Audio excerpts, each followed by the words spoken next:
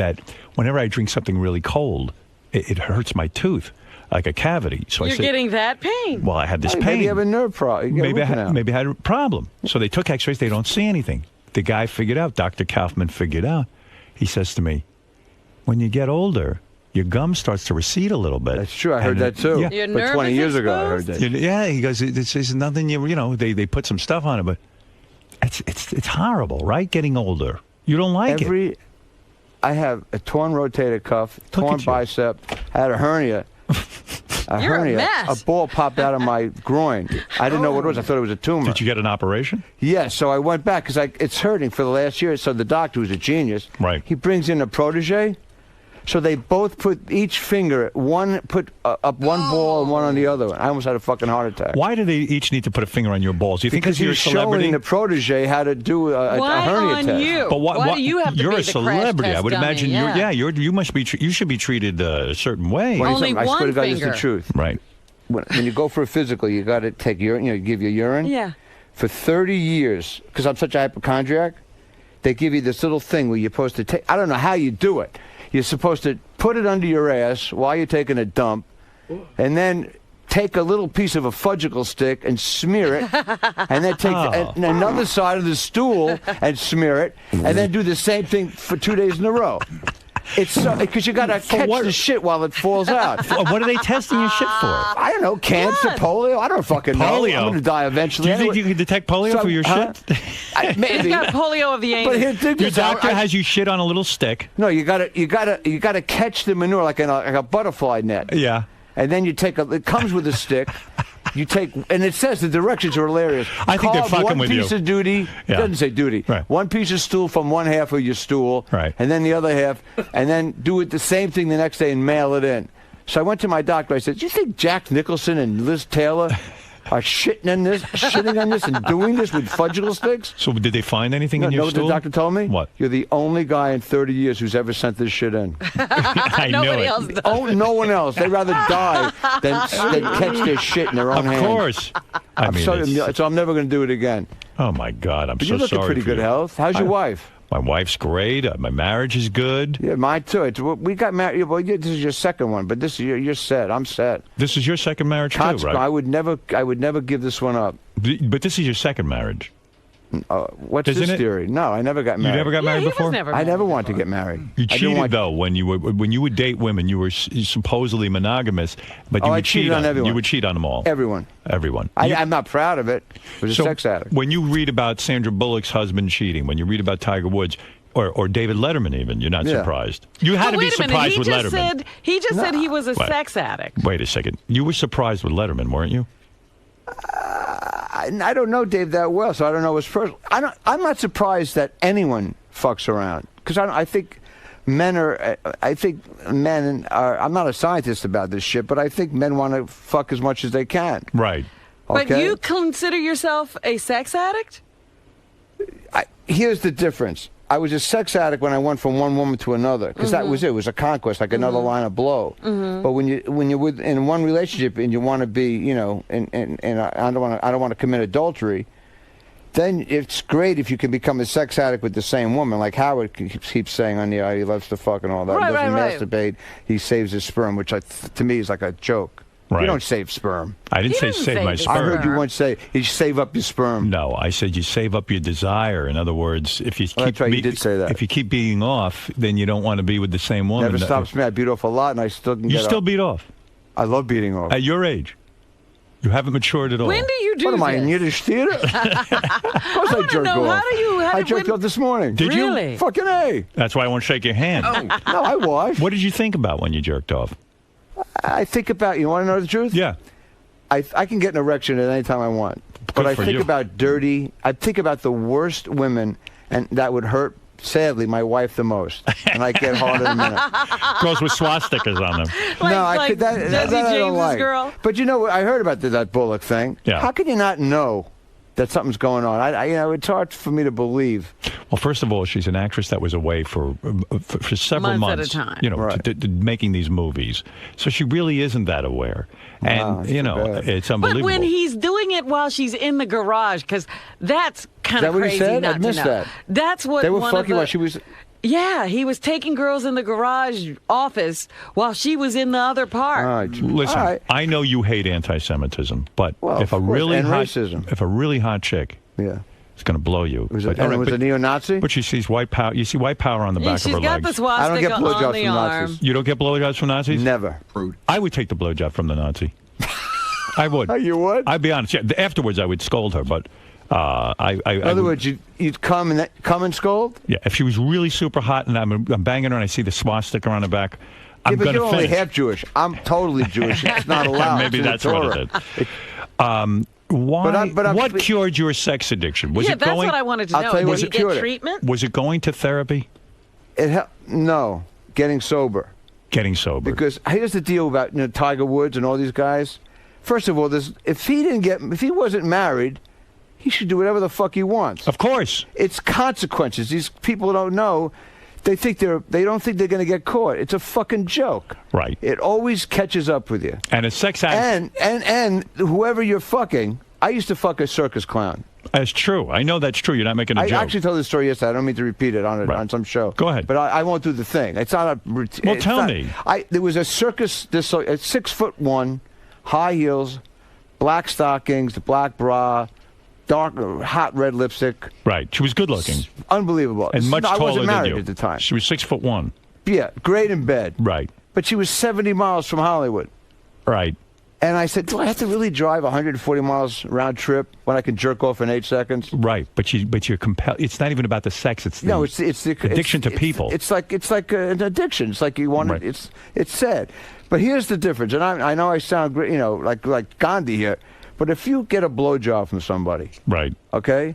So this is what happened once. It was during the Jewish holidays, Right. and this girl was cooking a brisket to break the Yom Kippur fast. She was a Jewish circus clown. Yes. Wow. You don't hear about that a lot. Thank you. Yeah. Thank you, ladies and gentlemen. The Tubby soundtrack. So she was cooking. But if you make love with somebody or get a blowjob, your penis is responsible not just feeling for your girlfriend, Right. but for the woman who just blew you. Right. Right? Right. So it's a three-way problem going on. So this really happened. The woman said that the tall man who loved me was a fan of mine. In the circus. Yeah. The He's world's 7'9". tallest. 7'9". He had a thyroid problem. Right. He died.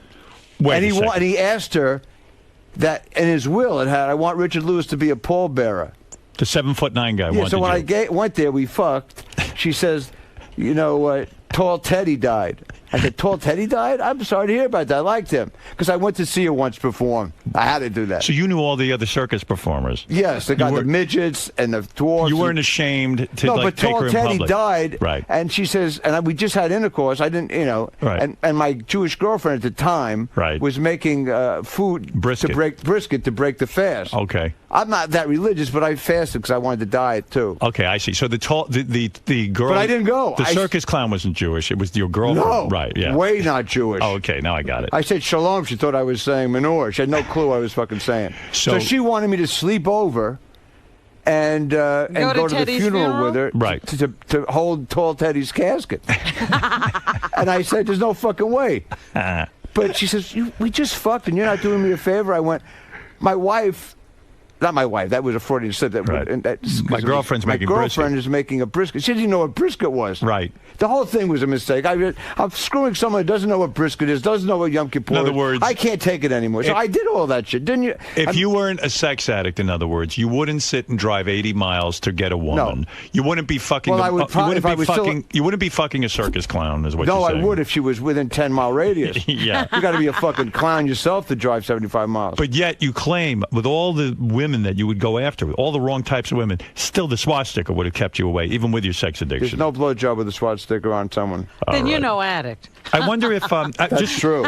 I'm Good sure you're point. no expert in this, but I wonder if Tall Teddy's feet stuck out of the casket, or do they actually build? Do they? Did I they didn't see. cut I didn't off go to the his feet? funeral. Did they cut off his feet? You think?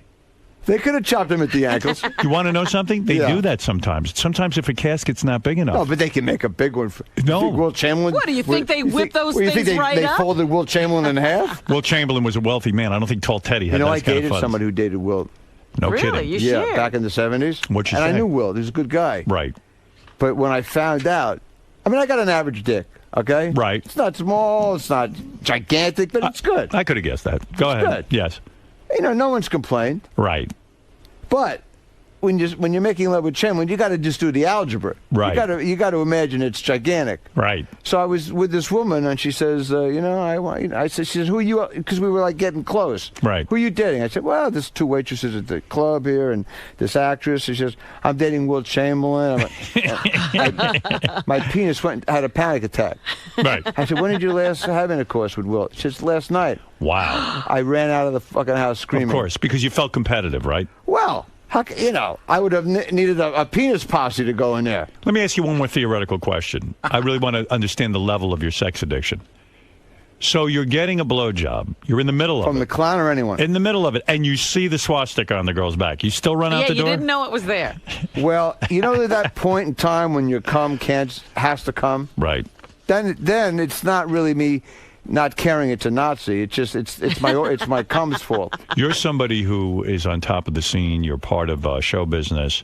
When you heard about the Conan O'Brien, Jay Leno, You're going to hate me for this. why? Because back in '94, you weren't a fan of Conan. I like Conan very much. Oh, now you do? Was I it used now? to rag on him. I went on Conan's show many times and enjoyed it and said he was one of the best interviewers in late night. He's a great interviewer. That's right. And he's brilliant. But here's my feeling about the show. I think I read what you said too. I think I agree with you. When you take over the Tonight Show, Right. let's say someone took over your show, you wanted to retire. That's right. This is a huge franchise. Right. Same thing. Right. So if someone takes over the Tonight Show, if you two left, if everybody here left, Right. and you had to fill someone in, there should be promotion up the fucking ass. Of course. They didn't promote Conan. No, they promoted Jay. They did. That's right. And he got fucked. They didn't give him a fighting chance. I don't know if it would have worked. Not only didn't they give him a fighting chance, all of the best guests went to the 10 o'clock show. Because there's more people watching. And and Jay provided such a shitty lead-in for Conan. I mean, bad. Well, look, Jay beat Dave, and I'm a Letterman guy. I've been doing Letterman since '82. Right. He's been great to me. But the point of the matter is, Leno, if you want to count the fucking ratings, he killed Dave. Right. Dave would be the first to admit it. I don't even know why they made the fucking move. I've been fired from jobs. NBC humiliated me. I saw your movie. It was a good movie, by the way. Thank you. NBC humiliated me. Movie was made 15 years ago. You finally saw it. Well, I was on Quaaludes. Thank you for watching. When I was at NBC, I was fired. 15 years ago, that movie was? Yeah, I don't know, 12 years You ago. look better now than you did then. Absolutely. And You know you what look said better to me now, the last too. time I was here? do you tweeze your eyebrows? Me? Did he say that to you? Yeah. And I'm You still... do tweeze your eyebrows. You looked at me, and you said, you tweeze your eyebrows. And you do. And then I took my glasses off, and he said, put them back on. You look horrible. Everything I do is wrong. You're like my mother. No, I'm not. No, but I do cut my eyebrows when there's like a gray hair. Yeah. I puke. Do you have gray pubes yet? There's a little area there that's causing me concern. I'm so sorry. Well, my wife looks at it and she laughs. It's very hard to maintain an erection when your wife is saying, "What's that patch of gray?" By the way, What? But it looks distinguished. It's not a fucking toupee. by the way, You think you have a toupee? Could you get a toupee for your groin? yeah, it's called a merkin. No, come on, seriously. That's what it's called. It's called a Yeah. merkin. It's a pubic wig.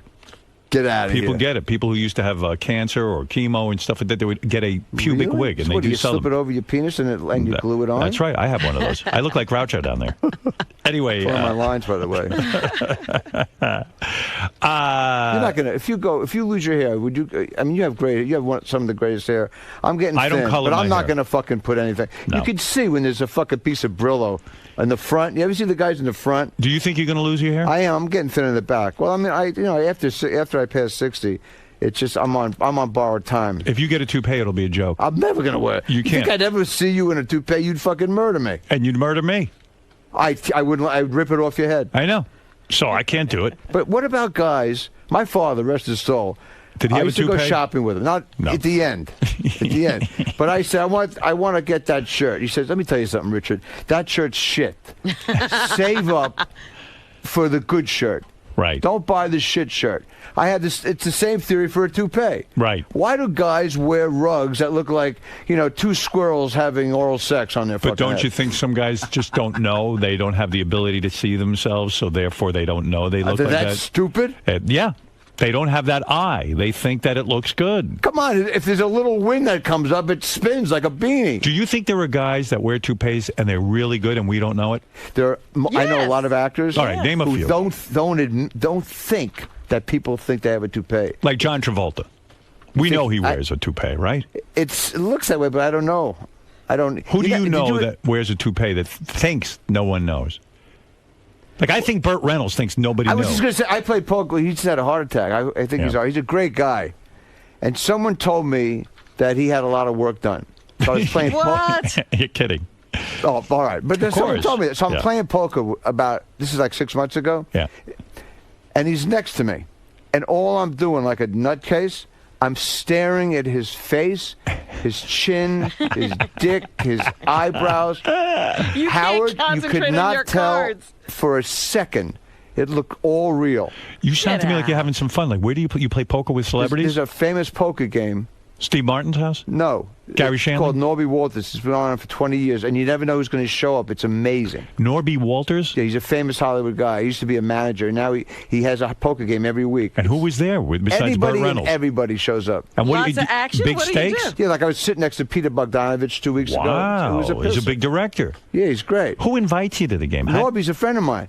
But you I have get to the be list. somebody, right? Huh? You have to be somebody. Yeah. They don't allow you any gotta be in schlubs. show business. Right. So you show up, and But Peter anyone Bogdan- could be a George Siegel plays a lot. George Siegel. He's Yeah. alive? Yes. I had no idea. Yeah. Well, do you play a lot of cards? Are you a no, big but gambler? look, it's only $1 too, so it's just for fun. Right. So listen to this: about 4 months ago, Larry David, who I rarely see, Right. and I know. And him you're to- on his television show. We should Yeah, say Curb Your I think he's Enthusiasm. going to do an 8th season, which I'm happy about. I hope Right. he didn't say it, but I think he is. You know what's something? Just you would be impressed by this. You know how they have those panels at the Museum of Broadcasting? Sure. We had one last Sunday in L.A. Yeah. They sold out a 1,900-seat theater for panel discussion For Larry David. for the Curb Your Enthusiasm cast. That's pretty impressive. Larry David is a genius. He is a genius. He just won a lifetime achievement. Yeah, he is a genius. I know you think I'm putting. I don't watch that I know show. you've told me that. I don't give a shit. But I know you don't give a shit. You take it personally that I don't watch the show. No, you don't. You watch it. Though. I love the show. It's a great show. But he really was the brains behind Seinfeld, right? Fucking A. Yeah. So Larry. No, but let me tell you what happened. All right. Very So Larry quick. I'll make it David. quick. I'll By make the it way, quick. Larry David's been a friend of yours for over 50 years. 50 I met years. him when I was 12. You were at summer camp with Larry David. Hated him. Never saw him again until I became a comic. Became best friends. I was probably a drunk already. Right. I stared at him. I went, "There's something about you that's spooking the shit out of me." Right. And he got scared because he wasn't a drinker. He wasn't Right. a druggie at all. Why did you hate him at 12? Because he was a fucking prick. He was a prick. Yeah, so was I. Why was he a prick? What did he do to you? He was a gangly, obnoxious fucking asshole like I was. He used to punch me. I punched him. I used to beat him. We had fist fights. But when I became a comic, he loved my work, and I loved his work. And then one day I got drunk at 2 in the morning here in New York. Right. And it's something about him scared the shit out of me. And we retraced our childhood. I went to this fucking camp when I was 12. I said, I went to camp. Which camp was that? Camp All America. I went to camp. You're that fucking asshole? And we came to blows at the bar. You beat him up. Well, we grabbed each other by our sweaters. Tell me what happened, though, at this poker game. You say Let me tell you about this Larry David thing. This is unbelievable. Go ahead. I rarely see him. Right. The guy loves me. I got his back. He's got mine. But sometimes you just you you're don't- doing your own thing. You do your own thing. I don't give a shit. Right. I love the guy though. So he says, meet me at this restaurant in Beverly Hills. It was a real posh place. That's all right. I've been there. I didn't give a shit. But I don't like him paying all the time. Right. So I got bread, but he's loaded, obviously. Right. He's got hundreds so of millions I got of there dollars. a half hour early. Right. I knew the guy, Maitre D. Said, listen, can you bring me the check. And they get nervous. Oh, Mr. David. No. Fuck Mr. David. I'm paying for the dinner. Right. He comes a half hour late. The maitre d' comes over, and I look at the menu, and Larry says, don't embarrass me. I said, what do you mean embarrass you? He brings us the food that he wants us to eat. So what is this fucking, what am I, Papillon? Yeah. I'll order what the fuck I want. He doesn't believe in ordering? No, he says because they know, they let the chef bring us food. Wow. I mean, this is so unlike him because he's a real down-to-earth guy. Right. The guy brings about 25 fucking entrees. Now I'm thinking, I'm in for like $1,000 already. Right. The phone rings in 20 seconds. He's a half hour late. The phone rings in 20 seconds. Right. It's Steve Martin. I'm sorry for name dropping. All right. And Steve Martin, the famous here's what Larry comedian. says. Steve, what's wrong? Holy shit, I forgot. And he closes his cell phone. He says, I have a poker game. I forgot. and he left. And he left you sitting were there. stuck with the. Stuck with 30 dishes and a $1,000 bill. Talk to me about something like that. That's a funny story. Well, You're- it's true, though. It's a funny story, but does that really hurt you? Because you know what? You're a tremendously talented guy. You never got On the occasion. big hit Don't like start Larry. with this. Listen to me. You have to have a television career. I got the acclaim I wanted made- as a comic. That's all that matters. But Larry David just pissed on you at that dinner. Well, it did it because he had a. Well, he. But then they called me in the car. They're both. Would he have done that to Seinfeld? No. But he did it to you. Well, Steve Martin and him called me in the car for an hour, and they said, "Come over." First of all, there was one reason. In other words, Steve Martin's more important than you to Larry David, so he dumps you. They had an empty seat, and he forgot. I mean, You were all right with that. I was all right with that, but I wasn't going to go anyway because imagine their game. All right, I'll see that 30,000 like Cincinnati Kid. Yeah. I had $80 in my pocket. I was Do you broke think- from the fucking dinner. Do you think Steve Martin and Larry David play for high stakes? Fuck, they have to.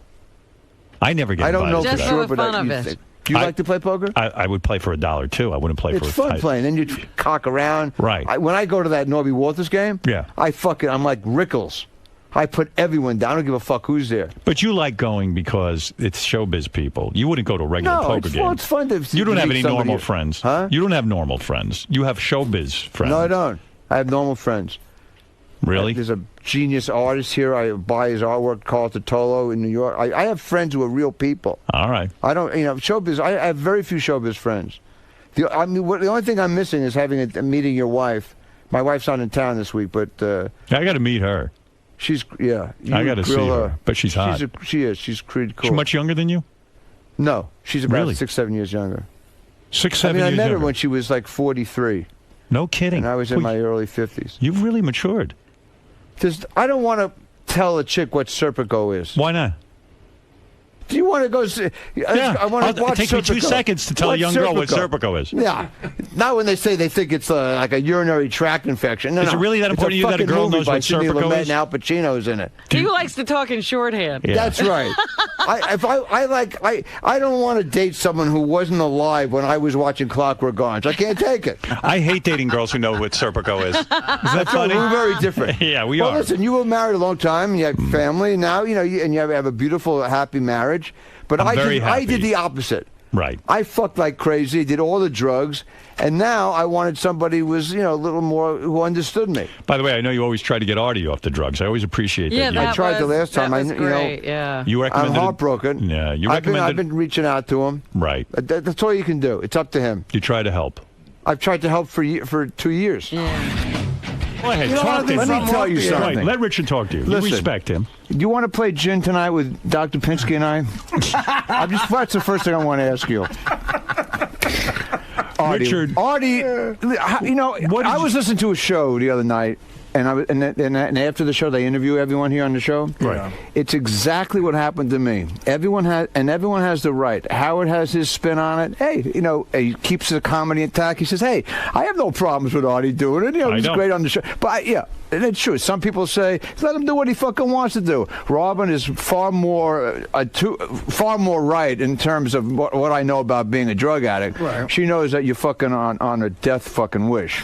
Okay, you're in denial, Artie. That's it. You're I don't in think I'm fucking- on a death wish. I don't. You don't? I think I I'm do. fine. I think he's right. It's a death wish, man. Don't you get? You're a fucking drug addict. And I know I'm a drug addict, but I don't think I'm on a death wish right now. You I are really on don't. a death wish. I heard what you did. You went to a place. You had some Wolfgang Puck sandwiches. I wish. You jerked off. That would've been great. You had some wheat juice, You had and hookers. then you jerked off again, and I didn't then you have had hookers. pizza with fucking peanut butter on. It's all bullshit. I just pray that he. If this is not a bottom, nothing is. This is the bottom, right? Kick. This is it. You're going right. to take your own life. If what I read was true, and you know more than me, I'm not going to ask you about it. I know you're uncomfortable about it. If you try to take your own life, and this doesn't ring loud and clear that you just can't do fucking drugs and drink anymore, that it's Right. done. You did it. You're lucky you're Did you alive. ever try to take your own life? No, You would never do that. no. Do Well, you then I wouldn't masturbate anymore. do you and your wife discuss Serpico a lot? I mean, how often? No. Does This is Serpico the come up difference. in your life? Is it really that? I used to put. You dated a much younger woman and married. Yes. I used to put them through drills, almost like a terrorist. All right. I tie them behind. I would tie their hands behind their back. It was a little hot too, by the way. We combined sex with it too. I'd say you're watching my favorite Pacino movies and my favorite De Niro movies, 3 a day, and I tie them hands behind a bridge chair, Right. and then we have intercourse afterwards. Why are you masturbating so much if your marriage Not is that so right? much. How many times a week? Well, on the road I get lonely when I'm not with my wife. When you're with your wife, you have sex with her? Yeah, of course. How many times a week would you say? Honestly. It's hard to know. 2 Because times? I'm on the road a lot, so you got to factor that in. On the road with the stand-up. Yes, and Yeah. that's why What, I do you jerk think he off on just the road. leaves home? And I thought maybe just leave. What did you say? I thought you He just says you're on the road with stand-up. I said, what do you think? He just leaves home? Yeah, I just come home and like I want to see promoters. Holy shit. 40 years of this shit? When you were working with Jamie Lee Curtis, now Yeah, there was 20 an years ago. attractive woman. Yeah. I smell something really horrible No. coming. Did you ever get a boner when you were working with her? I mean, were you ever physically attracted to her? When we finally made love in the scripts, Yes. and I got the script Friday for Monday rehearsal, Yeah. I used to like speed read. Please let me have a makeout scene. 'cause Let's rehearsal consummate. Yeah. all week is unbelievable. Right. Let's just. I would blow the lines purposely. Let's do the thing again. I fucked it up. I don't know where the camera is. Gorgeous woman. Unbelievable. So, but I put on like 3 jocks because I would have got a Woody. Were you in attracted front to of her the physically? audience. Did you want her? She's gorgeous. Nothing ever went down Well, with you free, guys. I know because I knew Chris Guest, Right. and I draw the line with married people. That You never did that. You didn't break the man never. code. That's Bullshit. You No. fucked married women. never. I know you did. No, I know a married woman who fucked you. she's lying. Is she? It's just like these Tiger Woods people that come out of the closet. Yeah. Why would you don't believe every one of these women I telling do. the truth? I do believe slept it. with Tiger Woods. I believe it. Robin slept with him. Huh? So did I. Yeah. Listen, let me. I feel bad for Tiger Woods. Richard Why do you feel Lewis. bad for him? Why do Because- you bad for him? Yeah. You're right. Because If he- a lot of Just people saying, are wait a lying. minute. Wait a Listen, minute. if I was 34, I did Yeah. exactly what he did, but you But you weren't weren't married. and I didn't have his money. And you didn't But get you endorsements. weren't And married. then I didn't lose the money, Right. and I And you didn't have didn't any, have and I this didn't commit image, adultery. yeah. So that's the way you do it. So if you're listening, fuck your brains out, but just don't get married. Of course, if he wasn't married, no one would care. Yeah, he'd Right. be happy. He'd be like Hefner. But he's out of his mind. What is he carrying on? Get a divorce and go carry on with women. That's all. I don't understand why he doesn't get a divorce. He's so transparent that Yeah. he wants to keep endorsements. It seems to me. Yes. Right. He should just say, you know what, the marriage was a mistake. I'm going to be a great father. My wife's very upset, and I'm moving on. We're moving Right. on. We're going to be great parents. And that- I think they would believe him if he And- said that. And that wife is so sexy. Gorgeous. Oh, my God. I would give it to her hard, and I would not get tired of that. I mean, that sounds terrific to me. So I'd your put- wife I'd put doesn't my care love- that you say that, right? Well, if I was a single guy, Oh, a sure. single guy, you mean. No, my wife. I love my wife. I know, but did your wife get jealous if you look at another women in a restaurant, say? I don't do that. I'm very focused on her. I'm a different place. tell I'm me a the different truth. man. I'm being honest. Because my wife and I could look at someone and go, holy shit, look how fucking beautiful that woman is or that guy. Well, sure, we'll comment. Like she You're thought. looking at guys? No, I look at chicks, she No, looks Richard at guys. looks at guys, not me. Just real quick, you had a health scare recently. I always have a health scare. You had to have a chest When I- X-ray, and they found something on your lung. Is that true? Is that true? Well, I told the story yesterday on a show. What show was this? Yeah, I don't want to tell you. Why? Because you're going to... No, I was on The View. So why would I be mad about that? She always teased me about everything. Well, I think that's great. You're on the View. What do I care? I've done it more than anybody, 21 times. Congratulations. I mean, why would I care if you're it's on not the like View? getting a Nobel Peace Prize, but the show's great for me. But why are you embarrassed to tell me you were on the Because View? I've been on your show for 28 years, and every time I say anything positive about me, you knock me. I'm happy But not for lately, you. though. I think we're closer. Not really. But That's but I'm not going to knock you for hurt. being on the View. I mean, who are you That close hurt. with? We're closer. Well, no, I don't mean emotionally. Your chair is closer to me. Hold on a second, Gary. Never book Richard on the show again. He just did the View for 21 times. No, That's it. I mean, went why to- would I care if you do I that? I'm went for a happy for physical. you. I'm happy. I went you. for a physical. I'll do this in 25 seconds. Go ahead. I took the chest X-ray. Right. And the doctor, in hushed tones, said, "Come into my office." I said, what are you whispering for? I knew what it meant. Deaf. Right. I said, "Don't." I snapped, like like a dry drunk. I'm not. I'm All right. So what was on the chest X-ray? He didn't know. He said it's either a tumor or a piece of egg. Piece of egg. He said some of these technicians are sloppy and they drop their lunch on it. So I went fucking nuts. I said, "You mean I have either cancer or a sandwich in my lungs?" He said, "That's right." And what was it? He sent me to an MRI guy. Yeah. So these guys had the easiest job in the world. They're doctors. Right. They don't do shit. Right. you go through that fucking thing, Right. and you hear Miles Davis, it scares the shit out of you. Right. It's like, you're in a movable coffin. Right. You think you're dead already. Yeah. So then I get out. It takes about 20 minutes. Uh-huh. He says, how you doing in there? Yeah, it's a fucking blast being in a tuna can, you asshole. Get me out of here. So I you get were out. fine. So I said, doctor, because they have to be doctors, the MRI guys. Yeah. I said, so what's the deal? He says, I can't tell you. It's not right. It's not proper protocol. I said, is it a fucking egg sandwich or is it a tumor? Or I'll kill you. I snapped. Right. He says, your doctor will tell you. My doctor didn't call me for 6 days. Oh, my What? God. You know why he didn't call me? Why? Because I finally nailed him. He says, it's good news. It was good news. I figured you thought it was good news. Oh, my God. How do you think That's it's good horrible. news? So you're not going to use this guy anymore, are you? I mean, Yeah, I love the guy. Really? He Yeah. didn't call you for 6 days? Well, because he figured that most people don't Oh, get a stop call. it. They only call for bad That's news. a Doesn't he terrible know story. you?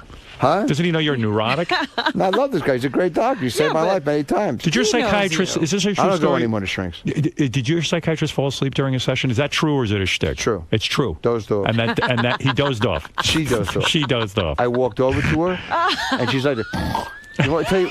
And I said, I think I'm a woman. I had a gun in my mouth. I wear lipstick and heels at night, and I contemplate suicide.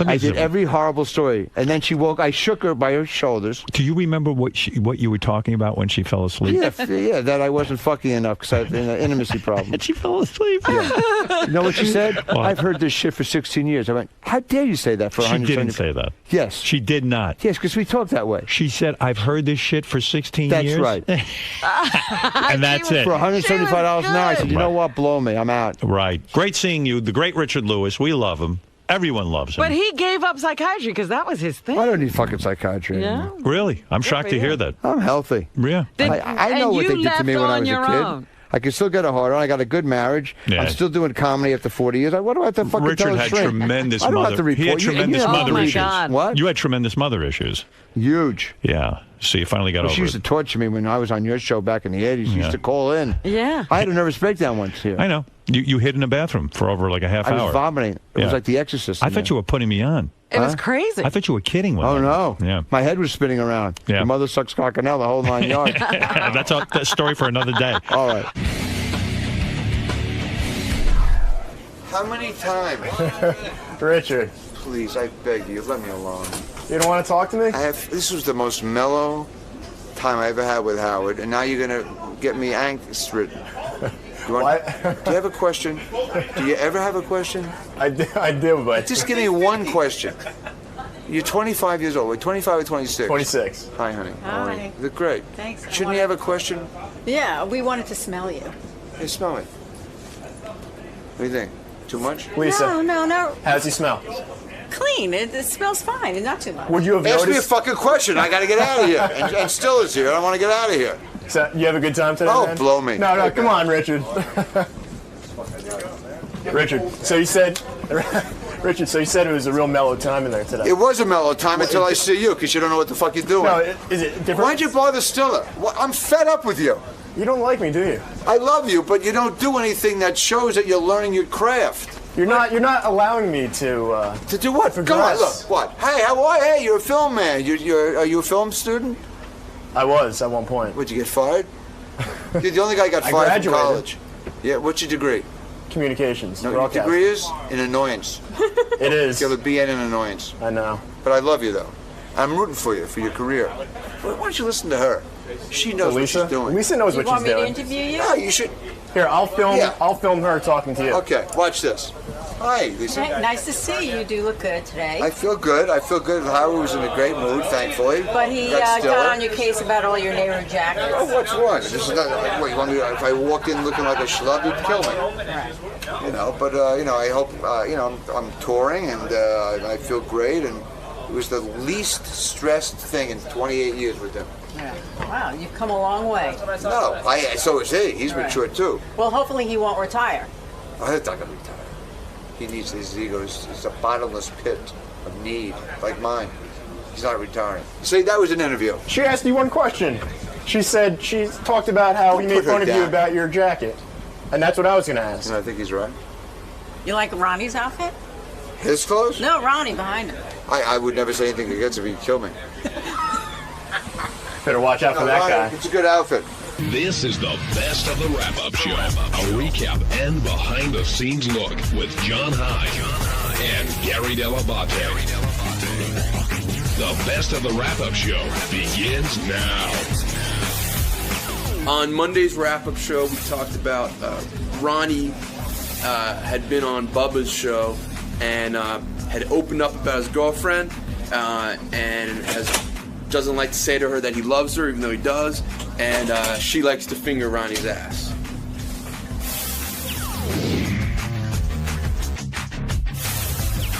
We really got to get into this Ronnie stuff. When you were listening to it, JD, was it at what point did it go almost too far for you? Like you didn't want to hear anymore? Was that awkwardness there at all? Yeah, talking about his balls and being shaved. I mean, I had heard the ass stuff beforehand, so I was. Yeah, but hearing it again still yeah, funny. Yeah, of course. But yeah, him talking about being bald and shaving his balls. He's not bald. Well, whatever. His balls are bald, and just I don't need to hear some of the things. I tell you what, the big revelation was for me was that Stephanie's into other chicks. Yeah. So I don't know what that means, but in my mind, Ronnie's into some so I see Ronnie and other chicks and a whole thing going on. I don't know if that's the case. They said they haven't had a threesome yet, but the door is not shut. Yes, exactly. Do you think that being younger than her parents is the coolest thing, as Ronnie does? I don't. I was with Howard. I think it's something that you deal with and something that but I would think it'd be weird, like she's 27 years old. What if her father and Ronnie want to go to the Wayne Newton concert? How is that cool? I don't know, but Ronnie seems very happy, yet he seemed almost surprised that this came up on the show today. And I would think that he had to see it. He knew. He must have known that after he spoke up Bubba. He must have known it was coming. Benji, did you find anything strange about it? Well, I don't know. I thought it was hot, but then when she did a black guy, that was kind of, yeah. Well, no, I'm fucking around about that, but I didn't. Benji has no rules, by the way, no parameters. Yeah, I don't have rules about doing black guys. No, but nothing's odd to you. No, well, it wasn't. No, it didn't seem that odd to me. Like the one part, physically, I just hurts when you think about someone putting a finger in your ass, like that. It's not so disgusting to me. It's just I don't want it. But it wasn't. Here's the thing for me. Forget about Ronnie's age difference and all that stuff. Ronnie's a guy that anytime you know somebody. No, I think it's interesting. But anytime you know somebody for a really long time. Yeah, it's interesting. In other words, John Hine and I know each other well. If I started to hear the intimate details of John Hine's sex life, it would be odd. Yeah. No, it's interesting, but it's not gross. No, it'd be to me odd. Or yes, I was interested, but I'm also wow, I know Ronnie this one way, and now I'm hearing a whole other thing. Exactly. I now have a picture in my mind of Ronnie doing all sorts of things. And, I love him. I don't necessarily want to imagine him in doing those things. He's a good guy. He's got a leg up on you.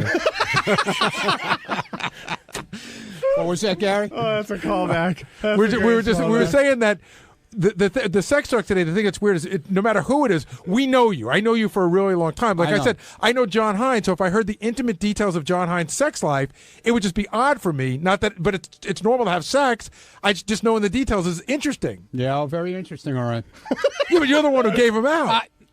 Yeah, all right. Okay. All right, so you're sitting there with Bubba. I'm sitting there with Bubba, all right. And having that talk. And does it even cross your mind that when you get back to New York, this is going to be all over the place? Listen, anything is better than coming back from seeing Bubba the last time I went to an event with Bubba, his wedding. Yeah, we remember what you did. And when I came back, I knew I was hammered. I was dead. I thought I was, finished.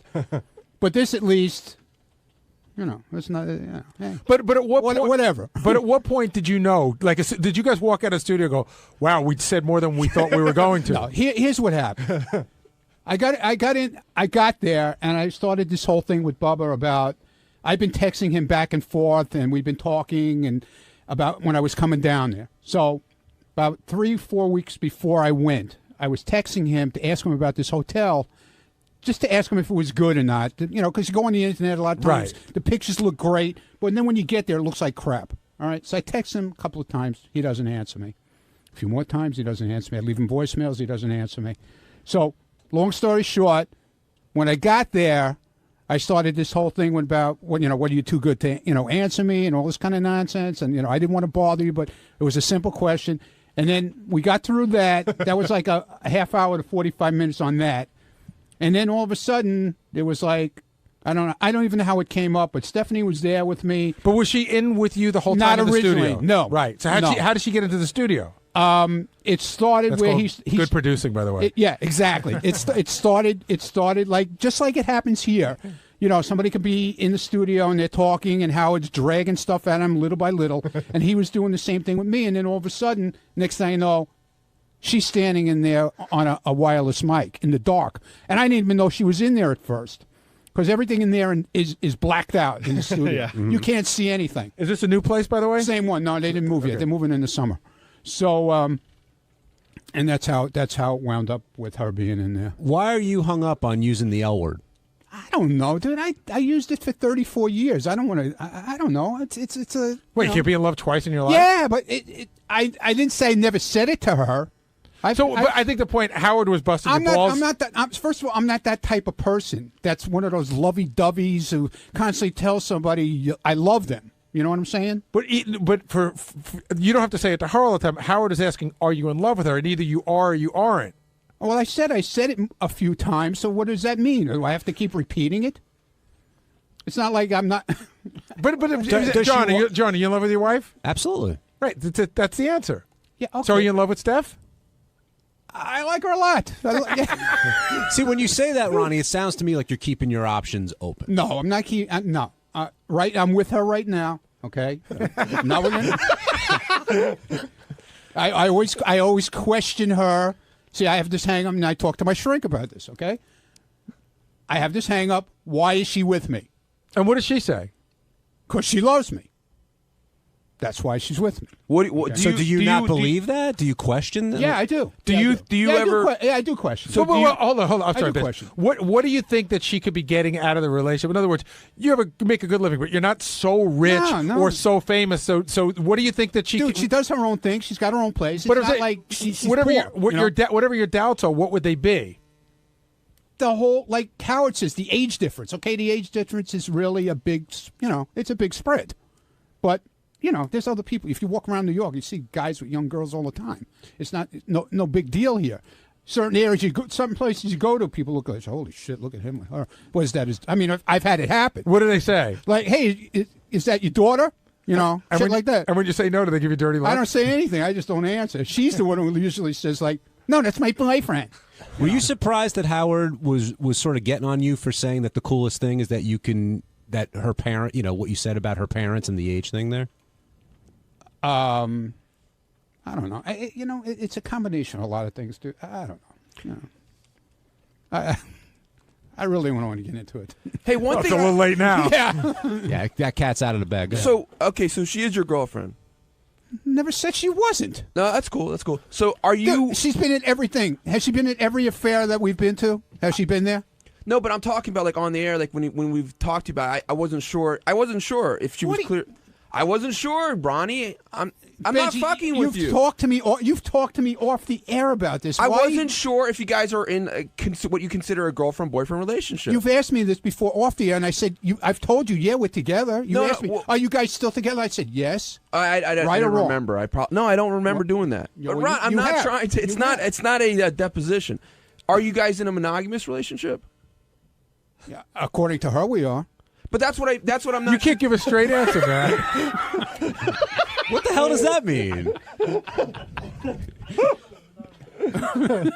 It's not a big deal to me. I'm just curious, like when you define girlfriend boyfriend, like do you feel like you're free to see other women? No.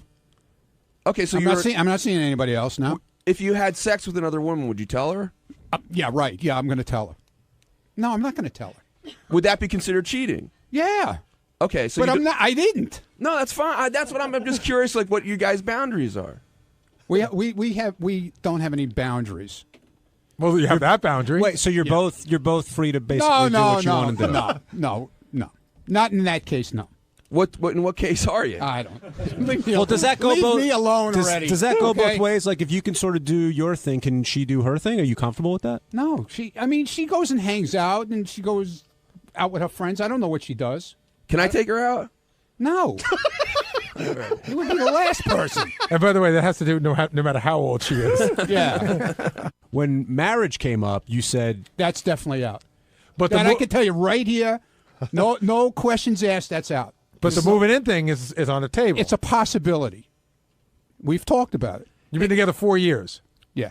When you say marriage is out, like, because I know a lot of people say it, but they still say, okay, I want to become a couple, and I want to live together, and I want the idea to be everything the same as marriage, just not officially married. Is that what you mean? Listen, if she moves in, that's it. There's no other relationship. There's nothing. There's not going to be engagements. There's not going to be put a ring on her finger for 10 years. There's not going to be any kind of diamond ring. But if she does move in, the idea might be this is our lifelong partners. As long as it might last. Do you think at one point she may want that stuff, though, Ronnie? What? A ring? She says no. And I told her it will be no. And if she insists, that it's going to be no, that she wants it eventually, then it's done. What if it's 10 years from now? You're seeing the light at the end of the tunnel. I'm in a fucking wheelchair, yeah, and I might say, okay, whatever you want. I'm after that anyway. Yeah, right, exactly. I need somebody to push me around. To me, the funnier part of this is, how old is your son? Old enough, right? Like he'd be like a 35-year-old guy would be calling a 27-year-old chick mom. That's why he doesn't want to get married. No, that's not going to happen. That would never happen anyway. And the marriage thing was, right. It was always off the table. And the kids think too. You went right at Robin when the marriage thing came up. Okay. Yeah, you seemed pissed that she was questioning you about that when. Yeah, well, Robin likes to give it out, and I like to give it back to her. It's always been like that with me and Robin. So. Hearing that back, is there anything you wish didn't come up? Yeah, the whole conversation. The entire thing? Because I think you also... Not the entire thing, but the details part, Yeah, whatever. My friend JD. Because you got to hear him giggle like that. Yeah, well, I knew he...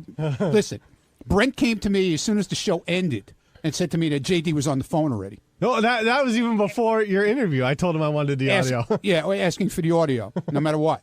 Now, is Stephanie going to be upset that this came out on this show? She knows about it already. She's probably actually listening to getting ready to listen to the replay at 11. And how did she react? She was all right with it. She was fine. Hey, you know how chicks say like some guys really know how to finger and other guys don't? Is that true with chicks too? Is she a better fingerer than other chicks? Oh, give me a break, bitch. Will you please? Hey, on Tuesday's wrap-up show was Ronnie Palooza. We learned way too much about Ronnie. We learned that he has a 27-year-old girlfriend, and he's afraid he's going to up and leave him one day. Something about his father. I don't know, he has issues. And also we discussed whether or not he's trying to copy Howard's style. You be the judge.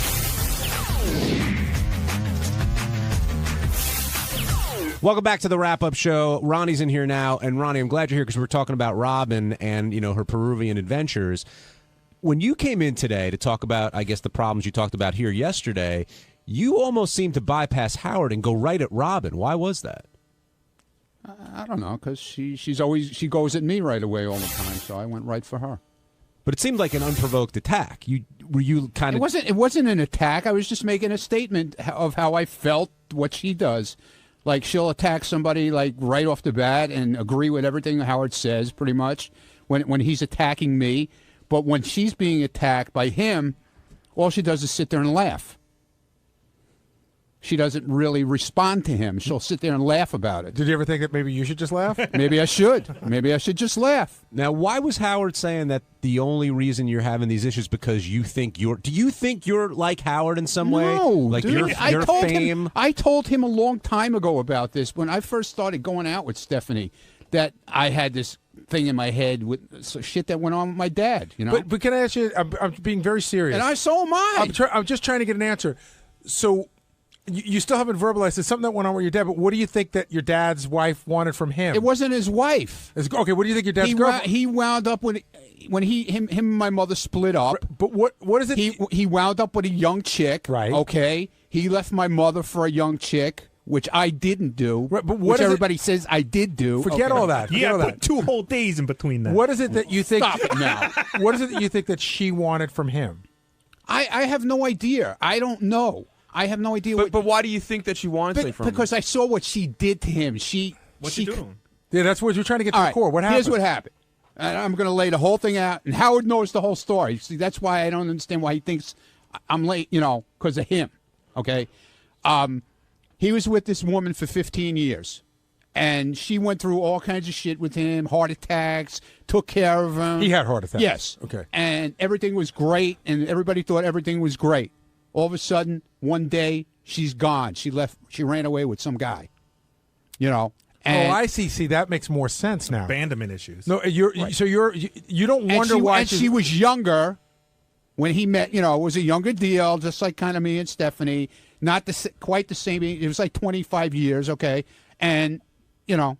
So you don't wonder why she's with you. You wonder if she'll ever leave you if you get too old, which is a big difference. Exactly. Well, but yeah, exactly. But he doesn't seem to understand it, and I've explained this to him.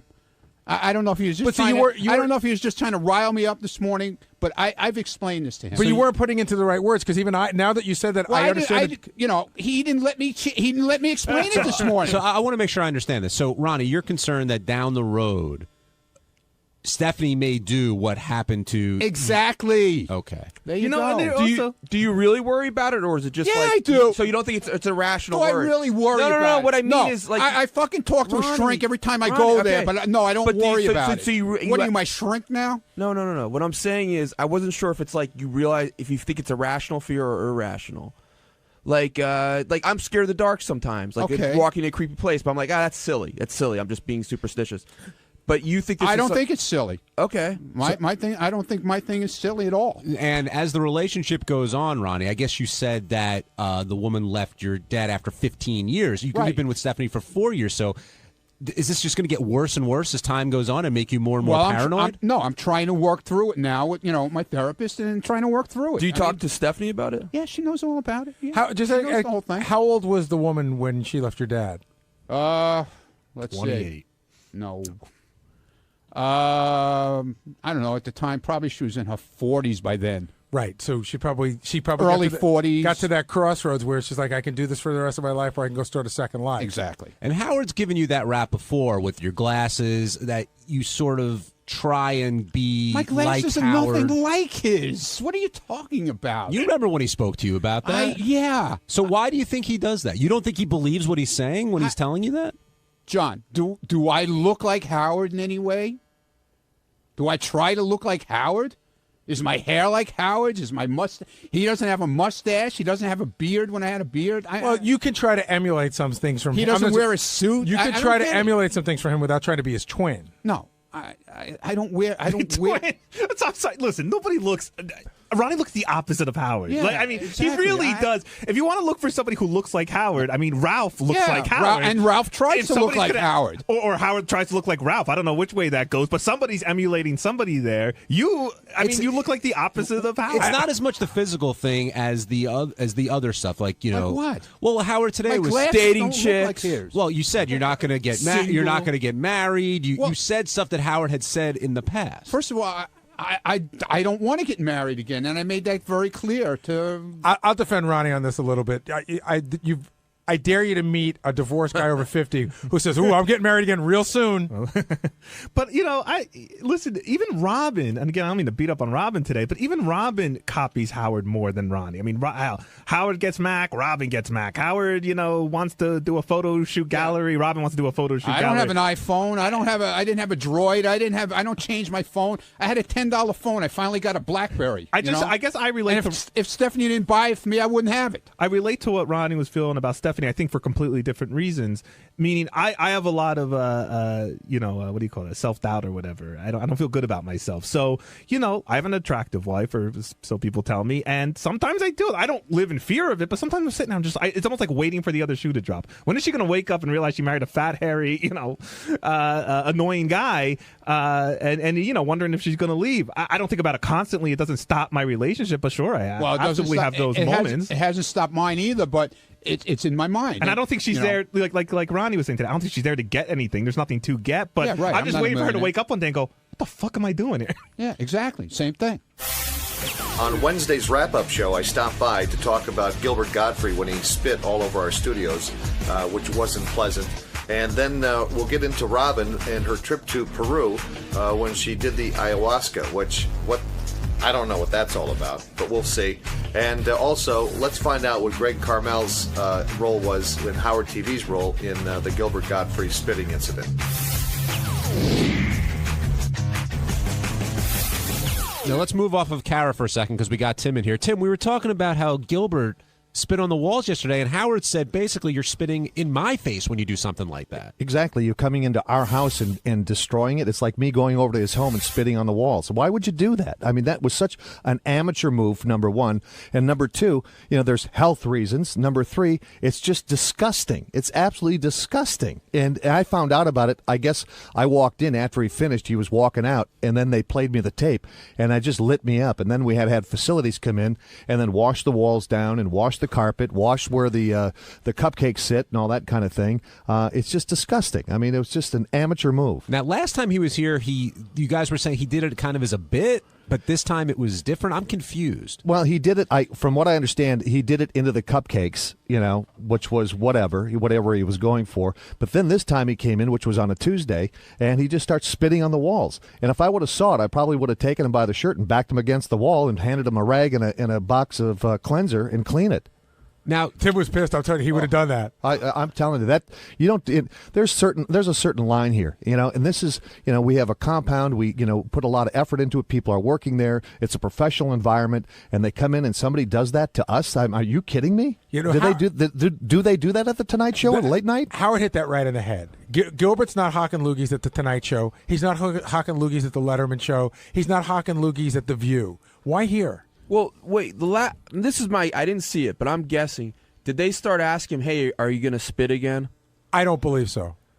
I mean, I don't know what happened. I don't believe so. And listen, I don't think it's particularly funny. I don't think it was particularly funny the first time. But my guess is he just thought of. Listen, why doesn't he think it's funny at the View? I don't. Was he shit on the floor? No, seriously. Are you saying he's actually that would be kind of funny? Well, are you saying he was encouraged by the Howard TV guys? He doesn't know. I don't know. I'm making a guess. Making a guess. Maybe one of the Howard TV guys can say, like, hey, are you going to spit again? What they brought up the cupcake thing. But this day and age, people are so health conscious, and somebody doing that just from a health standpoint, and also it's uncouth.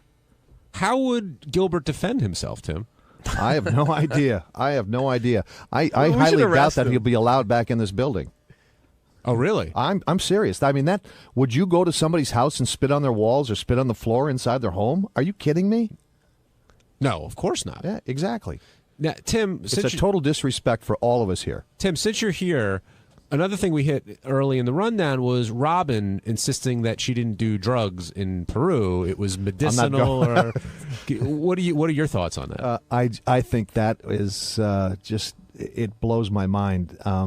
I don't know why. I can see going to Peru, but I can't see doing what she did. I don't understand. So she has her reasons, but I just don't understand. The thing is, they started to talk today about whether Robin's being upfront. The thing that I don't understand is I guess I can understand why she did it. She was trying to go through this process, a spiritual process or whatever.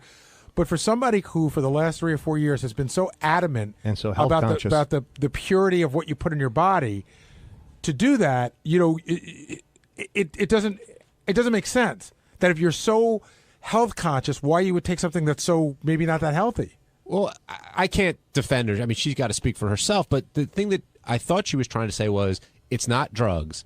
It's medicinal. She was making an excuse for it not being that, and everything else is sort of not the point. Where she was, and that's not the point. It was more the spirituality. But that's like medicinal marijuana, right? It's pot if you take it, and it's medicinal if you take it because you need the medicine. Well, now joining us is Robin Quivers supporter Greg Carmel, cameraman, Mr. Robin Quivers, cameraman for Howard TV. Was Gilbert encouraged to do that stuff, or did he just do it? No, he actually asked about the cupcakes as he came out, and when he got over to the ledge, I said to him, "This is where you would normally spit in the cupcakes." So then he just started spitting all over that ledge. But I wasn't like, "Hey, Gilbert, do something funny." I just said. He had mentioned the cupcakes previously, so I brought it up again. So it does make it a little different. I wouldn't say that's encouraging him, but it was reminding him. But that doesn't mean, again, for me, that doesn't mean it's all right to do it. But Benji was suggesting that maybe you guys were like, oh, do you want to spit again? I figured something happened like what Greg said. I don't blame them at all because they're covering something that had happened before. And it's part of the story. Gilbert's point of view is like, hey, I'll just do it again. It'll be funny, which, again, I don't think it's that funny, but I don't think... It's as funny as his shitty tsunami jokes. Did anybody try and stop him, or were people just laughing as he was doing it? No, I mean, I have to admit, I get that's really disrespectful, but when a guy just starts hawking loogies, I mean, it's just so outrageous. You can't help but laugh. I mean, because the last time he gets this sick, maniacal laugh while he does it. The guy's nuts. Did you notice that there was? I said this on the air this morning. Everyone was about to barf. Did you notice that there was color in the loogies? Yeah, the one on the ledge was yellow. Yeah. And then the one I didn't see the one on the wall or on the carpet. The carpet one blended in, but the one was distinctly yellow on the. It was nasty. Yeah, it was. All right, thank you, Greg Carmel. Thank you. On Thursday's wrap-up show, we started with the conversation about Gary coming in late. He was a minute late or so, and Howard noticed it. But Benji just had this grin on his face because finally somebody else was late, and he stuck it to Gary, who then stuck it to Benji, who then accused Jason, and then it just got into a mess, which always leads to a great wrap-up show. Here's how that segment went.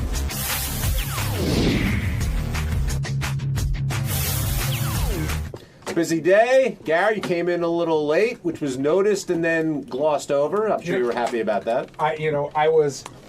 It could have been a 5-minute difference. I got here literally as the show started, and if I got here 5 minutes before, I would have been safe. But I was glad that it was glossed over. Yeah, and I'm sorry. I'm sorry for being late. What are you laughing at, Benji? Nothing. I know it happens. What do you mean? Yeah, it just happened repeatedly. That's good. You're it happened one time. You're doing well. It happened one time this year, not 4 times this week. Wait, I haven't been late at all. There were some days. There were some weeks. No, when you were late. no. I haven't been late. Before. Listen, I wasn't. John just made a thing of this. I wasn't. I respect your. I really do because you're good at it, and you were very. You were nice to me about when I was going through what I was went through, and you really did help me. So I'm not going to make a thing out of it. But if we are going to make a thing out of it. Several people have been late since my last time being late, which has been over 6 months, and you said I was going to have a parade and a band, which I haven't. But of those several people, has anybody been late on a repeat level? Like more than once? Well, more than once in a short period of time. No, absolutely not. Well, there's only been one person that's been late more than once since it all. Who? You. When? I wasn't late. Yeah, you were. When? You have been, like in the fall. You were late before also. It's not a big deal. Okay. But since then, Fred has been, and Jason has been. It's not a big deal. There's two different kinds of late, by the way. No, there's two different. No, I know. Hold Gary, on. I want to get this. Listen, Gary. I want to before we talk about why you were late, because we have a theory. A theory? Yeah, there's a theory going around about you. What? That I'm a hermaphrodite or something? No. Oh. That you're the you may be that Long Island thing. That's total bullshit. That you might be the killer from Long Island. That is such bullshit. Okay, so think about this for a second. You would come in every day late and sweaty. You're admittedly on Craigslist all the time with blood. No, I'm not admittedly on it with blood and sand. The on my sand shoes. in your shoes, exactly. And there's a bunch of women missing on the South Shore of Long Island. I swear on my life, I didn't do that. I didn't have anything to do with it. I don't know anything about it, and I absolutely don't condone it either. You don't condone it? No.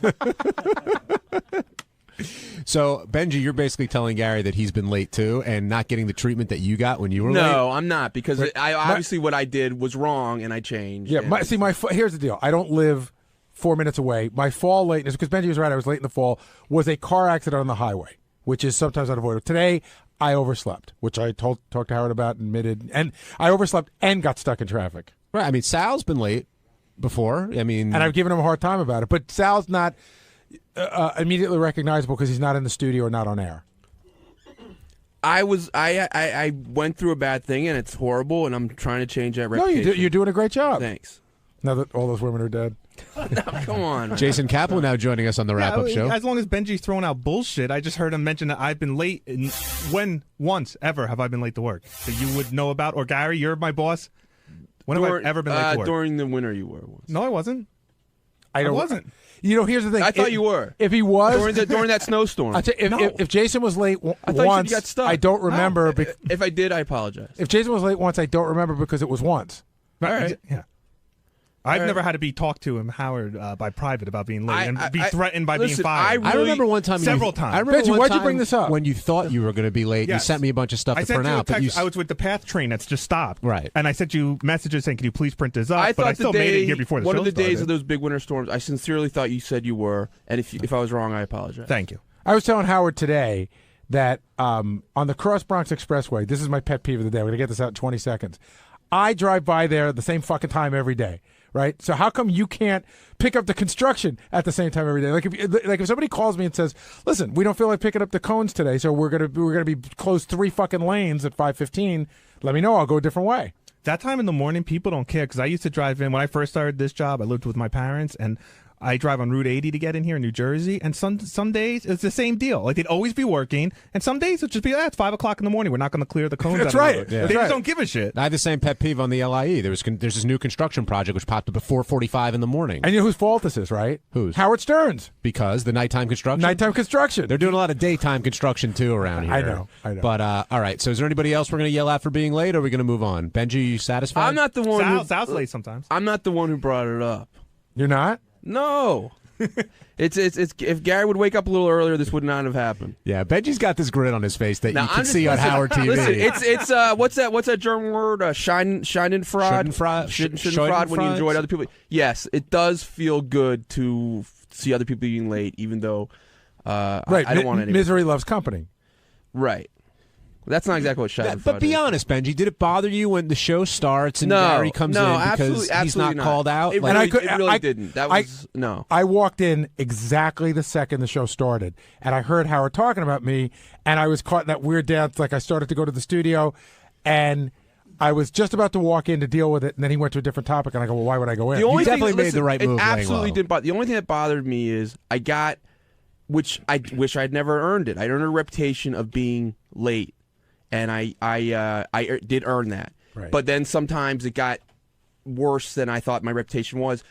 I'm working on changing that reputation, and I hope I continue. You know, also I will continue. I think it's almost a compliment because in a sense that Gary was out, late today, and he's got me and Will and John and JD to kind of fill in.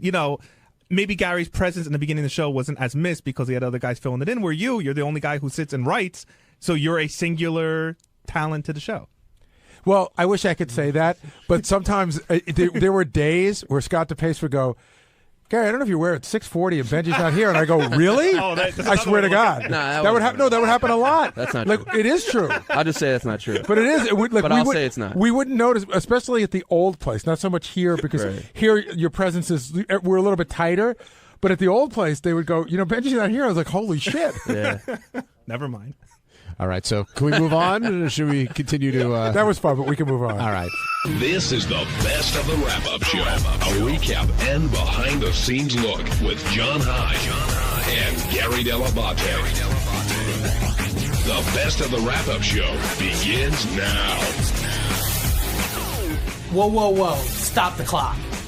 On Tuesday's wrap-up show, I dish all the details on what happened when me and Ronnie went to Vegas and how he came up with his new catchphrase. You don't want to miss it. Check it out.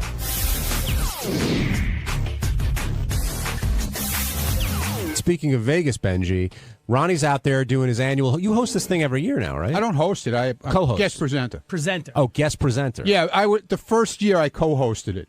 And then they started using comedians after that. Now, how many years is this been for you? That was the fourth. This is the fourth year. Fourth year. All right, so you're doing... Exotic Dance Awards. Okay, but other than that, you're doing other stuff for Ganji and Howard TV. There's a convention during the day, Right. And Ronnie has to appear Gentlemen's at the Club Rick's, convention. Right, Gentlemen's Club, and Ronnie appears at the Rick's Cabaret booth. So, what goes on at a Gentleman's Club convention? So you go there, and so there's a Rick's booth, and what do you do at the Rick's booth? Pretty much you just hang around and say hello to people. But why would somebody go to the Rick's booth? Like somebody thinking about being a franchisee? Yeah, Yes. exactly. And what happens is at this convention, there's everything from like people selling couches for clubs, people selling like liquid floors, Poles, lingerie. lights, Is there like a everything, funny yeah. money distributor? Or? No, but there's like wristband distributors. There's like There's everything that you can think of. Liquor Yeah, companies, liquor they give out companies. samples. All I right. mean, Now, did you say stop the clock off the top of your head, or was Ganji telling you to say stop the well, I said it, and then he said, gee, that's a cool new catchphrase. Keep using it.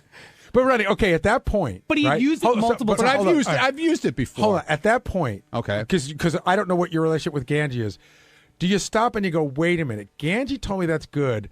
Is he fucking with me, or is it really good? You don't know because the way he tells you, it sounds like it's good. But that means he's good at what he does. Yeah, I guess it is. I guess he is good what he does, that little fuck. So at the moment, are you thinking I got another topless here? Like I've got something else I could. Well, that's the way Ganji makes you feel. So know? that's what you thought. Yeah, well, now I realize what he did. And Ganji, you know, he's making a TV show. Is what he's making. Some, like I hang out with Ronnie a lot, so he'll say things, and I'll be like, "Oh, Ronnie, that's great!" Like, and I really like pump him up, and I'll be like, "Ronnie, that's the way to do it." Like, "Oh, you should definitely do that." And I because I know I'm like, and I just can't wait to get the camera going so I can get it on tape. Well, there are a couple of things that I noticed this morning. The first thing is, I think Ganji's like a funny guy, but to me, on the air this morning, he was like on fire funny. Like he's never been funnier. Yeah. And you seem to be his muse. It's when he mixes it up with you, he was like banging away. I know. Otherwise, he's a stale fucking piece of bread. The other thing is, I'm shocked that like you were yelling at him this morning. You were so surprised, and I go, wait a minute, wasn't it a mere 6 months ago that Ronnie was on the air giving Ganji's eating schedule and busting Ganji's ball? Exactly. So I thought it was funny that you were so irritated when you guys give it back to each other. Dude, he put up a thing on Twitter the other day. A platter of mozzarella. Did you see it? Did you follow him? I didn't see it. He puts up a platter that he ate for dinner of mozzarella and tomato and peppers and all kinds of crap. He goes, "This is my dinner. It was so good." This huge platter. He ate this whole thing by himself. So you're saying that platter's his hot chick of the week? Yeah, that's his hot chick of the week. Believe me. Let's get back to whoa, whoa, whoa, stop the clock. Whoa, stop the clock. And that was my favorite part of this whole thing was I by accident just said stop the clock at one point, just goofing around, and he goes, no. It's whoa, whoa, whoa, stop the clock. Yeah, right. Like he Don't mess up my thing, man. To correct me that I got his catchphrase wrong. So when you go to the Gentlemen's Club convention, I hang out at the booth for a little while, say hello to people. We have girls there, and we hang around with them. There's photographers come around, take pictures, and then I'll go around with Ganji, and we'll like do interviews, or we'll just go around scouting out the whole thing, see what's going on, say hello to people. And it's a convention. How deep are you into the culture in the sense that like if the show ended and you could put up the money, would you ever like say you wanted to move to Phoenix, Arizona? Would you ever open a Rick's? Well, first of all, you can't open a Rick's. There's no franchises. Oh, it's Rick's. not? No. Rick's is totally owned by one person. I thought it was a publicly traded company. It is, but you can't. Okay, would you? He's not a franchise. Would you ever open a club? I thought about it, but there's a lot involved.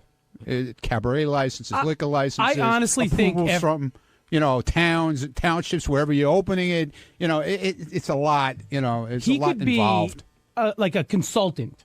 Like he could definitely be hired as a strip club consultant. Like if he wanted to go that route. That's great. That's not a bad idea. Hot girls. Like fly me in. I got to tell you, because they all listen. Like a lot of times, Ronnie was like giving advice. Like I can't remember. Oh, like he had a really good one too. Dude, and I can't remember what it was at the Best Buy. With the Best Buy machine, like the Best Buy machine. Yeah. You know what? You know when you go in like to the airport and Best Buy has a machine where you could buy like iPods and stuff right in the machine. Well, they had the same type of machine that they want to put in strip clubs where they put what would it vibrators, like stuff like that. Why would I need a vibrator at a strip club? I have no idea, but to put it in all, I don't know where they want to put them. But anyway. This girl Daisy Dukes, who's a porn chick, and she's a really nice girl. They're really nice people, a lot of them.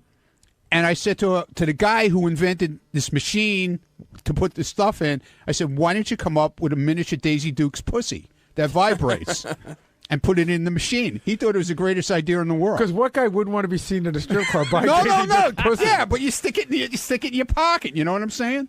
Guys like Ganji, who go home and jerk themselves Imagine off. You go to the party lot, there's like 10 used pussies on the ground. Sounds like you could be a consultant, Ronnie. That could may be be a in your consultant. future. He's got advice. Hey, it's Gary Dell'Abate, Baba Booey. On Wednesday's wrap-up show, we covered a lot of topics. Jim Brewer was on the show, and we talked about how great he was. And he talked about his dad, and so we talked about what would make Howard cry if anybody on the show died. And that got us into a whole discussion on how religious everyone on the show is. So here's how it happened.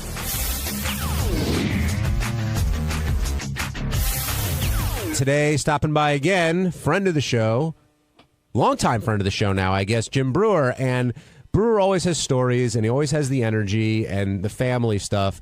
But the Steve-O thing today just took it up another notch. Well, not only did he have the impersonation down right, but he had the words and the phrasing down right. And I'll tell you, the one part of when he told the story about him being with him in London and they're going to set his hair on fire and there's nobody there, This is one thing that Steve-O does all the time. I go, Steve, please don't do it. He goes, dude, I've done it 1,000,000 times. That's his line. But, of course, he's done it like once or never.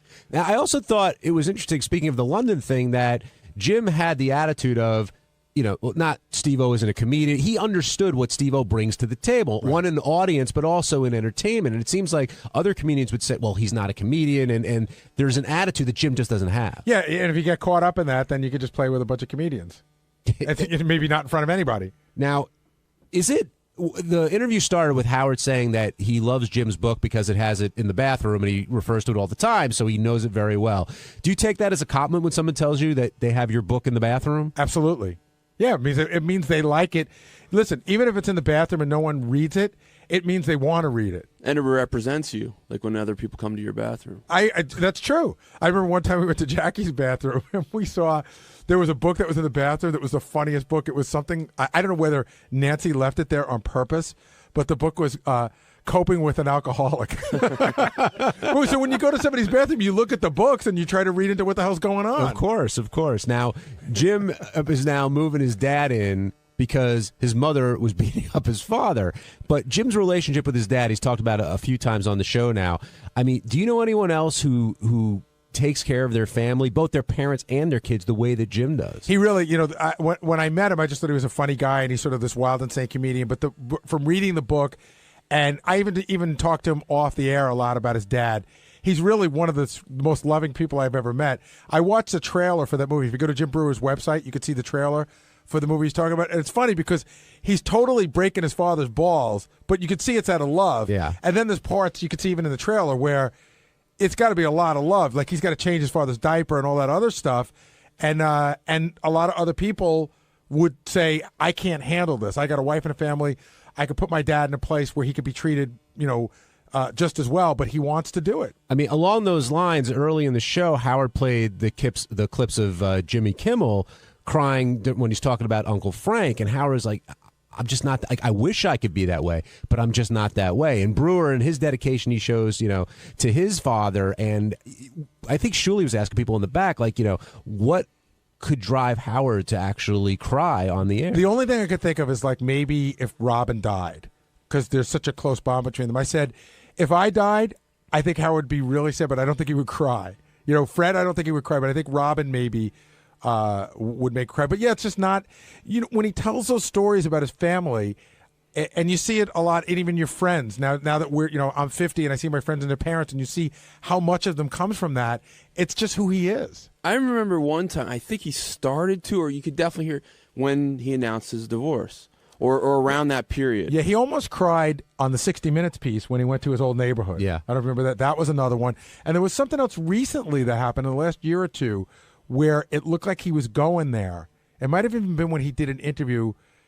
And I remember they joked about that he was about to go there, and whoever was interviewing him sort of switched gears, so he was lucky that he didn't. Well, he was on the new CNN guy. Are you talking about? Piers Morgan? I can't remember. It was one of those shows.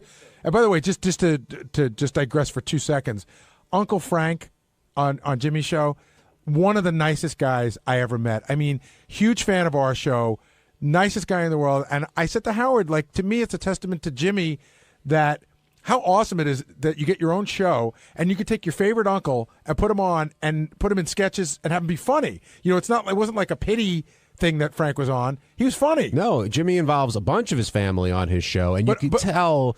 I know you could put them on because they're in your family. You could put them on because they're entertaining and funny, and Uncle Frank certainly was that. But you could tell how Jimmy feels about his family and the closest there. Whereas when you hear Howard, I think Howard is extremely close with his father and his mother, even though his dad's very standoffish with certain things emotionally, and his mom's his mom. But I want, unfortunately, and I hope it doesn't happen anytime soon, but his folks are getting older, and if he loses one of them, I think that's going to hit him real hard. I agree. So I said his parents or Robin. I did say when I got interviewed by Shuley, like his parents. But, even watching the trailer from the Brewer movie, like, and I wrote about this in my book. I had the same thing with my father. My father and I, and Jim Brewer says the same thing, we never told each other we loved each other. I never said, Dad, I love you. Well, I probably did, but my father didn't say it back to me. But I never for a second doubted my father's love. It just was, World War II veteran, it's just not his way to say that. And that's just how people can be. What do you remember, like, what your dad would say back when he said, I love you to him? I don't think I said it really to him until he was sick. I might have said it like once. I might have said, "Hey, Dad, love you." Yeah. And he might have gone, yeah. You know, I don't You're know, a like a fag. grunt. No, or like a grunt. You know, it's just like it probably made him a little uncomfortable. But you knew the feeling was there. Absolutely. Yeah. It's Do interesting. you tell your dad you love him? Yeah, I do. Yeah. I mean, like my kids and I, we say it all the time. I mean, I Yeah. almost make it a point to say it to them. Do you kiss him? I do. Where do you kiss him? On the cheek. Okay. It's not to grab a little ass. No, I kiss them on the cheek. They're my kids. Do you say that to your dad? I do. My dad. I love my dad. I'm really close to him. I definitely, and I feel very much loved by him, by both my parents. But it's more something my mom would say back to me than my dad. He's very loving to me and will express loving, but doesn't call me up and say I love you. No, I don't think very many dads do call up their, I don't know how old you are, but we do son kiss. and No, but there are moments we in don't life kiss. where it may come up. Huh? You know, of course, I don't think anybody's dad. I don't call my kids up and go, "Hey, I love you." Well, I do but that. There are But moments I do where that normally whenever I hang up with my parents. Like, talk to you later. I love you. What does your dad say? Look forward to talking to you on Thursday. That kind of. No, but it's not like an uncomfortable thing. It's just not as much his style to say. I use it as a goodbye. I think on I don't know who put up the note, but I think what drove Howard to almost cry was he was talking about his father being how proud he was, and that's really what got to him on the TV interview. I think the thing for Howard too is it sounds like he and his parents are in such a great place right now, but it might not have been the same place 20 or 25 years ago. And again, having been through this, you get to a place where with your parents, is the older you get, the more you appreciate certain things and forgive certain things and understand certain things. And once you get there, it makes you closer. Well, Jim certainly loves his mom and dad. He makes that very clear. The other thing he talked about a lot was his religiousness, but he wouldn't call it that. And then he talked about, of course, the maid being possessed by the devil, which we'll get to in a second. But would you consider Jim a religious person? I mean, his wife is one thing. I get the impression Jim was raised in a religious background a lot like I was, but the difference is he's married to someone who's super religious, so he has the religious knowledge, but a lot of the religious wife is rubbing off on him, which doesn't make him religious. But there's a fine line between religious and superstitious. He seems to be a little of both. What did you think of the maid being possessed by the devil? I thought that was amusing. I don't think she really was. Well, Jim does, apparently. Benji? He's sort of fence about that. Does he really think she was possessed? You don't think it was a clear case of possession? Like, I didn't get it, but I think it's cool. I don't but I've never heard of cases of possession where I think like, oh, that's a definitive like case of possession. Who do you think the most religious person is around here on our main staff? Well, overtly or in reality? Both. Because overtly, I'm going to go with Sal. Sal's one of those guys who I don't think is very religious, but, was beaten down as a kid like a Catholic. So he's like, oh, you can't say this, you can't say that, you got to do this, you got to do that.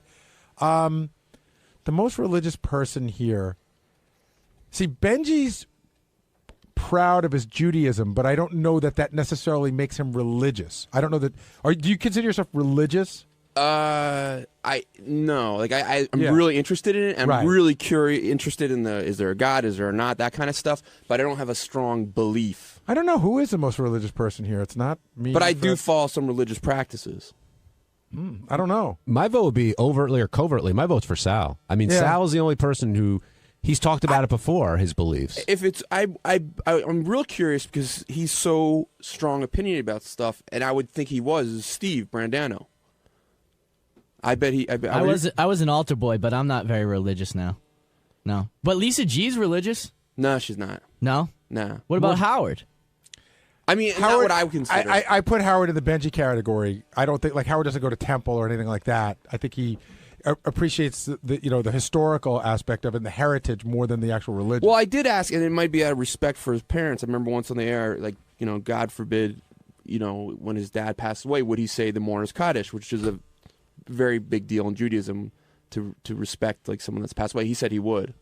Oh, listen, I went to the funeral of a very close relative recently, and it was this really weird moment because I got up to take communion. I haven't taken communion in 30 years, but I did it out of respect for everybody that was around me. Yeah. There's also a difference between being a traditionalist and being religious. Right. And you brought up Lisa. I think Lisa is more of a traditionalist than she is. Well, she's not. I don't think she's very traditional. Well, I mean, she like in terms of observing the holidays and things like that. Oh, you mean she just takes off work when there's a Jewish holiday? No, well, yeah, I guess that's traditionalist in a way. That wasn't referring to that. You know, the weird thing is if you go a little deeper into our group, probably the most religious person here is Ross. He observes a lot. I would say I'm probably, if you're going by practice, I'm more so than him probably. When do you ever practice? I for the most part, like I don't eat milk with meat. I'm vegetarian now anyway, mostly. But I wouldn't eat before that. I wouldn't eat milk with meat. I wouldn't eat pork. I wouldn't eat shellfish. Dan and Philly, you're on the wrap-up show. Hey, how you doing, guys? Hey, Dan, what's up? I think Scott DePace is probably one of the biggest religious nuts. Well, we don't even know what religion is he. He says he's 1/16 Jewish. He's an asshole. That's what kind of religion. No, I don't think he's very religious. Well, it kind of came up with Brewer. Like, what do you do? Do you find religion as is a definitive belief in God? Or? John's question was, what I took from it, who's the most traditional religious here? Not what your faith is, but Sal, do you think do you find yourself to be very religious? That's a tough question. I don't like going to church. I really don't believe in church. I go through the traditions of it, like Christmas on Christmas Eve and whatnot. But I think religion is just your own personal communication and relationship with God. That's what I think religion is. Does your family go to church every Sunday? No, but we did when we were younger. I used to go with my my Nonna Pizza. That's what we used to call her. So we used to go with her, and she had the saints, the Madonna with the dollar wrapped around it, and she would pray for that. And my mom has a huge picture of Jesus Christ over her bed with big wooden rosary beads hanging down over it. So we're religion. I guess my family's religious in that sense, but I'm not that deep into it. By the way, what Sal's talking about, my mother had them, my grandmother had them, religious statues, and you put. You tape money underneath them. And the only reason I bring that up is that goes back, you have to turn the statue over to put the money under. And that goes back to one of the greatest lines in the history of the show when Pat Cooper's yelling at his mother. And he said, "Mom, you never turned over a statue in your life." That's what he's talking about. And I tell you, as a kid, being at my grandparents' house, I was, especially when the ice cream man came by, I was always tempted to take that money. But my grandmother always told me, you take that money, something really bad's going to happen to you. You would get bad luck. So what's the difference between that and voodoo? Probably nothing. Voodoo is generally what? I could put a spell on you. Yeah, voodoo's more of an African religion. I think the Madonna with the money is an Italian thing. But you believe in God, right? Yeah, I believe in God. I believe there's something out there. I think there's something that we certainly need to identify with. I think we got here by some reason. I don't, there is. I think we all have a soul. I think there's somebody that we could communicate to. It's just there, and I think it's important to do that. John, where do you fall in terms of how religious would you say you are? Not very. I'm more traditionalist than religious, but religious enough to go through the the exercises, whatever else of being a Long Island Jew. My friend used to call it a revolving door Jew. Yes, because you go in for those 2 holidays. Well, I don't even go in for the holidays anymore because I felt a little hypocritical about it. But now, setting an example for my kids and all that stuff, I still do. Wait, that's interesting. Why? If it's not important to you, do you feel it's important to set an example for your kids to do it? I set the example to my kids that if you don't believe in it and you go, that's disingenuous. You're better off going when you feel like you need to be there. My wife feels that you should go. Oh, wait. So you're saying you don't go to show your kids? I didn't go before, but now I go. But wait, but you're saying that you should go if you believe in it. Right. But how's that setting the example for your kids if you don't believe it? Because I made the point for a number of years. Oh, so then, now you and then we all talked about it, and they said it would mean a lot. We if just you like your came, company. Okay. And I said, okay, I'll go. Okay. And complain about it the whole time, which is what a lot of Jews do, actually. I think Catholics too. Don't worry. Yeah, we do big time. On Thursday's wrap-up show, we were talking a lot about Robin and her laughing at Howard when Howard talked about getting in touch with the weatherman. And then we moved on to Mad Dog Russo, but I saw Howard pop up on the screen, and he wanted to clarify why he got in touch with that weatherman and just didn't understand why Robin was laughing at him. So naturally, we talked to Howard, we gave our own opinions, and here's how it all went.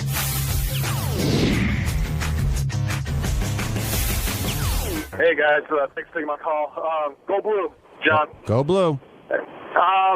It really came across on the radio that Howard was pissed off at Robin when she just started laughing. But I cannot blame Robin because I just thought it was really cumbersome the way that Howard was explaining that he had basically his own personal weatherman tweeting to him, and it was hilarious. I was laughing along with Robin, and just it seemed like the weatherman was like maybe wanted to have some kind of contact with Howard and Beth, that he had this inside track that he was giving inside information, which was all known to publicly anyways. But it was really funny, and I think like Howard said, after he put in perspective with Mike, met with Mad Dog and Mike, and so that it should be water on the bridge and not taken with a grain of salt. I think the thing that pushed it over the edge wasn't Robin's initial laughing. It was her continued laughing. Uncontrollable laughing. And later, uncontrollable laughing. And then you heard Howard's voice turn and explain, what was going on with the weatherman there. I also thought it was interesting. It's one of the handful of times I can remember tension like that between Robin and Howard, at least that I was aware of it. First of all, Robin has a personal captain, so I don't know why she's yelling at Howard for having a personal weatherman. But I also think, again, the way Howard told the story today makes a lot of sense. It was somebody that Beth followed on Twitter, so they became Twitter friends. In the age of Twitter, you become quote-unquote friendly with people a lot easier. Like, I became friendly with ESPN's Matthew Berry on Twitter, and I sometimes email him for fantasy, news or updates or something. And I don't consider him my personal fantasy guru. I don't think Robin would laugh if I said, "Oh, I emailed this guy for fantasy stuff." So I don't know why it's so funny. No, actually, I think they were actually already friends. Right. And what Howard said, yeah, they were friends before. He said, "Oh, hey, follow my Twitter. It's good for me to." Right. If you were friends with a guy who was a weatherman and there was a big thing going on, you thought you might have you had to evacuate, as for instance, and you might have information an hour early. Why wouldn't you take it? I've called the Yankees before because I have some friends that work over there, and they're always monitoring the weather for games. I can see Robin's point of view a little bit, because it's a little bit like you're like, okay, come on, I know what you're saying on TV, but tell me the truth. Like, what's really going on? Right. Like they're doing. But I can see like that you really do like, okay, I'm specifically like right here. What do you think? I would ask, wouldn't you? Yes. Brian in Ohio, you're on the wrap-up show. Hey, guys. You guys just talked about exactly what I was going to say, but I just thought it was so ridiculous that, didn't you guys notice that Howard changed his story as Robin kept laughing? And it got from, we wanted to know what the weather was like, so we called the Sam Champion, and then it was, wait a minute, we didn't call him, he called us. It wasn't Sam Champion, but go ahead. Oh, I'm sorry. It's it was okay. Somebody else. I can't remember. John Bolaris. Anyway, but didn't you notice that it changed to, okay, we just ended up following him on Twitter, and that's how we found out? No, that's not what they said. He said the way the whole conversation started was this guy, was it Bolaris, John Bolaris? I guess he's friends with Beth and Howard, and he said to Beth, "Oh, can you follow me on Twitter?" Like, maybe he called her up, said, because I'm doing all these hurricane updates on it. Okay, I don't know. It just seemed like his story started changing the more uncomfortable he got, and that made for such great radio. I was dying.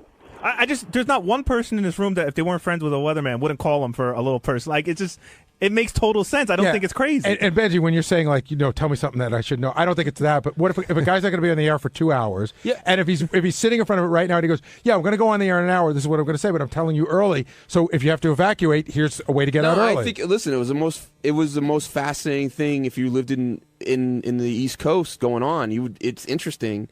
It was an interesting Every thing to channel ask on TV had constant. You couldn't watch anything else but storm coverage. Yeah, but you don't know. So there's no reason. I got to tell you, some of those people I don't trust. They're lying. The weathermen are lying to you. No, I think in my mind, and I know I'm crazy for saying this, some weathermen are better than others, but they're probably all the same. And I also think, like, okay, if I had a friend that was a weatherman and I called him, what I would be hoping to hear is, "Look, dude, the storm looks like it's going away. We're still hyping it up for the ratings, but don't worry so much about it." Like, that's what I'm looking for. Here's my thinking. Like, I think Sam Champion is very believable. The reason is he's been on the air for 20 years. If he sucked as a weatherman, they would have fired him already. So he must know what he's talking about. So and what I'm saying is ridiculous. So Dr. Frank Field was your guy. Absolutely. Yeah. Growing up, Dr. Frank Field was a legend.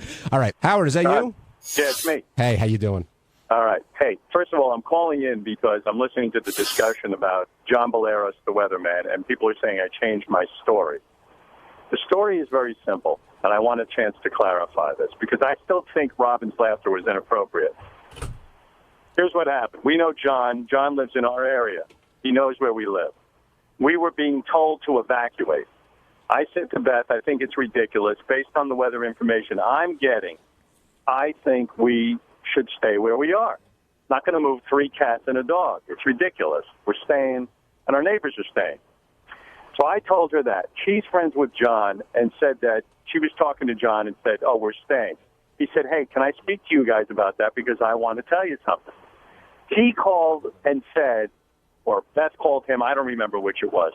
But in any case, they had a discussion in front of me where they said, hey, Howard thinks we should stay. And he said, I really don't think that's a good idea. And here's why. Because of what the tides are going to be and this and that and the other thing, that it's going to be, crazy and there could be flooding and all of this. And so he advised us that my decision was not accurate, that it probably should leave. Now, what the fuck is so funny about that? I got to say, what you just said to me made total sense, and I'm not being a kiss ass, because we were agreeing with you. I'm not looking for a personal weather forecast. I made a decision to stay. He heard about it. I didn't tell him my decision, but he said, hey, I hear your decision. Look, I'm a professional weatherman, and I know the area because I live there. And I'm telling you, it could potentially be a lot worse than you're imagining. That makes sense. I think He's a friend who was concerned. I think Robin heard it as we talked to our own personal weatherman, and that's why we decided to do what we did. I think that's the way she heard I don't even really know John as a weatherman. In fact, he had to tell me what he did for a living. I'm not familiar with the local Philly market, and he, in fact, had said to Beth, why don't you follow me on Twitter? I'm doing all these hurricane reports. And so she's a friend, and she said, I'll follow him on Twitter. So I don't know. I mean, listen. Why would that be funny? I think Robin laughed way too long. Yes. And I didn't understand it. I'm not angry with her. Would it be fair to say you were irritated? Hold on a second. Ronnie and I are about to die. What's going on up there? Drive safely. He's in a fucking rush. He's like a mental case. Easy. It's not funny. Stop the clock. Howard, were you pissed? I mean, at her initial reaction, or the fact that she just went into hysterics? I felt the over laughter was going on, and in fact, I felt that she was laughing because she'd gotten caught up in me saying, "What do you think so funny?" And then she just couldn't answer, so she kept laughing. I didn't feel the laugh was real. Interesting. I thought I thought the laugh was real. I don't know about you. I don't think so. I don't think it was. But Robin, I wasn't mad at Robin. I mean, I wasn't, and that's another thing. I'm not angry with Robin. Listen, Robin is there to react and do things on the air that are provocative and interesting, and to be herself. Well, maybe not mad, but you could be. It could have irritated you or make you feel bad. It irritated me because I didn't think it was funny. I mean, I didn't. I was like, well, what is funny about a guy calling up and saying? Maybe I didn't explain it well to Robin, but we all got it. Yeah, Robin. Oh, you did. Yeah, we all understood. Well, So I thought, well, maybe there's a joke here that I'm not getting, that there's something crazy in the fact that this guy's a weatherman and he's concerned about us and thinks I'm making the wrong decision. Well, Benji was saying before, it's one of the few times where he sensed genuine tension between you and Robin. As that was going I didn't have. Honestly, I wasn't upset or angry. I was just like, well, I don't understand what's funny. But you seemed to me that you were. I was irritated. Yeah, maybe not at Robin, but at the situation. Like that I was seems. irritated. Yeah, that seemed to be real. I'm emotional. irritable all the time. I mean, I'm always irritable, Benji. Howard, what's your gut on Bubba after talking to him today? Oh man, I don't even know if I want to tell you my gut. I think Bubba, and you see, this is all. By the way, this is based on nothing. Okay, I think Bubba's a wild guy. I mean, genuinely wild. Not a radio guy posing as a wild guy. He's wild. I think he's wild. I think she's wild. And in my imagination, by the way, I'm purely making this up. I have nothing to base it on. That she gets a little crazy and he gets a little crazy. Like maybe even open marriage stuff. By the way, I just totally made that up. Right, but if that were the case, when it comes, can an open marriage last forever, or does at some point it get weird for one person or the other? I don't know. I think that's what must have happened. Somebody got weirded out by something. The last time both of them were on the show, she was complaining that he wasn't having sex with her enough. I mean, that was the major complaint. That was like a year or two ago. So then I start to think. Now, by the way, based on nothing. But then maybe he was getting it on with chicks, and then maybe she started getting it on. This is nothing. Yeah, but hasn't Bubba said that on the air, that he does that sometimes? I don't know. Bubba always presents himself as a wild sexual person. So who knows? Ronnie, what do you think's going on over there? Keep your eye on the road. He's getting excited. No, I don't really know, but I would have to say that is where my imagination is running wild, because I think he's wild. He probably has a couple of broads. Maybe she's got a dude or a couple of dudes, Now, by the way, this is all my fantasy. In your fantasy, do you think he wants to be back together with her? Yes. See, in my fantasy, she got something going on the side, but it's not dudes. That's hotter fantasy. But that's just my fantasy. I don't know. You know, radio guys are a very different breed than most people. Well, you're I mean, you're very different than most radio guys. I am. I'm not, because I've been sequestered. I'm a self-imposed exile. I'm more sort of on my own. But a lot of radio guys, they bond. They have lots of hijinks. You know, like Bubba's a man's man. He has lots of bros. They hang out. I mean, anything could have gone wrong. And when he says he's, preoccupied with a lot of different things, I don't know. It feels like there's more to the story. So Bubba's trying to win her back? I don't know. I can't figure it out. It depends what the scenario is. Yeah, I just think that he really – I felt like he didn't want to give anything away today, and he was going to bear the brunt of it for, say, it's me, because he just didn't want to talk about anything. But didn't you think he actually sounded today like a guy who's already lawyered up. So he's Right. like the lawyer saying to him, you shut your mouth, Bubba. Don't say a word. I don't care what good radio comes out of it. See, I took it he was doing kind of the Sal rap, like it's me. I'm not, my focus is in the wrong place. I need to spend more time. That whole thing that Sal did when he had his issue with Christine and the emotional friend. Yeah, I don't know. Sal's story is the most outrageous. Like, Sal's got this hot wife who doesn't want to have sex with him and then, has an emotional friend. I don't know. Could that be Bubba's situation, that she's got an emotional friend, like a lover or something? I don't know. I don't know. I bet she has emotional I friends. mean, Bubba can get lots of women. I know that. He's very masculine. Well, he definitely Bubba seemed to imply something happened because he said, whatever happened, I'll take the blame. Yeah, something happened. So maybe. So when I hear a guy say that, this is all my imagination, that he's with chicks, and then all of a sudden she says, fuck this, I'm going to go get a guy, and then he gets pissed, something like that. But who am I to even think that for a minute? I mean, Heather's a Sunday school teacher, isn't she?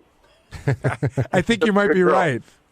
Yeah, so I don't know. I don't know who the hell knows what happened. I mean, you never know, and maybe we'll never know. But he lives a wild life, Bubba. And he was also torn with I know what makes good radio, Howard, but I don't want to answer your question. Yet if I don't answer it, then I'm not going to make great radio for you. That's why I think he's a guy who's already gotten a lawyer. Interesting. Lawyers tell you to shut your mouth, because then when it comes to a settlement, they'll whip out those phone conversations with me. That's true. I've seen many a conversation be subpoenaed. Or it could be that he really wants her back and he doesn't want to screw it up. Could be What do that. you think? It could be that too. I think this deal is done. Yeah, I think more of what you said. A guy who lawyered up, who's got to get his ducks in a row, and doesn't want to say anything to fuck that up. Hey, Howard, She seems like, by the way, a really nice girl too. So, in my heart of hearts, I'm being honest now, that I really do hope Bubba patches it up with her and they have a nice, long, wonderful, loving relationship. Because divorce, especially with kids involved, is maybe the worst thing. It just explodes a family. And don't forget, Heather's been raising his son with him, and he's been involved with her daughter. So, it's just the worst thing in the world. And also, you really do.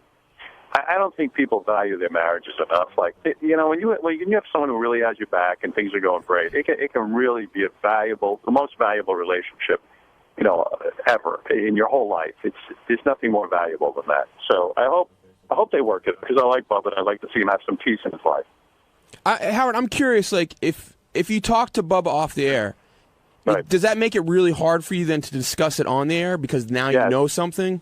Yes, I don't want to know anything. I'd rather sit here with you guys and be in the dark and make my conjecture. It's so funny. We just had a guest offer to us today, and the guest wanted 10 minutes alone with Howard before they came on the air. I was like, I'm not interested in that. No, I won't do that.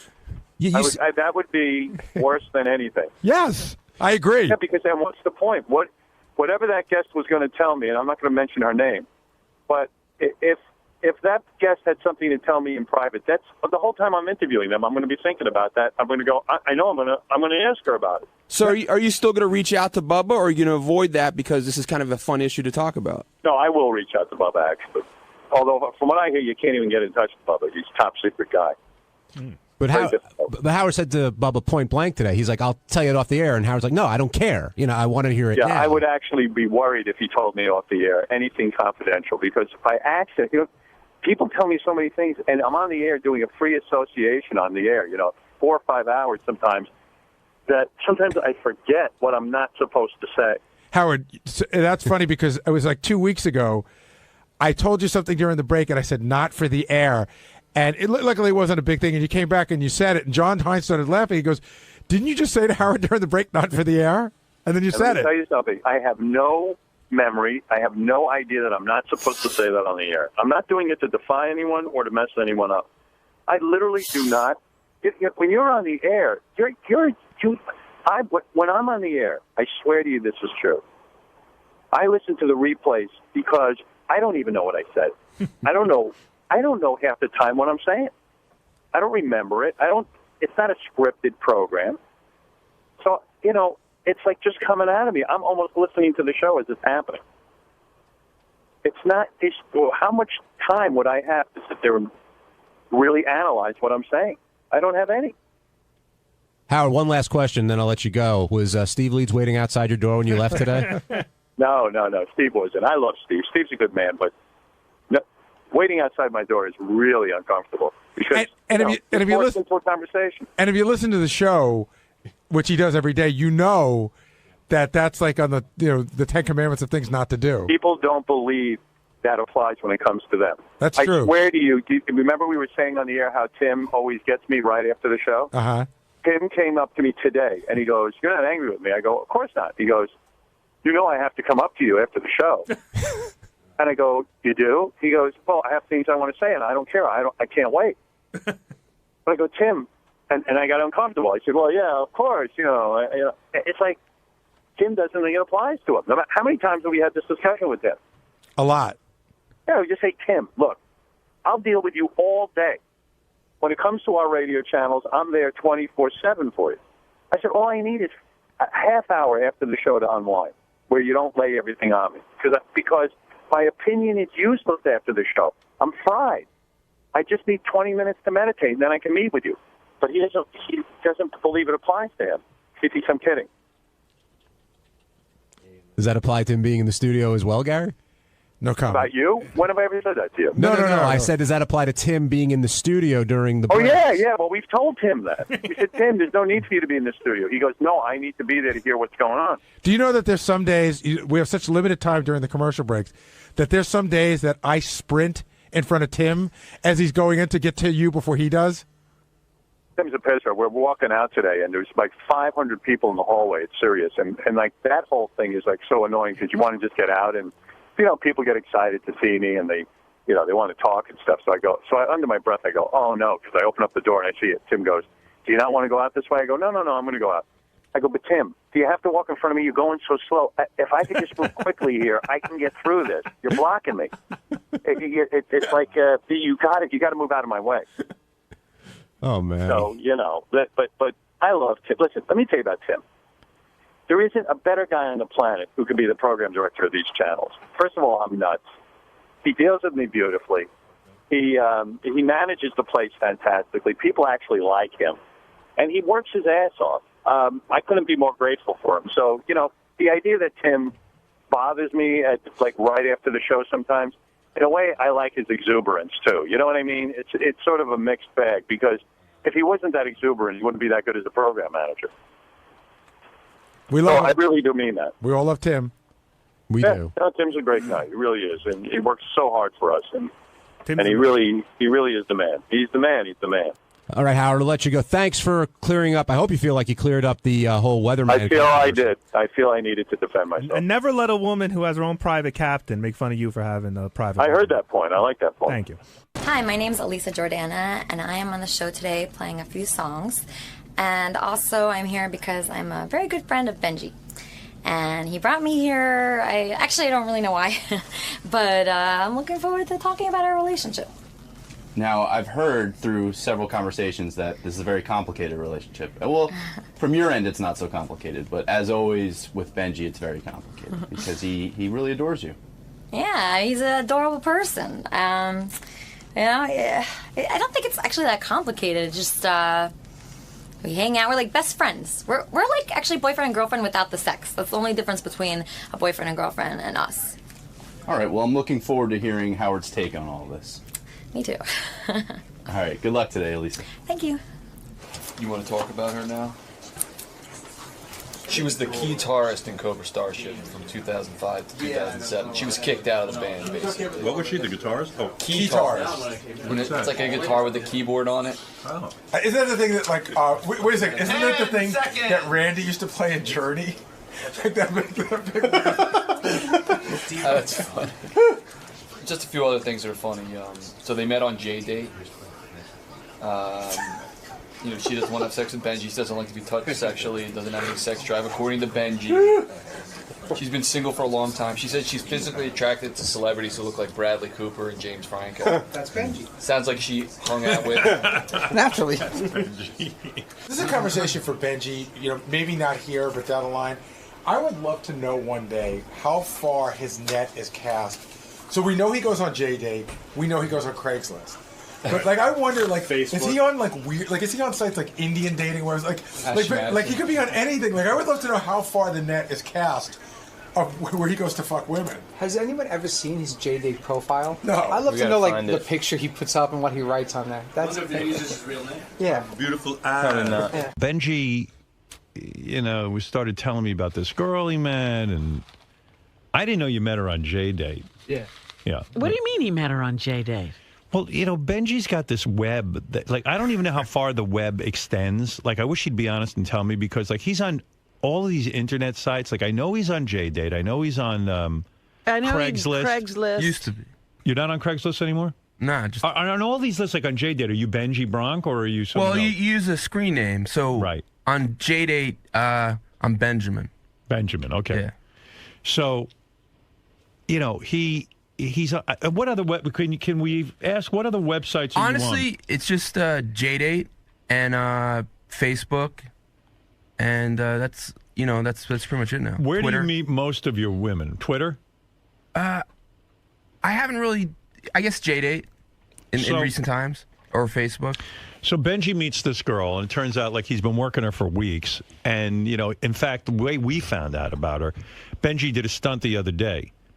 He was walking down the street. Yeah, bring her in, Gary. This is Elisa Jordana. He was walking with her through the streets. Come on in. Is it Alyssa or Elisa? Elisa. Elisa. Hi, Elisa. Come on in. Hi there. Hi. This is the greatest story ever. I'm still doing the setup, but help me with it. Okay. So the other day, Benji was walking down the street with Elisa, and he wanted to impress her, so he did his stunt in front of the CNN cameras where he got on CNN. Right. And he's so in love with Elisa. Like, he even said to me, I don't know what it is with her. I don't know what it is with her. You know, he's obviously completely smitten.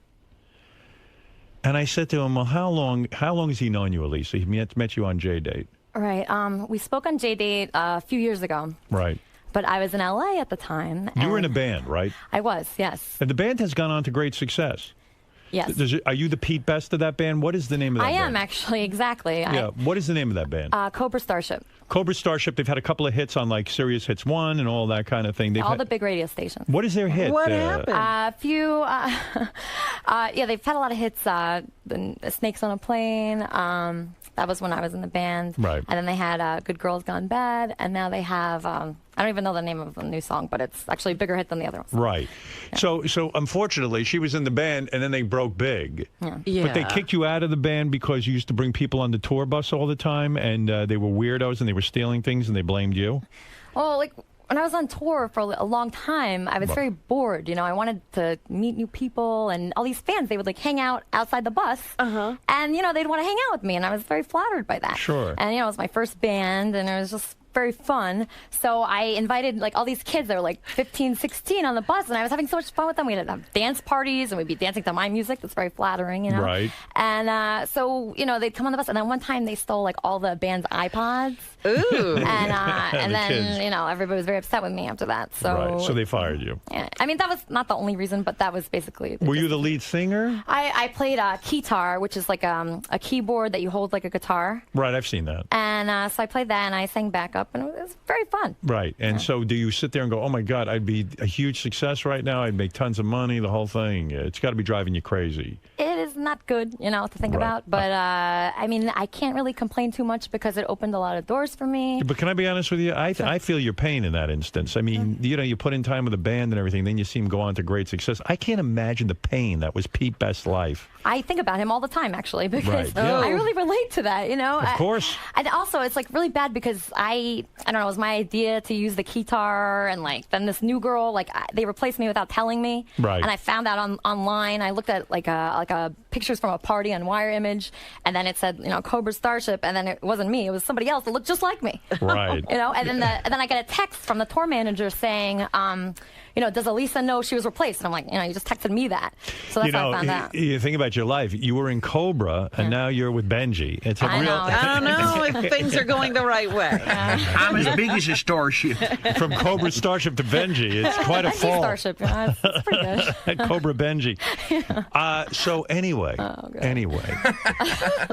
you got to hear this because I became fascinated with this story. So Benji says to me, "Oh my God, I'm in love with this Elisa." Now the love goes like he's totally taken with you. What did Benji describe in your words? What it is about Elisa that? And maybe it's embarrassing to do in front of her. But you're totally taken with her. I don't think she's a perfect person, but to me, you don't like that? I mean, that's what you had to say first. I mean. Right. Okay. And this is what else I don't like it now. She's when I'm around her, I'm just so happy and I have so much fun. And this is someone I've always said, like, I can't get married and be monogamous. Right. And this is someone, and it might not end up being with her, but it's like, wow, this is gives you someone. hope that this is someone I could spend my whole life with and every day be happy and look forward to being with her. Like you're in love. You're in love with her.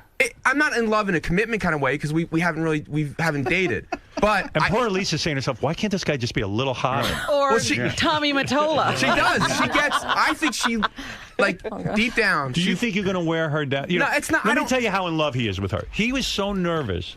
Doug was telling me this. Doug Goodstein from Howard TV. Howard TV. He said when Elisa was in the green room, Benji went running out. He came in this morning. He was covered in orange juice and things. He had juice. He says, as soon as Elisa gets here, give her this. He had stuff for her. Like stuff for her. Elisa, is it dangerous that you might end up taking advantage of the fact that he's so into you? I don't want to take advantage of him. Right. I see that he's such a great person, just like towards everybody, not just me. But can you help it? Can I help it?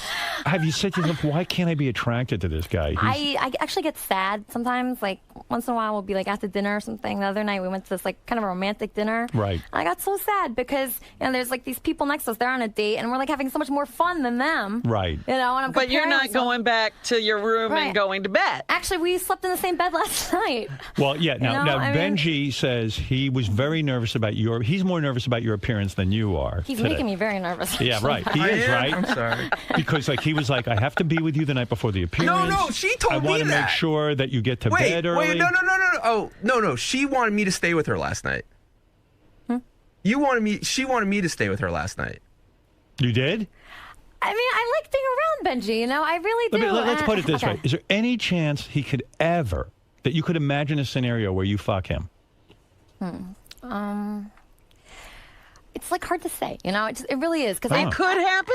You never know. I was friends with a guy for 3 years. We didn't do anything, and then at the end of 3 years, then we hooked up. So you just never know. He's been growing on me. I mean, He has? Yeah. Like a fungi? Maybe not like a sexual way, but in a friend. Nah, just be getting fatter. Right. No, he's been going to the gym, and he actually grew his beard and his mustache. He's doing whatever he can to be attractive to you. Yeah, Do you he like a definitely guy with a little facial hair? I love it. You love it. I love it. You see? So he's growing facial hair. He is. Oh, there it is. He's beautiful Okay. right now. He has this new outfit. He looks. Yeah. But it's stunning. just you've described you're attracted to a guy who looks a little bit like the famous movie actor. I'm trying to think of the name. Bradley Cooper. Bradley Cooper. Oh God! Right. That is like the opposite of Benji. All right. I think they both have blue eyes, actually. So. Well, you're a very good-looking woman. I can see why Thanks, Benji's attracted to you. But it's not just looks. She's so, I don't know. What is it? She just has such a happy. Well, she's not super happy. She's actually she has a lot of. She's she dark. gets worried, huh? Is she dark? No, she's not dark. She's not. She's like a real caring, sweet person. But it's so fun to be around her. She's so alive. Here's what Benji said. One of the most amazing, beautiful spirits I have met in my life. Spirit. Whenever I'm around her, I'm so happy. Except when I get really sad that she's not into me. That's like the kind of thing that makes me real sad. You know? I kind of love everything about her. I even really like her mom. I've talked to her mom on the phone. Wow, he's even getting into the family. She's exactly the woman I've always dreamed of, except that she's not into me. I know I'm not her type, and I know I'm not good looking, but I also think that she loves me, but not romantically, and I think a part of her gets very sad that she's not into me that way. Whenever we are both home, we are almost always on Skype. She gets upset when I want to hang up and tells me to just leave it on while I sleep. But I love being connected to her that way, too. So you keep your computer on with Benji? I do. So what the fuck? I mean, maybe you're into him. What's going on? Can you be into a person, you know, just like mentally and emotionally and not physically? I feel like that's what's going on. Right. I mean, he's gross. It's like he's a girlfriend. I look at him and I like imagine. I like try to like imagine like, him fucking. I do. I try to like because he like tells me stories of that he's good at certain things. Eating out women. I've seen him do it. He said he's very good. You seen him do it? I've seen him do it. Well, we've seen him demonstrate. Yeah, okay. I have this cookie wrapper. Yeah. I've seen him. I've seen him go to town on a woman. Yeah, a long time ago. Oh, I forgot about that. Oh yeah. He's real good on going. So he keeps describing that he could please you in ways you've never been pleased before. Right, but every guy says that. That's the thing. Of course. And They all say also, the same thing. the guy, you have to be attracted to the guy to get off. I know. Well, that's what I'm Hello. telling. I'm telling her, a girl. That's not important for her. A girl to be attracted to the guy. Sure, it is. It doesn't matter. In the Something long run. about a guy has to turn a woman on in order for her to orgasm. Well, I'm trying to convince her it doesn't. Well, yeah, this is a new theory Benji's trying to promote. Now, you did something I think was sort of nice. You tried to say to Benji that you're asexual, that you don't have sex with people, but that's not the case, is it at all? Let's be honest. I mean, I don't like have sex for sport. Like, I don't go out to a club and be like, oh, I really want to get some tonight. Let me see how I can make that happen. Right. I have to like love the person and want a relationship with them. Right. And Benji, like, as soon as we start talking, he like talks about sex like right away. And he's like, do you masturbate? Like, it's like that's not. I don't want to talk about that. Well, because I'd rather be asexual than talk about. No. The reason I excuse me, do you masturbate? So in other words, he's creepy. How big are your dildos? The reason because she did bring up early on, like, well, I'm not even into, like that kind of like being physical, and I found that fascinating. Right. And listen to me. If she was into a guy, if Bradley Cooper walked in, she'd be so sexual right now. It wouldn't even be funny. Aw. And meanwhile, Doug said when he walked into the green room to see Benji with Alicia, Elisa. He said it's so uncomfortable. Benji gazes at her like you feel like he's raping her with his eyes. It's uncomfortable in front of all you guys and stuff, but we have. He said that you go No, into they're a trance. looking at you. Right. I know. I am nervous today because I know I want her to do so well, and I want her to have a fun time, and I want you guys to see. I know it's there, and I want the world to see that. You feel that she's Billy Joel. Well, not that. I told her. She got mad about that. Not that Billy Joel. And not I'm that Christy Billy Joel. Which Billy Joel? Do you find him that correcting himself a lot, like because No, a I lot of things he says are ridiculous? I just think the Billy Joel thing. I don't want people to be listening for that. What I meant was like she really has. She's not just You like. are in love, my man. She's not like a voice tracker or whatever it's called. Like the. You know what's funny about you? That She's a once classically trained pianist. If she started fucking you, well, how soon would All you of get this bored? would go away. I said the same exact thing. I don't think Same so. exact thing. Yeah. Listen, I don't know, but I know I have. You would settle down with her. Would I get married tomorrow? No, but Okay. maybe next Monday. Yeah. All right. You're really in love. Are you in love? Not in a commitment way. Are you in love? Yeah. Okay. I love her. I love her who she is. I love her. How long Yeah. are you going to keep this up if she's not going to have sex with you? Does he know? I told her I have a 60-year plan. No, come on. Seriously. How? Because I know you. I don't know. Sometimes you will nag her forever. No, I don't know. Like, have you had sex with other women while you've known Elisa? In the sense that, like, since we've met each other, yes. You have, because she's just not going to give you any. Have you kissed her? No. Are you ever going to kiss him even, or would you throw up in his mouth, or in your own mouth? It's really hard to tell right now. There's no way you'd want to kiss him. I don't blame you. I mean, I think Benji's a great guy. You do? But yeah, but So I mean, is Benji just someone who's taking up the space until you find someone you really want to be with? Yes. Like, you're going to drop him like a hot potato if you find a guy you really like you're into. You won't be Skyping him and keeping the line open. You won't have time for him. But the truth is, like, nobody would be a better boyfriend than Benji. Like, he's the best. I Like, he does so understand many nice that, things. but you don't have a boyfriend right now. I know, yeah. But Robin, the I moment think- you get one, he's going to be in the way. Are you seeing anybody? No, just Benji. Just Benji. I think she's more worried about me dropping her. Really? Yeah. Why? Because maybe I won't keep up with it. Like, part of me, because I do get so sad sometimes. Right. Like when I get sad about it, it's horrible. How long have you two known each other now? 3 years? We didn't really. I don't remember. Like, we met this summer. Right. What happened? You contacted her on J-Date. We can't. Yeah. You were taken with her picture, I'm sure. No, actually, her profile was really funny. Okay. And that's. I mean, yeah, I know she's super hot, but it's her personality. So how did you wear her down even to have her meet you? I don't. Did we you just, throw in the Howard Stern show stuff, or I mean, how'd you finally get her to meet you? We pretty quickly just said we were going to meet for dinner. Right. And so when you met him, were you like, oh shit? Did you see a picture of My him pictures first? are very good. No, his picture is amazing. It's That's really a problem. Good. You were attracted to his Got picture. a nice hat on. Right. He looked kind of cool. He did look cool in the. He has great pictures. No, but you know, he was Could you just be your picture, Benji? Why don't you tape that picture over your head? no, when we met, I mean, it was kind of nice. He was so nervous. He was like so sweaty and like red. Like it was so he's cute. red. It was adorable. How can you not love him? I've seen that sweaty red look. Yeah. There's nothing adorable. We've seen it for about a long time. I don't know. So when you met him, you saw how sweaty and red he was, Yeah, but yeah. you thought it was cute. I did. I thought it was adorable. But you weren't attracted to him. No. Right. See, I told him. He sweats like a motherfucker. He's red all the time. I don't know if what's that called? Euthanasia or whatever it's called? Echinacea? I don't know. No, what? Euthanasia? I don't know. What are you talking about? What Psoriasis. Psoriasis. But I'm good today. I'm pretty No, good. you're pretty calm today. Yeah. You're not that red. Yeah. But and so Benji prepared you for today's performance. He Right. was very nervous about it. He was making you nervous. Yeah. And he said, you got to get to sleep. So he put you on Ambien last night. Is that correct? Well, we were at dinner the other night, and he mentioned that I might need an Ambien to wake up early today. Right. And I actually, when we were at dinner, I had a date after the dinner. Wow. And then I was thinking, like, I don't know. Then I planned the date next door to where we were eating. Right. So Benji said he didn't know how long it would take to kick in the Ambien. So he took an Ambien, I took an Ambien. Right. Before your date? Before my date. And then I said, Benji, I'm really scared. I'm going to fall asleep on this date. Make sure nothing happens Oh, to me. he didn't want you on the date. Yeah, so he came No, on no, the that's date. not why. Oh, dude. No, I didn't know she had a Gave date. her an Ambien before the date? No, I didn't know she had a date. So what happened when you went on the date? You must have been exhausted. Well, I was on the date, and then Benji was like two tables down. Like, Watching the date? God. No, wait. She asked me to my come. God. Wait. Why would you go on her date? No, he was She great. begged me to come because she was scared to go. Why would you go? Because I okay. asked him to, though.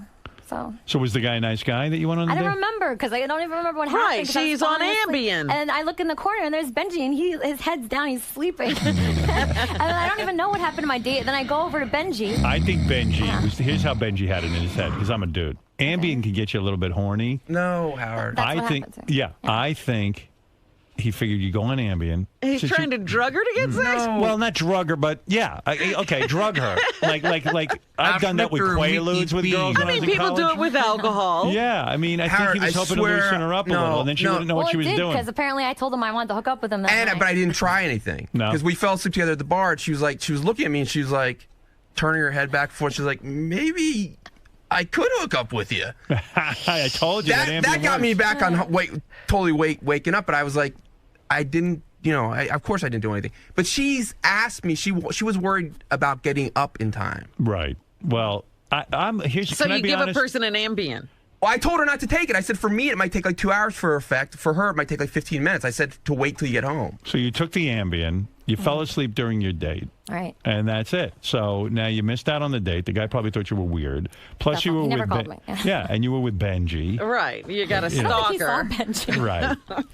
Benji, I'm picking up the vibe that, she thinks you're a fun guy and everything, the way that she thinks some of her girlfriends are fun. But I think you're wasting your time here in terms of a romantic relationship, honestly. I get what you're saying. If like my only goal is like it has to be her, but every time whenever I'm with her, I love being around her. Right. So that it's I mean, I know it sounds real gay, but it's a joy to be around her. And I mean, you've done everything to impress her. You've even gotten her on the show. I mean, let's face it. I mean, if that doesn't work in terms of getting in her pants, or at least even feeling her up and making out with her, it's never going to happen. It's just not going to happen. We've even sort of jokingly, but sort of seriously talked about, like, hey, we should move in together, get a bed with like a wall. And honestly, she would get married to me if it was like a non-sexual marriage almost. Great for you. Oh, that's what you want to be in, a non-sexual marriage. Well, soul-wise and brain-wise, I'm happy. I mean, she's real pretty. Certainly the prettiest girl you'd ever date. I've dated a lot of pretty girls. Pretty girls before. No, We've seen other girls. But not, Howard, every not time as good as this, though. All right. That blonde was pretty cute. Yeah, she was and real Sheila cute. And Tracy. Sheila and a lot was of cute. But this one's a prize. And she was in a band that almost made it without her, but she was in it. Well, let me hear some of this music, because he also says that she's so incredibly talented that the world should know her. Yes. And leave out Billy Joel, but it's like Katy Perry, Lady Gaga. This girl's the next one. Wow. All right. I need to hear this. Aren't you afraid by promoting her? Let's say she is the next I thought of Lady Gaga. exactly what you're saying. You're going to lose She's going her. to blow up today. Right. And she's going to probably go on a tour and everything. Yeah, maybe I will, but that's not, it doesn't matter. Right. Oh. I swear, every time she looks at you, it's almost like she's saying, why can't I convince myself to love this guy? It's I good feel for lighting you. in here, though. He looks good right now. He looks good, right? Yeah. But you can't always depend on that lighting. Right, can you carry that light we could get that around for the apartment. everywhere? TV, can you light Benji's apartment so he looks like this? Hey, he doesn't look bad sitting there at his job, right? Yeah, he looks pretty cool over there. Well, you know what it is? A guy's always sexier at his job. It's true. Stare at him, stand up and look at him a little bit so that you can see. Does he look It's a good presentation right now. right now, right? Problem is when he gets out of that seat, yeah. he looks kind of fucked up. He doesn't stay there all the time. Yeah. You're looking, right? I see you looking, trying to be You're attractive. trying to find It it. just sucks because the guys that I think are like so hot, they're such jerks, you know? Right. So it's like really messed up. Yeah. Yeah. Well, force yourself to love him. I'm trying. Okay. All right. That's good. Mary Ann, who used to be Benji's obsession. This is another girl. Have you ever met her? I love Marianne. Yeah, Mary she's Ann, awesome. yeah. Hi, Mary Ann. Hey, Howard. Hi, Elisa. Hey, Marianne. So, Benj, I love you. Oh. This is Marianne part 2 plus a guitar, okay? I mean, it's not happening. Right. Mary Ann, explain to him, why didn't you fuck Benji? He worked on you Okay. for years. Okay. He is so sweet. We're like best friends now. Like we go to each other's family holidays, but that's what I wanted the whole time. But it took years to get it to the point where he could just accept it as that. But like, I'm like her. Like, I like the hot guy. I go for the bad boy. You know, if someone just automatically wants you and falls for you and you're sort of an obsession, the minute you sleep with them, that's gone. Mary Ann, was first of there anything Benji could have done to become the bad boy, the one that you would have wanted? all. Oh, God. I don't think so. He's too sweet. Too sweet. All right. So if he even was a dickhead, but then he's got his looks to contend with, too. I mean, I think, did I try to do a makeover, Benj? I tried, too. Like, I tried. She tried to do a He has makeover on one you? right now. It looks You pretty did a good. makeover on Yeah, him? look at his like. For another one of her facial- dates. Yeah. He I had a date he also went on, and he had. Oh, my God. She wants me to be You know there. what? You're sounding, Why do you know, Richard Nixon did this with Pat, I think. And he where did he win would her. drive her to her date, on her date. I'll wait And for he you. eventually got her. Do you want me to start driving? Let me drive you to your date, Pat. I'll sit here while you fuck that college stud. I want to see Benji's heart broken. Dude, this No, is a she's heartbreak. being- I'm very You're nice going, to Benji. She's dude, being completely you're honest to going- me. I know, but you're going on dates with her? Fucking No, man out. I didn't want to, but she begged me to. Dude, look at me. If a girl ever said to me, I've been in bad situations, but no girl's ever said to me, I want you to come on a She date begged with me. me to go, Let me so. tell you, I would never get into that. I know, and Wouldn't I happen. She begged I got me to too go. much pride. All right. I do Benj, too. It's a little bit of an obsession. It is. You're obsessed with her. Do you think Benji likes to get with women? He sets himself up that women he can never attain, and that's his ultimate prize. No, that's just all Have you woman. ever seen her naked? Accidentally, not partially on Skype once. Is it awesome? She's beautiful. She's one of the. She's gorgeous. Yeah, of course. But I What didn't would see her you do to naked. her? She was What like in is her it bra. you tell her you would do to her when you're private? Because you've explained to her what it is you would do to her. What would you do to her? I would try to make her super, super happy every single day. Super wet. Happy. No, but sexually, what would you How do? does to her? that happen? I'm not going to go into that now. Why? You told her. I don't know, because that's not where we're at right now. Cunnilingus, right? That's your thing. In other words, I don't. Have you ever said to her, "Listen, let me just lick you down there and see if you can get into it"? I'm going to try that later this week. Has he ever said that to you? Hasn't. I don't think so. Not He yet. said it to me. I can picture him doing that, like going, "Listen, I'm telling you, if I lick you, you'll get turned on." Well, we made He it. does say that to people. Well, I we think made he actually did say we that. had a I'm conversation like gonna that cover if he because said it. this is where the asexual thing comes from, and I don't believe that anymore completely. But like, Elisa is very like she's. I don't think she's. Have you ever had an orgasm with a guy? Yes, Benji. Oh, she told me no. Well, I mean, of course it's she just like- told you no. It's just, I don't want to really talk about that stuff like late night over Skype. And Oh, but it's like, I don't want He to like wants to talk get- sexy, All right, so you know? I didn't know, but when I believed her. Did when you she jerk told me. off to her? No, I haven't You've jerked never off to her. closed your eyes and thought about her and jerked off? I really don't think I have. Lying. I'm saying I don't know why. I'm jerking off to her now. Why ain't you? I don't know. All right, I'm not. It's not. I don't know. I look at her pictures. I think she's beautiful. Right. And I see her and I think she's beautiful. You used to jerk off to Marianne, didn't you? I don't think. Oh, I know she's popped in my head, but I don't think. Like I've said before, like Not it's to hard completion. to compete with like Tube Galore and stuff. Those videos. Right. Let's go to Carlos. You're on the air. Go ahead, Carlos in the Bronx. Hey now. Hey now. Benji, you're fucking delusional. This woman will not fuck you. She's not going to be with you. You're a nutbag. You're treating her like you treated that other girl when she was in the studio. You was staring at her like you wanted to freaking kill her and eat her up. And Yeah, she was isn't so Benji's uncomfortable. stare kind of creepy? This guy brings up a good point. Well, I that's mean, why I was saying, could he be star 80? Like, if Yeah. this girl, No. he stays in her life, she becomes, like I said, she becomes this regular obsession. All of a sudden, she's now with other guys and she wants to leave Benji alone. Is he going to lose it? have your parents met Benji? Oh, your mom talked to him Well, on the he phone. asked my mom on the phone what blood type I was because he thought I don't know. Why would he ask that? He really thinks I'm this one blood type. I'm really into O negatives. yeah. I was like, I know she's an O negative. Was she an O negative? Her mom was. Her mom is. Which is a rare thing. So she has the recessive genes for it, Yeah. which I like. Oh, my God. I could tell she was. Bobby, go ahead in Nashville. You're on the air. Yeah, what's with this Marianne cock blocking? Give this guy some pussy, huh? Benji, What about it? Can you give him some give him pussy? the pony. Give him the horse cock rap. Let him horse fuck you one time. What? Let him horse fuck you? Yeah, you know the tape he made with the lady in the old folks. Oh, yes. Yeah. Yeah. All right, listen. I don't think she's ever going to horse fuck you. I don't even think she's going to kiss you. But that's my guess, and I think she's being honest with you, and I appreciate that. I do. Now, Elisa is going to perform. Elisa Jordana is going to perform. Now, this is from your self-titled album. Yes. This song is called Fuck You, I'm Fine. There's Yes. profanity in this song. If any kids are at home, get them out of the room. What does this mean, fuck you, I'm fine? Just basically, it's just I wrote it so like girls, they think about guys like for a long time after you break up. Right. And, it just, I don't know, just like I wrote it and it came so naturally and it's just really how I feel. Right. So, it's just a song meaning no matter what happens to you, you're always yourself. I see. And, just stay strong and don't let anything get to you. And, Is she making her entire living from music still? Yeah, I mean, I put songs on like TV shows and commercials and movies. Yeah, so I make money doing that. And, other side jobs. I've got a production company. So you're in the music industry. Yeah. Yeah, you don't have to take a job like selling retail or clothing or something like that. You're actually making a living as a musician. Yeah. Which is great. Cool.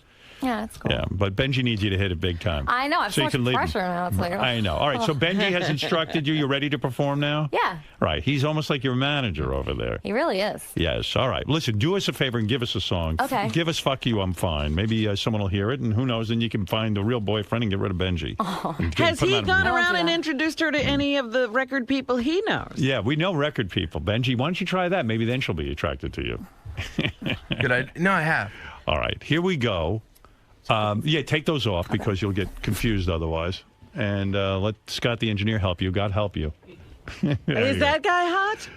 Are you attracted to Scott the engineer? I've won 4 Grammys. He's won Grammys. A little longer, to be attracted to somebody. Give her a microphone. Where is everybody?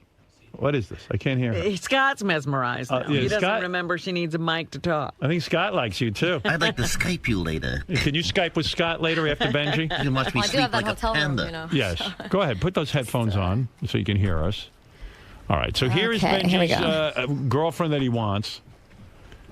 We said to Benji, bring your girl in. Look at him. He's already giving everybody the eye. What Like, are you doing? Now Huh? get ready for this. What are you doing over there, Benji? She's told me she wanted to be able to see me when she played. Is that true? You want to see him? Sure. Sure. That's what she never said. I like looking in Benji's eyes. Yeah. All right. Okay. So.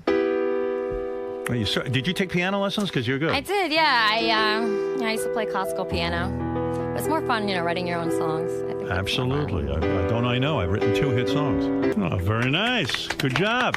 Thank you. Look at Benji. Oh, my God. Look at him. Look at him. Like he See, I performed. told you. He did a good job. Song kind of reminds me of your situation with Benji. It's Wasting like, all my time. I was like, why not look at Benji when you sing this song? Get out of You're my not life. even my type. I mean, No, really. but that just shows that I went out with somebody that wasn't my type, and it ended up being my type. So you never know. Right, you never know. Benji should hang in there with you. Well, listen, it's really wonderful to meet you, Elisa. I've heard so much about Hey, you. till Howard. I'm nauseous. Yeah. Yes. Would you want to, like, she has so many, would you want to hear, like, 30 seconds of another song? Now, Benji, look, listen. I like Elisa. I see why you like Yeah. her. She's a very charming woman. But I'm going to have a talk with you. Okay. I don't know if you want to talk now, you want it on after she leaves or whatever. Could she put the song over But I'm going it, to or- spell it out for you. Yeah. I mean, it's you're torturing yourself. Why? Why? Well, if She's- he wants to do this, why not let him go? Hey, listen. Play out the thread. He's a 50-something-year-old man. He 50? can certainly Oh do my whatever God. he wants. What? Yeah, you didn't know that? Who? Benji. How old are you? 62. 40s. I'm joking. He's in his okay, 40s. okay. I'm joking. I'm joking. I was making Yeah, a joke because he gets uptight. No, what I'm saying is, you're a big boy. You can do what you want. Yeah, yeah, yeah. But you're one Yeah, I of mean, these he guys. can't turn this off. You want unobtainable women, and then you think those are the ones you could marry. That's not true. She's unobtainable. For You're you. not getting her. Yeah. Listen, that's the way you, which is cool. I You- could get her in 10 minutes. Okay. You understand? Okay. She's not for you. The only reason I can get her is because of who I am. All right. She's out of your league. That's true. Am I right or am I wrong? She's arguing over there. I just want to say one thing. It's not like that, because I especially understand. of who you are, you have to like make sure the guy really likes you, and he's, I it's hear like you. I hear you. not really You like ain't that. you're not going out with him. I'm breaking it to him. All right. If I was single, I'd ask you out. We'd have some. In 10 minutes, we'd be all over each other. Believe me. You know it and I know it. Am I correct? Let's be honest. You know it and I know it. Do you I'm know into it? the whole like consistency thing, not just like for I'm 10 minutes. consistent. For 10 I don't minutes. do 10 minutes. I do it. I'll give you a whole night. Are you crazy? No, listen. Couple Give weeks. me 90 months. I'm a boyfriend. You understand? I'm not a womanizer. I Right. respect women. I see Right. what he sees in you. Thank you. You're not seeing it in him. That's all. You're being honest. I admire that. You're not leading him on. You're telling him, Benji, I'm not into you sexually. I don't know what to tell you. Not attracted to you. But then again, she does lead him on. No, she doesn't. Yes, she does. Spending all this time with you, Skyping all the time, all of that stuff gives you hope. Listen, but That's true. we like being around each other. You make a good point. Sure, but she doesn't want out of it what you want out of it. I know that, and maybe it'll get to a point where I'm like, it's not worth it. It hurts me too much. But the good feelings I feel are more than that at this point. So you don't mind her using you? I don't- she's not because using me at all. Yes, she is. What? Yes, she is. She's using you. No, Are you she's not. using Benji in a way? In a way. You mean like to be my friend? Yeah. Or well, I mean, I don't think that's using because I give back. I encourage him, to do things like I encourage him to do the CNN thing, and like I don't know. I just She loved that. by the way. I loved it. It was so fun. I love being with Benji. He'll do anything, Didn't you almost get killed? I think that was her plan. Like I've instructed I have 3 daughters, and then they'll say to me, "What's with guys? A lot of guys, all they want to do is have sex. They don't want to be friends." And I go, "Listen, let me explain the world to you. This is the way it is. I'm your father. It's like that. I tell girls that too. I'm a guy. If I want a friend, I'll call Fafa Fooey. Stare at him. A lot of the guys in the office are sort of with Robin in the sense that that maybe you should just say, "Hey Benji, you're a good friend, but it's not going to happen. It's never going to happen. I'm not Skyping with you. I'm not sleeping in bed with you. I'm not hanging out with you." Skyping is different than sleep. I don't know. But maybe I know, she but genuinely, well, actually, we did sleep in maybe the same she bed. genuinely likes being his friend. Yeah, but it's too much. She's So he should using stop. him to even keep other guys at bay. She's taking him on dates. It's ridiculous what they're doing. Well, maybe you're right. It gives Benji. It does give Benji false hope. Although Benji should. It's the onus is on him to Of understand course. it as well. Can't blame her. But she should say. Maybe she should say, "Never going to happen." Just so you know, never going to happen. Maybe we. She told him. That's why I said the asexual thing. You know. And yeah, by the but way, then she gives him the little, oh, well, maybe I saw it the other night for a second. Isn't she even that song sort of says, "Hey, I was with a guy I didn't like." She's a very pretty girl. There's Yeah. no question. She's wonderful. You're in love. Yeah. I get that. It's a one-way But street. in like I this said, it's relationship. opened my heart to the fact that if it's not with her, I'm going to find Then someone that go has the same. find that person. Oh, Fred, it's not all I like, like when- I think him and Marianne are a very good couple. I like when Benji starts in with the sex talk with you to get you worked up, and you totally No, are it's repulsed. not. That was from when she gave me the impression that she never had gotten off with a guy before. Yeah, all right. Hey, can I just tell you one more thing about her being Tried everything. asexual, which is really funny? You know, Ronnie had a birthday party the other night. He was at Rick's, so Benji brought her to Rick's, and he goes, "What'd you think of your first time at Rick's?" She goes, "Oh, this is my first time at Rick's. I'm here all the time. I know." She knew the menu. You go to Rick's a lot? And it's a fun place. They have good food. Do you, Lobster. ever, do you ever make out with the girls or anything? No, Once in a while for fun, like touch the titties and they touch yours? no, not really. Why? I don't really want Do that. the girls come on to you a little bit? I like talking to them. I mean, they're very Right. friendly. Do they ever like try to kiss you? They try to grab me. I mean, if they do that, that's like nothing. I'll let them do that. Do you ever Skype with them? No, I mean, they're not. You ever as been good with a girl conversation. sexually? That's something you know. No. What? Just trying to think. It might have been a long time ago. You might have tried. All right, so you have. So you'd rather be with a girl than Benji. Depends what girl. All right, there you go. So there it is. She's even picky with the I'll girl. get a sex change for her. Well, look, what am I going to tell you? I wish you luck. Elisa Thank you. Jordana, her self-titled album is available now on iTunes. And for more information, you can go to elisajordana.com. And Elisa has a lot of information about herself there, I guess, right? How you get in contact, how you can give her a record contract, too. My email's on there. You wouldn't mind that. That'd be fun. And listen, that's it. I mean, there's a lot of people on the phone who basically want to advise Benji. I'll let a couple of them through, and then we'll end this. Tom, go ahead. Yeah, Benji, you're totally wasting your time, dude. I was with a girl I did the same thing with, got with her. Was 5 years later, she's gone. Big waste of my time. Did you have a nice time for a couple years? Yeah, but I got to tell you, before I was famous, I knew. Listen, I was in the same boat you were. Look at my face. You understand? But you didn't go this way. Robin, I'll tell you what. I always had my dignity. There were girls I liked, and there were girls I would hang around and see if something could happen. Mm-hmm. But if it didn't happen within 2 to 3 days. Wow. 2 to 3 days. 2 to 3 days. If there was, I could tell if a girl's into me or not. If it didn't happen, that was it. Goodbye. On to the next situation. Take Howard's advice, Benj. Listen. Hey, I'm not It's a one-way dating. street. I'm dating chicks right now. All right, So okay. This is someone I love being with. But this might keep you from having intimacy with other women who actually are into you. It might. And then if How long things have before she says, fuck you, I'm fine? Let's be honest. Aw. All right. Well, Elisa, thank you. Thank you for having me. And good luck with the career. Sure don't hear 20 seconds of another song. Why? It's okay, Benji. It's so He's in love. He's in love. He wants to hear you play every second. I know. But like 10 seconds of another song, it's so good. You do any covers? No, not really. You don't like anyone else? Sometimes, like once in a Sometimes while, it's yeah. more, yeah. Right. You just got to hear 20 seconds of This Town. Oh. Why didn't you tell her to do This Town if that's the better song? I don't know. I was too mesmerized. All right, do 20 seconds of This Okay, Town. okay. All right, Benji's going to have a fit. And I got to sit here with him. You don't. He's got time bomb. Look at you. Yeah. You fucking He's turn. grinning at everybody in the room. Please. It's like you can't even look at him while she's He's playing. turning beat red. Yeah. There's that blotchiness that That Elisa brings talks her about. so much closer to I him. have a mood face. Wow, you're in love, dude. Look at you. Well, it's nice to see Benji in love. Wow, he's in love. Let him down gently. That's all I can did. tell you. All right, go ahead. Yeah, I know.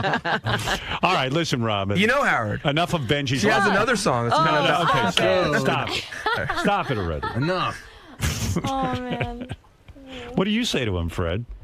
I say, you know what? She's a really nice gal, but Benji, don't waste your energy. If there's someone that you want to find to share your life with, she's not the one. You can have a good time with other people too. Do it with someone that you know there's a future with. There's no future here. Right. I don't think that's all about what life's about. I don't. Well, but your life will be over before you find that person. If you keep Maybe. wasting your time I don't think chasing a dream. I'm not wasting my time. You are. All right. Well, you're wasting our time. All right. He Thank doesn't you. know he's wasting his time. Yeah, right. Leave him alone. He'll He's find fine. out. Fuck me, I'm fine. Fine. Well, you know, you're very lovely. I'm glad I got to meet you. I see why Benji's so attracted to you in all of this. But look, I'll talk. I'll make You it. think you can talk him down? Yeah. I'll talk him down. And everyone remember Elisa Jordana, and check her out at, what do you call it, Angels and Kings of Manhattan, November 18th. And go see Benji there, too. Sit in front row, staring at her like a mental patient. That's a show in itself, right. watching Benji watch her. That's the video. Good job. Thank you. That was very fun. Where do I go? How many years of piano lessons did you take? I started when I was 4, so. Wow. Well, you learned well. Thank you. Thank Yeah, you so great much for job. having me. Yeah, no, it was fun. And I don't know, maybe you and Benji will get together. And we'll be at your wedding. So nice to meet you. Thank you for coming in, and good luck to you and Benji. You two make a nice couple. Thank you, Benji. Bye, thank you. No problem. Good luck with everything. And I feel for you with that story with the band you're in. Oh, thanks. That's tough. That's tough. Yeah, it's tough. It's okay. Are they in touch with you at all or no? Actually bumped into one of them at the Guitar Center the other day. Yeah. Oh, she's not really. You play guitar? Yeah. Yeah, a little bit. Well, you're very talented. Thank you. Thanks for coming in. Couple more pictures? Oh, sure. Yeah, there's too much. No meeting today. Right. Thank I God just for remember. That's fine. I know. Oh, no. What the fuck am I thinking? The only thing I need a meeting for is Is it this Tuesday? Hold it, I'm spaced out. How do I take a picture? You know what? Oh, no. Oh, yeah. That was great. Okay. You were great. You did a great job. Thank you. You wearing lips? No, I'm on my toes. Awesome. Thank you. Let me take one more. Make sure I got one with the flashes today. We don't really said that. It's like next week or something. We don't really need a meeting, Okay. except at some point we do. In the next 3 weeks, we have to figure out what these sound bites are that we're going to put up. Should I put up a note and start collecting some ideas? Yeah, yeah, that would help. Thank you. Collect the ideas. But yeah, Went so because fast. we need some real killer ones. really you know, stuff, and you know, Richard and Sal are so good. Yeah, I was just saying that because I'm No, you'll see it. You'll hear it. Really? Come here, you two. Okay. And she's reassuring me right now. Benji has to be in the conference too. Elisa, you were just saying Benji's reassuring you. What are you feeling right No, now? I was just like, I didn't know how it went so fast, you know. I just like, I don't know what happened. It's like a blur. So Benji's telling me I did a good job. Incredible job. I thought you did a great job as well. I mean, it's got to be tough as a performer to sing this early in the morning, and you came through. Yeah, I was very nervous about it. Let me tell you about it. Now that I did that, I feel like I could do anything. So that's positive. Now let's get in. Almost anything. Are you both going to heed Howard's advice? I mean, he seemed to sort of intervene and break down your relationship for you and really kind of strip away some of the misconceptions that maybe the two of you are feeling about each other. Well, what I don't understand is why can't like a guy and a girl be friends? Like, what? Why is that not possible? I don't understand that. I have lots of guy friends that I'm close with. So. Well, I don't think it's the fact that a guy and a girl can't be friends, but Yeah. I mean, Benji's made it very apparent that he's into you as more than a friend. Yeah, but it's room to grow. You know, you never know. So that window of hope is still open. Yeah, sure. The Couple window's years. way down the hall, though. Benji, is that what keeps you from letting go? The fact that No. there's that little grain of hope? Maybe it's a little bit, but like I said on the show, normally I have so much fun around her and I feel so happy, so that outweighs when I get sad about it. Because Benji, I know since you've been single in the last few years, you know you've dated a fair amount, and you've had. And I'm not dating now. That's the thing. Well, that's the thing. You've had women. I've seen women, you know, come here just to meet you. Really? I remember there was an artist who really liked you from a few years ago. I mean, you're obviously a very talented guy. I know people that like him. Yeah, I mean, he's as much as they tease him in there. I mean, he's a great guy, and there are women that want him. Why can't you just, like Fred said, move on and find that woman who likes you as much as you like her, like a more of a mutual love? I'm not. It's like you guys are so quick to say, "Oh, kill that dream" and everything, or you know, you have to, like Howard always says, "Oh, well, you're not making money at that fun hobby. Why are you doing that? You're wasting your time." I don't feel like I'm wasting my time. So if I feel like that, then I will. You know. But a hobby or a dream isn't reciprocal. Love is. It has to be. Well, I actually, like I said, I think deep down she has feelings for me. Not exactly romantic, but I know she has feelings, and I know she gets sad about that she's not attracted to me. So you never know. So give it time. That's such a sad statement, right there. It's like, I mean, we've been out to dinner. She gets real sad, like you know. So. It bums you out, Elisa, the fact that you're not able to love him as much as he may. no, I love him, but But romantically. yeah. You hardly know him. How could you love him? Yeah, he's a lovable guy. We spend Ronnie, you don't know how much time we spend together. No, but even if you meet somebody for a week, like I fall in love, but I could love somebody, you know. I love. understand what you're saying, but it's not the love that he's thinking. Right. But it could be different, you know. Some friends feel differently about each other, you know. It doesn't have to be exactly the same. Gonna get hurt, man. That's all I know. I would never hurt him. That's the thing. I But wouldn't. you don't realize it. You are, in a way. Oh, Ronnie. No, you are. Ronnie, it's not. I mean, Because you got different feelings. Don't you get it? it's okay though. I'm not trying to be nasty about it. I'm just telling you. No, I know. That you have way different feelings. I've been there. I've done this a long But time what ago. I've said is, it's great to be open to that. To realize that you can have feelings like that. Yeah, but you think you're gonna turn her around? Sometimes I think that. Sometimes I think. Well, I wish you luck, that man. way. I wish you luck. Thanks. But did you She's like a her great song? girl. She sings great. Did you hear "Fuck You, I'm Fine"? Yeah, I Did love you hear "This Town"? Yeah, I heard it. You got to hear "You're So Beautiful." She's very good. You're in love. It's a great one. I'm in love. You're in love. No, it's a great, incredible. You're in love. I'm in love. You're so in love. Yeah, you're you're in so. love. Yeah. Actually, that song is very similar to our situation in a way. So. All right. All right, you two. Okay. Hope everything gets figured out. Thank you. Kiss her goodbye. I will. What? That's it? It was incredible. Yeah. Yeah. I'll see you at the hotel later. See you in our room. I'm gonna get it for another night, right? All right. Not even a kiss on the. No, there's no kissing Elisa, and friends. I mean, Alicia. Lisa. Yes, there's a kiss. A little. I'm kissing both. cheek. I'm gonna walk you to the door. All right. Okay. I gotta get my stuff. I gotta get all my stuff. Yeah. All right. I obviously see that there are sort of confusing feelings for him. You like him mostly as a friend, obviously. They went over all of that inside. If you were to quantify the percentage of chance Benji has, what would you put it at? Chance for what? For taking the relationship to a romantic level? It's gonna be like a year. I need like a year to like figure it out. You know? Now, in your past relationships, I know you mentioned some guys that you know maybe started out as friends. You mentioned one particular relationship where after 3 years you hooked up and all that. But in most of your past relationships, It takes me like 6 months. really, you don't instantly like someone or feel an attraction to someone? Those people I instantly like and I'm instantly attracted to, that never ends good, you know? Because then, you know, you just hook up with them right away, then they never talk to you again. So I'd rather have a Benji-like situation where you're not as attracted to the person, and then, you know, it develops over time. I'd rather that.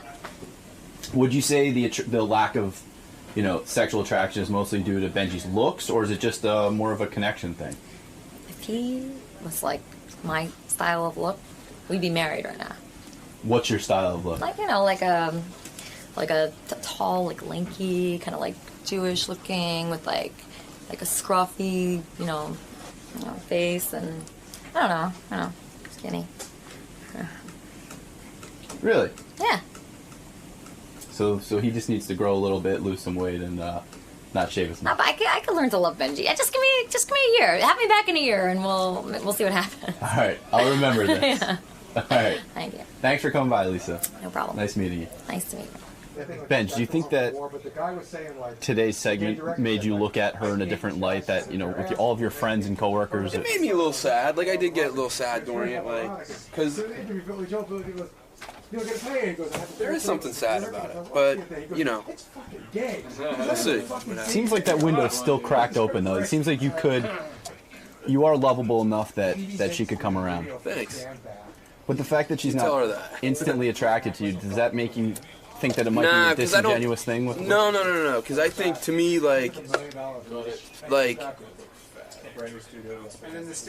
looks are important to me, but I think that's the least important thing of a connection. Although I have to say, I don't necessarily see Benji hanging out with people who are not that attractive, who might be musically talented as well, and he's not Skyping them, and he's not hanging out with them or going on dates with them. I'm very attracted to her looks. That's no question. But what I'm saying is, I say for me, a look has to meet a certain criteria, and then once it's beyond that, it's the personality is much more important. Like, the initial attraction is based on physicality, but then once it gets what I'm saying is it has to meet that.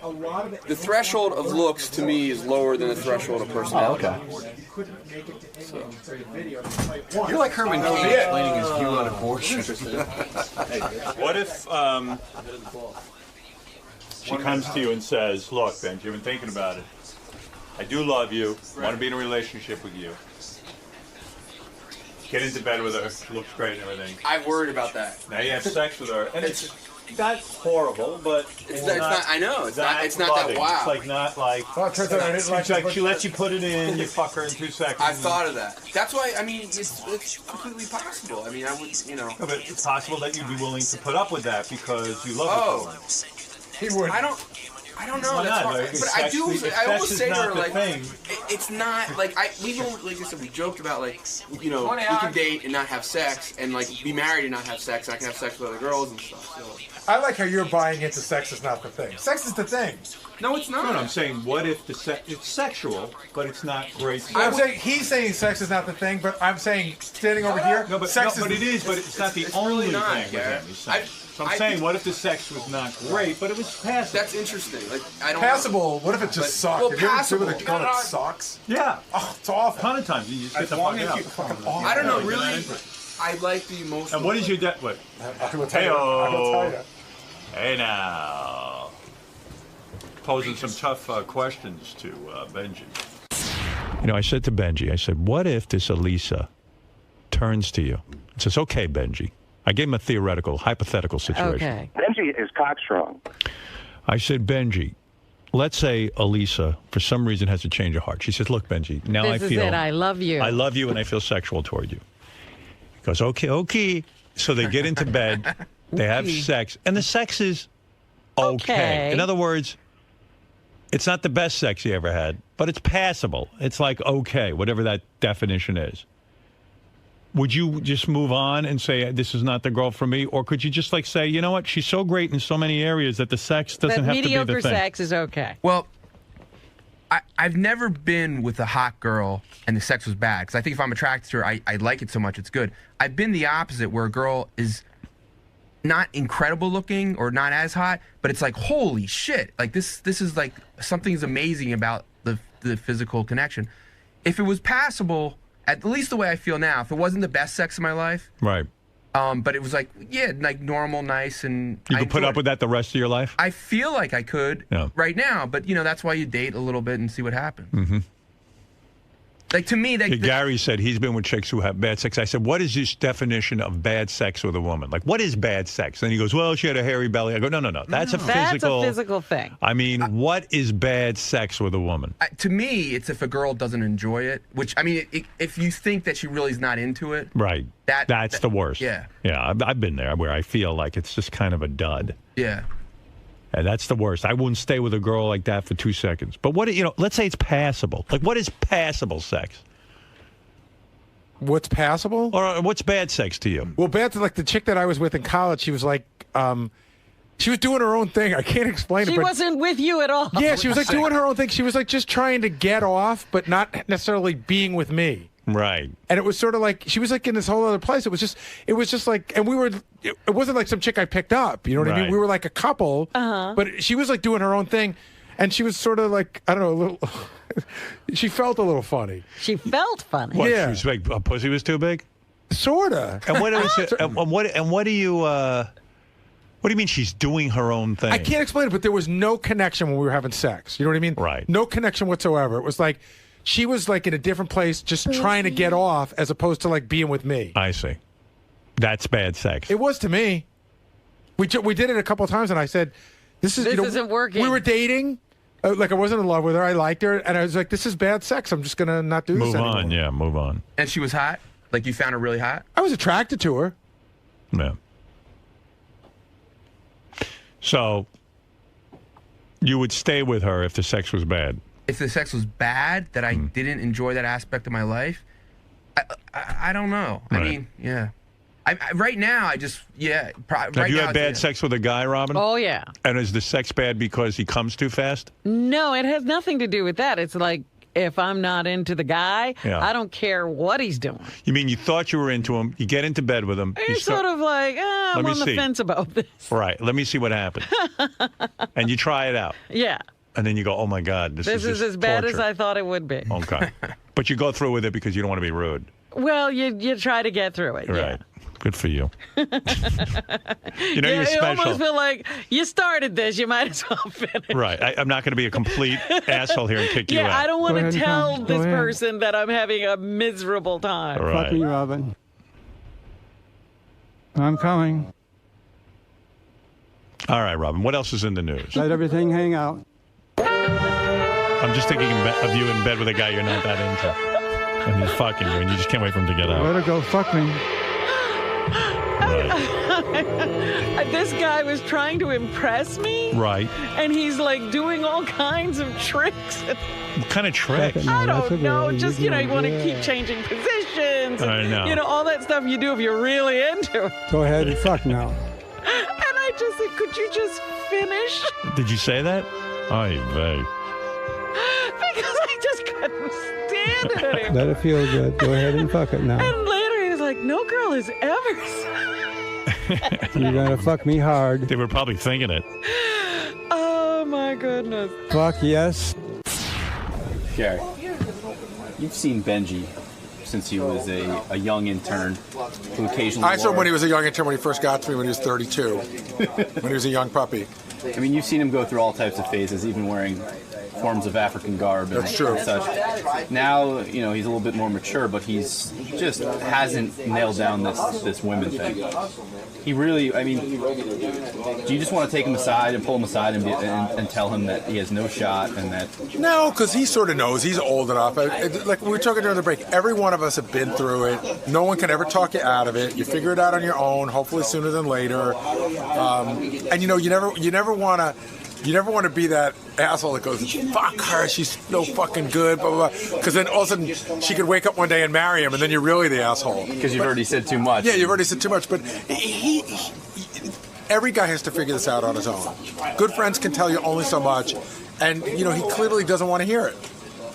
Now you've done the infamous "I Love You" tape and that whole thing. Isn't this kind of a form of that? I mean, this is sort of the same thing. I guess it's. I mean, does he look like a fucking spineless pussy? Yeah, it's very much a form of that. But at least you had that girl. She was And by the way, I got her back after that tape. Exactly, and she was once yours to begin with. This girl's never been his, That's and right. he's still relentlessly pursuing. If he loves her, he should let her go, and if she doesn't come back, then he'll know. If you love it, set it free, man. Set it free. If she returns, it was meant to be.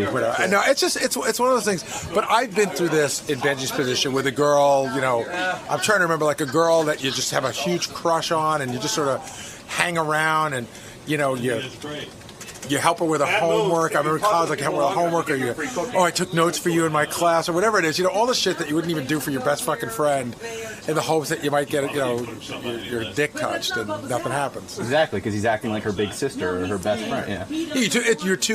You're too nice. You're too attainable. The best thing he could do is walk away and never call her again.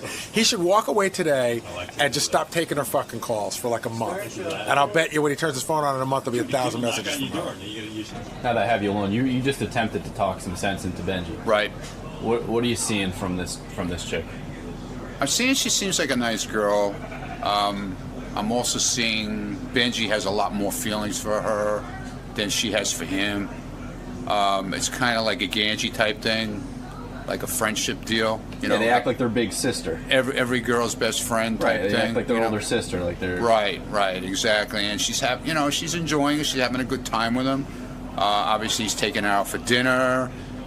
He's enjoying himself, but he's trying to make it work in a different way than I think she is. She, takes him on a date, and that's the weirdest thing ever. Yeah. I mean, and first of all, for him to do that himself, to go, he's lowering himself to be like a total moron in a way. To go to sit there and watch the girl that he's dreaming about having a relationship with, being on a date with another guy. How could you put yourself through that? It's bizarre. But do you think she's being, opportunistic? Do you think she's trying to use him at all? No, because I don't think she's using him. Here's the reason I don't think she's using him. He pursued her. Right. And he's impressing her by bringing her up here, taking her on a tour, bringing him on to Jenny Hutt's show, which he shouldn't have done. He knows that. She hasn't been on this show yet. She was scheduled on this show today, and he took her and put her on another show yesterday just to impress her, to run in front of the CNN camera and carrying on just to impress her. He's making a little bit of a fool out of himself. Do you think if he was more aloof, if he tried to be a little bit more standoffish? I think if he tried to be a little more bad boy type, I think that's what she's more into. More than like the guy who's sweet. Because that's what she kept saying. He's too sweet. He's too sweet. He's sweet. Marianne said the same thing. A little more skull and crossbones, a little less being overalls. every girl's best friend. Right. You know what I'm saying? Right. Like, hey, you don't want to hang out with me? Fuck you. I'll find someone else. Yeah, exactly. Now let me put some Mambo on and get out of here. Yeah, a little spray and on your way. I hear you, man. That's good advice. Hopefully he'll listen to. He's not going to listen. That's the problem. Benji does not listen. He's got to find out the hard way for himself. And unfortunately, he's going to get his heart broken, probably. Feel bad for him. What do you think? You think Benji's going to... He's going to get hurt. He's going to hurt himself. He's actually going to hurt himself. I tell you, the staff reaction on this, the question is he blinded by the camera, or is she using it? No. She's not using She's being it. upfront, though. Yeah. She's saying, I'm not into you. But she's an idiot. No, but she's not using him because the fact is, he brought her here. Right. She's not using him. He brought her to Jenny's show last night here. He brought her all around here. He's like a yenta. You know what it is? He's trying to impress her, but it's not going to work that way. When a guy knows the chick's out of his league, he goes everywhere. Right. I love this. He's got so many issues. It's not going to work that way. You guys ought to do an intervention. Oh, please. I try to talk to him. He won't listen. Benji never listens to He's anything. cocksure. What case is Cockstrong. Cockstrong. Yeah. We're getting ready for your girl coming in. Your girlfriend's coming in. You excited? I'm very excited. Okay, so you might tape her sound check. Oh, Jordana. Jorda. You're gonna check. You're gonna do her sound check. You record it, or we'll have someone record you. Right. Sound check. What are you doing this for? What do you mean? This isn't usually the norm. Like people come in the morning of and rehearse, like all the big names and stuff. And that's not true. We have a lot of people do sound checks. Yeah. I know, no, she's just more comfortable. It's like her first time. She's nervous. Yeah. And it makes, it's like if you were the first time you're ever using a camera, you might want to try it out for a second first. Why doesn't she come in with her people? She doesn't have people. You're her people. Well, I mean, she will have people. All right. Okay. We'll take care of it. All right, you'll let us know. So all you got to do, Benj, is that's it. It's the button right over here. See? Yeah. You turn it on. Show me. We're going to do the whole thing. That's stop and start, right? Whoever's doing it, record. And the numbers are moving. Okay, so... Yeah, you could, just hit it again. But make sure, you always want to make sure the numbers are moving here. Okay. Matt, do you know where a battery for this is? A fresh one? Behind that rack. All right. This rack. Now, is that better than an iPhone? What? To record on that. Is that easier for you? Yeah, this will be much easier for us. All right. All right. Turn the silver button from off to on. Can you just put in a Google? Shoot. Always shoot wide. Contour HD. You hit the start stop that to record and make sure the numbers are moving. Right. It's recording. The numbers are moving. Now it's recording. That's moving. So it's recording. Okay. Cool. Hey, Lisa. This is Jason. Hey. Hey, Jason. Jason actually might be in here tomorrow. Oh, great. Yeah, I will definitely be in here It's like tomorrow. taking pictures. That's so what. Come and say hi and meet you. Benji. Well, I mean, like indoor. Crazy. I know. I'm That's glad not you don't practicing. disappoint. Yeah. Oh, you better be here all night. You sound great. I know. But Oh my Benji God, made. Really, you need to bring it. I really need to bring it. I know, but this is good that sound's going in and out, because if that happens, I need to be ready. Is the sound going in and out? Going in and out. Yeah, it's going off and on. Just right now? That might be the before wireless. it's playing. Is that the wireless? Maybe because. Oh, maybe this plug wasn't in all the way. Hold on. Could be. Yeah, it's not. Well, those won't be the headphones you're using tomorrow. They're not? I'm Yeah, hoping. they're Oh, they are? Yeah. We'll make sure they're plugged in all the way. Try now. Okay. Yeah, because What is it usually? I thought they used the wired headphones. Where would they wire them from? I don't know. Because, yeah, it was going like in and out, so. Continuously? Yeah. Like off and on? You know what? The batteries probably need to be replaced in that, Oh. which they usually do every morning. So we'll make I mean, I'll remind Scott tomorrow morning too. A bit of liquor. Well, that's why I put high pitch down there. I figured all the homeless people would have stolen the bottles. She got high pitch an outfit like the English guards outside Buckingham Palace. There's a nice, thank you, Hank. Nice bottle of tequila. Yeah, it's Stolchania. Stolichnaya. Stolichnaya, you say? Stolichnaya. Oh, see, I don't even know that. So you're putting extra syllables in it. Stoli. Stoli, yeah, I know that. All right, let's take a break. I see a lot of people on the phone, but I got to take a break. And I swear, if you hang in there, I'll get to you right after these words. Listening to The Howard Stern Show. 104.1 WBCN. WBCN. To a man who could cure cancer, he just doesn't feel like it. Howard Stern. Holy friggin' mackerel, baby. Right? Yeah, F you. baby. F you. F you. Yeah, baby. Yeah. He was a big man, an American original, a beacon to the simple message of brotherhood. Go yourself. A generous man who gave of himself when the giving was hard. You f***ing homo. And yet, never without a kind word for those less fortunate. You bunch of assholes. That was Hank, the angry drunken dwarf. A man, a legend, a friend. Go have sex with Jesus Christ. Go have sex with Jesus Christ, indeed. Hank the angry dwarf. We salute you, Hank. You're the angriest, the drunkenest, the biggest man of all. I know dead people smarter than you. All right? I can talk to a retarded cohort and get a better conversation out of one of them. So I can talk to a politician. I can talk to one of those church-owned faggots. Stupid weirdo. Go have sex with Jesus Christ, you faggot.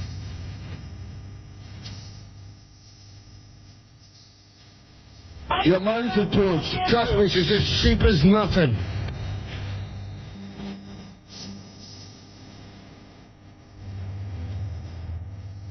You f***ing homo. Hell, if you had another brain, you'd be lonely. Shut up, you dumb bastard.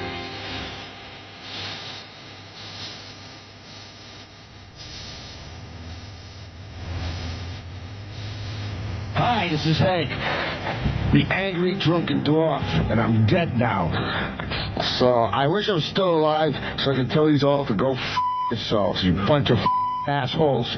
It's hard to miss Hank when he's yelling at you. But nevertheless, there it is. So many Hank tribute songs. A huge outpouring for Hank the Angry Drunken Dwarf. Wonderful. Yeah. Bigger than Aliyah. Because you know something? More people know Hank the Angry Drunken Dwarf than knew Aliyah. Absolutely. If Hank had a record out right now, I believe it would be #1 on the charts. Unfortunately, he had no talent. No, he didn't really sing all that well. No, but I tell you, some of the songs that we've received, the outpouring has been incredible. I'll just play one more right now. I have so much to get to, but Certainly people should hear this.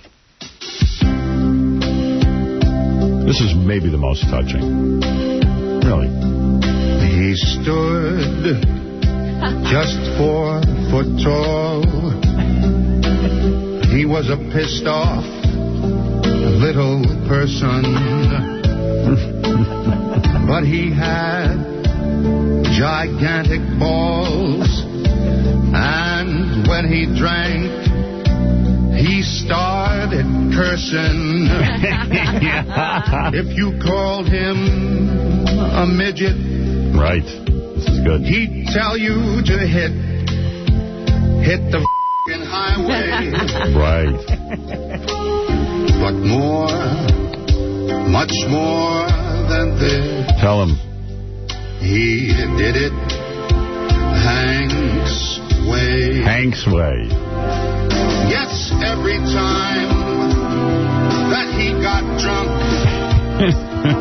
he'd call someone a sucking punk. He sure did love vodka in a cup. Yes.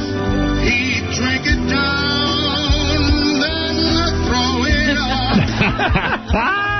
He did it all, not 4 foot tall, and did it Hank's way. You go, girl. Hank's way. He was small, and he wasn't cute. Oh, that's true. He'd wake up, and he'd start boozing. He did from the minute he woke up. When he wore that pink bunny suit, everyone found it quite amusing. Yes, Hank, he did all that, and may I say, not in a tall way. Oh no. Beautiful song. Oh no, not him. Yeah. He did it Hank's way. Hank's way. Yes, he was a dwarf. Isn't that nice? Who drank a lot. Beautiful. His eyeballs only came up to my crotch. He did it dwarfy style. He said the things he truly felt after he had a couple of bells. Give him the courage. The record shows he didn't blow, but did Hank's way. I love that. Yeah. Wow. So much Hank news, but today on the show, Stained will stop by to perform one of my favorite songs, It's Been a While. And that's a good song for Hank. Yes. Yes. Hank's way. Yes. In fact, Stained will be doing a tribute to Hank Oh, wonderful. by performing It's Been a While. They're coming in. All of show business. In fact, The Rock is coming in to eulogize Hank. Excellent. All of the stars. All of the stars. are Kendra remembering Jade. Hank. Kendra Jade's coming in. She wants to meet The Rock, so she's going to wear a sign that says something like, I'm an anal-loving... It's right over big there. empty head. Where is it? Oh, here it is. I once gave anal sex to 35 guys in one day. She's going to walk down the street It's with on that. both sides, so you can't escape it. That's right. And then she's going to throw up on a man in order to meet The Rock, which we think is great. Also, Patrine Soames is on the phone, who is a psychic that says she has contacted Hank. Oh, boy. Let me begin there with the phone call. Patrine, isn't it? Patrine, I don't normally turn to psychics. You sure that's not latrine? Latrine or Patrine? Okay, it's definitely Patrine, yeah. And Patrine, you have a Bronx accent? Well, no, I'm actually originally from England, but I'm here England. in Texas. I see. And Patrine, how long have you been contacting the dead? Okay, I've been a paranormal expert for the past 20 years. I've been contacting dead people. With it, Hank didn't have. Goofing on his big teeth while the world goofed on you. Let me ask you a question. Yeah, I miss you guys. I haven't seen you in a long time. Yeah, you got to come by and see us. By the way, everyone said to me, how much longer would Hank have live because shorter people die sooner. I think that's an old wives' Billy tale. Birdie just died. He lived a long, long He was time. in his 80s, I think. And Yeah, I mean, have you ever seen the thing on the Discovery Channel? yeah. Most of those people, I mean, depending what type of dwarfism you have, they can live to be in their 80s or, I don't know. With my type, I've never seen an older one, so really, I might be counting my days as it is. Yeah, you'll probably be dead soon, too, right? I'll be holding a memorial for you. Oh, yeah, totally. Yeah. Oh. So, see, some people do... he has a baby. Your baby's all right, right? Yeah, my son's, he's almost 5. He's almost taller than me. Yeah. He's almost taller. Howard's greatest dream. I can't wait to bring your 5-year-old in and he's taller than you. Oh, that'll be great. Yeah. All right. I don't want to wrestle him. He'd give me more of a challenge than that Playmate did. Yeah. Hey, Marty, you're the best, and thanks for calling in. Hey, tell everybody I said hi, man. My respect out. All right. Marty the Thanks, midget. guys. Thanks, Marty. I've seen Marty get laid plenty. Oh, Marty's a womanizer, yeah. He's a good-looking midget, and girls think he's cute, so they will bang him. You give him the mercy bang. Wow. In fact, his son, he had it with a regular-sized woman. Good-looking woman. Really? Tall. Yeah. Probably gets better-looking chicks than us, Artie. I would say, yeah. He If gets that's taller the case. chicks. I mean, if he's getting regular-sized chicks, they're probably better. You're not even getting regular-sized chicks. Right. A few midgets, a few dwarfs. A lot of fat chicks. All right, so there it is. What can I tell you? We'll keep you posted if anything happens out there. So many people. Listen, I got things I could play. I mean. Hello, this is former President Bill Clinton, and I'd just like to say that I'm really going to miss Hank, the angry, drunken dwarf. He gave me the best oral I've ever had. Didn't even have to bend over or nothing.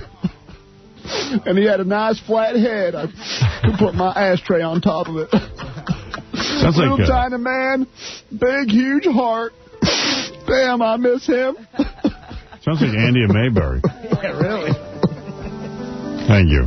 Damn. Yeah, I don't think that was the ex-president. You try to get an impressionist at 2 o'clock in the morning. It's short notice. All right. Anyway, so much to talk about. Number one, I didn't stay up late to watch it, but Anne Heche spoke to 2020 Barbara Walters. Yes. Which was some sort of big deal. This chick's whacked out of her skull. I mean, it's a pathetic thing. She had a career, I guess, and sent her career up by announcing she was a lesbian. So in the short term, she got famous, but everyone thought she was cuckoo. She did a movie with Harrison Ford. No one could watch it because they didn't believe that she was in love with him. Anymore. And she kind of wrecked her career, and now she's known for just revealing everything about her sex life. Well, yeah, the problem is now she's famous, but there's no work. Yeah. She's famous, and now she's famous because she now married a guy and also was found wandering around in someone's backyard speaking about space aliens. Yeah. You know. Well, she has several alter egos. Now she's claiming split personality, so, and that all these people are inside her. Yeah, so if you're a director, are you going to hire Anne Heche? Yeah, this is good advertising. Do you need this aggravation? Anyway, here's a couple of clips. I haven't heard these yet. Yeah, well, the first one, number 15, that's where she makes the revelation about, the great sex with Ellen. Wow. Up until that point, that was the best sex I've ever had. Better than with any man? Yep. Wow. Barbara Walters, hey, come here. Better than with any man? Hey, maybe I'll go out with Ellen DeGeneres. Yeah. Man, what? At least Ellen should be happy about this. Right. The next clip is she's... Meanwhile, Barbara Walters is licking her chops because Anne Heche is insane. Right. Yeah. She's just, rubbing her hands together going, boy, this is great for me. Better than any man? Yeah, that's right, because guys rub my boobs too hard. Really? Well, what is Ellen doing? I don't know. Ellen, we got to interview this Ellen. I met her at the CBS function that they had here a couple of months ago announcing all the new shows. Yeah. I said hello to her, but I should have said to her, what are you doing to these bitches? Doing these broads, yeah. You know what our problem is? We're too rough. Yeah, we just want to get over it. Well, now that there's all this synergy, we've got to get her when she's promoting her new show, right? Yeah. Oh, we'll get her. Is she doing anybody now? I don't know. Yeah, remember she's got one of those girls from that TV show, Popular. You know what and the girl's really good looking. Get out of here. Yeah, she went total lesbo with Ellen. She's like 22 years old, smoking hot. Wears hot little outfits when she's out with Ellen. Ellen's a better guy than any guy in this Wait room. a minute, I'm confused. No. She didn't go out. That's the girl that the Melissa Etheridge. That's right. Ellen's got some model. Ellen was with David Hedison's daughter for a while, and then that broke up. I don't even know who that is. She's an actress, and she was really good looking. Yeah, of course. She gets the best looking broads. That's what I'm saying. She gets the best tail in town. You know, if she was heterosexual, no guy would look at her. Oh, my God. Yeah, she's beastly. But, man, under her eyes. Great to go. Yeah, bags. Why not fix her eyes? It's disturbing to look at on TV. Well, she's like a guy. Yeah, she doesn't care. Away with that. Yeah. Yeah, right. She's just like a rich guy. He's ugly. And but you know what? I always try, when I'm in bed with a chick, I try to touch them very gently. Right. And like not hardly even touch their boobs. Like you'd like to manhandle them. But you try to the man in me wants to just squeeze those boobs. Right. You don't know how long to smack them around. You don't know how long to spend on the boobs. You're like, you're no. going... If you spend a lot of time on boobs, chicks think you're insensitive and only into their boobs. Right. So what you tell them right away is, I don't even care about boobs. All I care about is the person. Right. That's my first rap. Yeah. Then like you rub like the sides of the boobs, and you don't even get involved with it a little bit. You got to be very disinterested. And when you are touching them, you barely touch. You like a butterfly. See, like a girl. What have you been doing, Artie? This sounds like news to you. No, I get into the boobs. I enjoy boobs. Oh, yeah, so no, you can't. You can't enjoy it. No, not if you want to get in their pants. You have to secretly... Yeah, you secretly love them and want to, like really manhandle them. Yeah. And then, you got to be sensitive. You got to, like play with their, just the side of their stomach for, a half hour. Oh, I can't. But you got to be so patient. Rub their thigh for, 45 minutes. But barely. 45 minutes. Yeah, but barely. Because that's what girls want. That's what lesbians do. Listen, they can't do the final action. Right. So you got to, tease the area. Tease, do the once-over.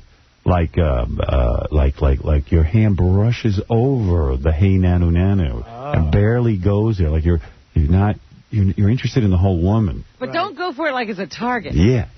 Accidentally brush over it. See, this is the talk my father never had with me. Yeah, I'm telling you. No father's having this talk because he doesn't know. No dad. He said he never told me just to brush over the hey. The only dad who's having that talk with his kid is this guy on the front page of the newspaper today. Maybe. You got to hear this. Some dude and his wife threw a party. And they look like normal people. They are normal people. Oh, really? Yeah. They threw a party for their kid and hired a stripper, a $340 to $350 stripper. She came in, and 15-year-old kids and stuff were licking whipped cream off her and everything, and now they're threatening the parents with a year in jail. So there were sex toys. Sounds like a great party. Yeah. For 50. I would never leave home. There was booze and pot at the party. Where was a Wall Street honcho and his wife could face up to a year in prison for allegedly hosting an X-rated high school football bash where students as young as 15 lick whipped cream off a stripper's nude body. Nice. Investment banker Robert Wien. I think he's a yid. A yid? Yeah. Well, when does that happen? Robert, yids are usually so serious. Robert Wien, 50, senior managing director at Joseph Thal & Company, and his wife, Rochelle. Can you imagine taking a meeting with him today? Rochelle Wien? Yeah. This is my wife, Rochelle. Whose son is a football player at Horace Greeley High School in Chappaqua. Yeah. Told the cops that Saturday night's party was meant to kick off the team's new season. Oh, yeah. The couple was arrested after cops investigating a noise complaint. If the cops are there, maybe stop licking the whipped cream off the stripper. Yeah. Or get her dressed. Listen to this. Went to the Newcastle home and saw a woman on a deck area who was lying on her back without any clothes on, and she was performing a sexually lewd act. The Weens... Sounds like their name was Weinstein or something, but they shortened it. Why would you shorten it to Wien? Really? It's W-I-E-N-S. Change it to Robert. It's like Weinstock or something, but it was Wiens. The Wiens were charged with endangering a child's welfare. Hey, endanger me. And unlawfully dealing with a child. If convicted of the misdemeanor charges, they face up to a year in jail. Man, what a bitch. There were about 3 dozen guests, aged 15 to 18 at the party, including girls. The refreshments included beer and pot. Yeah, this is fair. Here's your pot. My 15th birthday, we went to McDonald's, that Playland. My parents decided at 13, no more birthdays. They're over. See, because it always leads to this. They didn't want to throw the stripper party. The parents were present and aware of what was going on. Not just in terms of the alcohol that was being imbibed. Or the pot. Yeah, they were rolling the joints, actually. But these high schoolers, but the actual sex acts that were taking place in the backyard. This new dancer, I want to get her on the show. What's her name? Candy. Please, Candy, call in. Candy Weens. This new dancer, with the assistance of some of the high school students, was inserting objects into private parts of her body, as well as putting whipped cream on parts of her body that was then being licked off by some of the students. She was naked at the time, other than wearing boots. Other than a yarmulke. The DA said the stripper was apparently hired by some students. The stripper was not charged. Oh.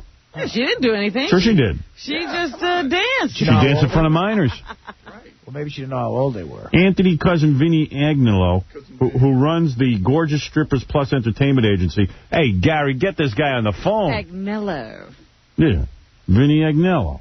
You know him. Got to be a listener. Yeah. Hey, I think he's down at the shrine right now. Hey, Howard. He said some kid who didn't sound under 18 called his cell phone. Yeah, it's probably like that Amante kid. The deep voice. Yeah, that's who they got, the baseball player. Right. Donde es stripper? Agnello said he did not know that partygoers would be underage. He would never have sent Nicole, 31, a beautiful French-Canadian blonde, a full-figured girl with natural deep breasts. Deep breasts. What is that? I don't know. 27-inch waist, flat abs, and a beautiful butt. That's the guy talking. Describe her to us. She does whipped cream shots off her chest in a full strip, and then she does things with toys. It's like a bachelor party atmosphere. What is whipped cream shots? When she wasn't taking off all her clothes, she was drinking straight vodka with the dad. That's the best part. That's wow. Oh, Hank, I wish you were here. Wall Street couple busted. Look at the stripper. Nice ass. I want to get her on and Mr. Agnello on. Do you think the team's going to play well this year? Yeah. I hope so. So I'm reading this story, and me and Tony in the back room are going crazy, and then Ronnie comes in. He goes, hey, I did that. Hey, Ronnie, come back and tell your story. You know what? He was the first person I thought about, because I know he and his son go to strip clubs together now. Whoa. He says he threw a party at his house when his son was there when he was like 13. But he didn't invite. Did the son attend? Yeah. Not the son's friends, but just the son. Uh-huh. Hey, Ronnie, come in and tell your story. This is funny as hell. The first person I thought about when I was reading the story. Yeah. Ronnie goes, oh, okay. Because it's kind of odd, and I was going to ask you, if you had a son, do you think you would do something like this? No, never. I never go to a strip club with my son. I told that to Ronnie. He's 15. Why not? That's why Ronnie's son loves him. That's right. Oh, yeah, they're like buds. Oh, Ronnie's son is like his best friend. We hang out. Yeah. There's nothing wrong with that. He takes him down to Scores. Yeah. What's wrong with that? How old's your son now? He's old. Yeah, he's in his 20s, right? Yeah, late 20s. Yeah. What? That's okay now, but tell me about the party you threw. All right. So, I think it was like 1984. Right. How old was he? Let's see. He must have been about 12. Wow. Yeah. All right. So it actually was a Halloween party, a costume Halloween party. So I had my friends there. Right. It was actually my Halloween and birthday party because my birthday's 2 days before Halloween. Right.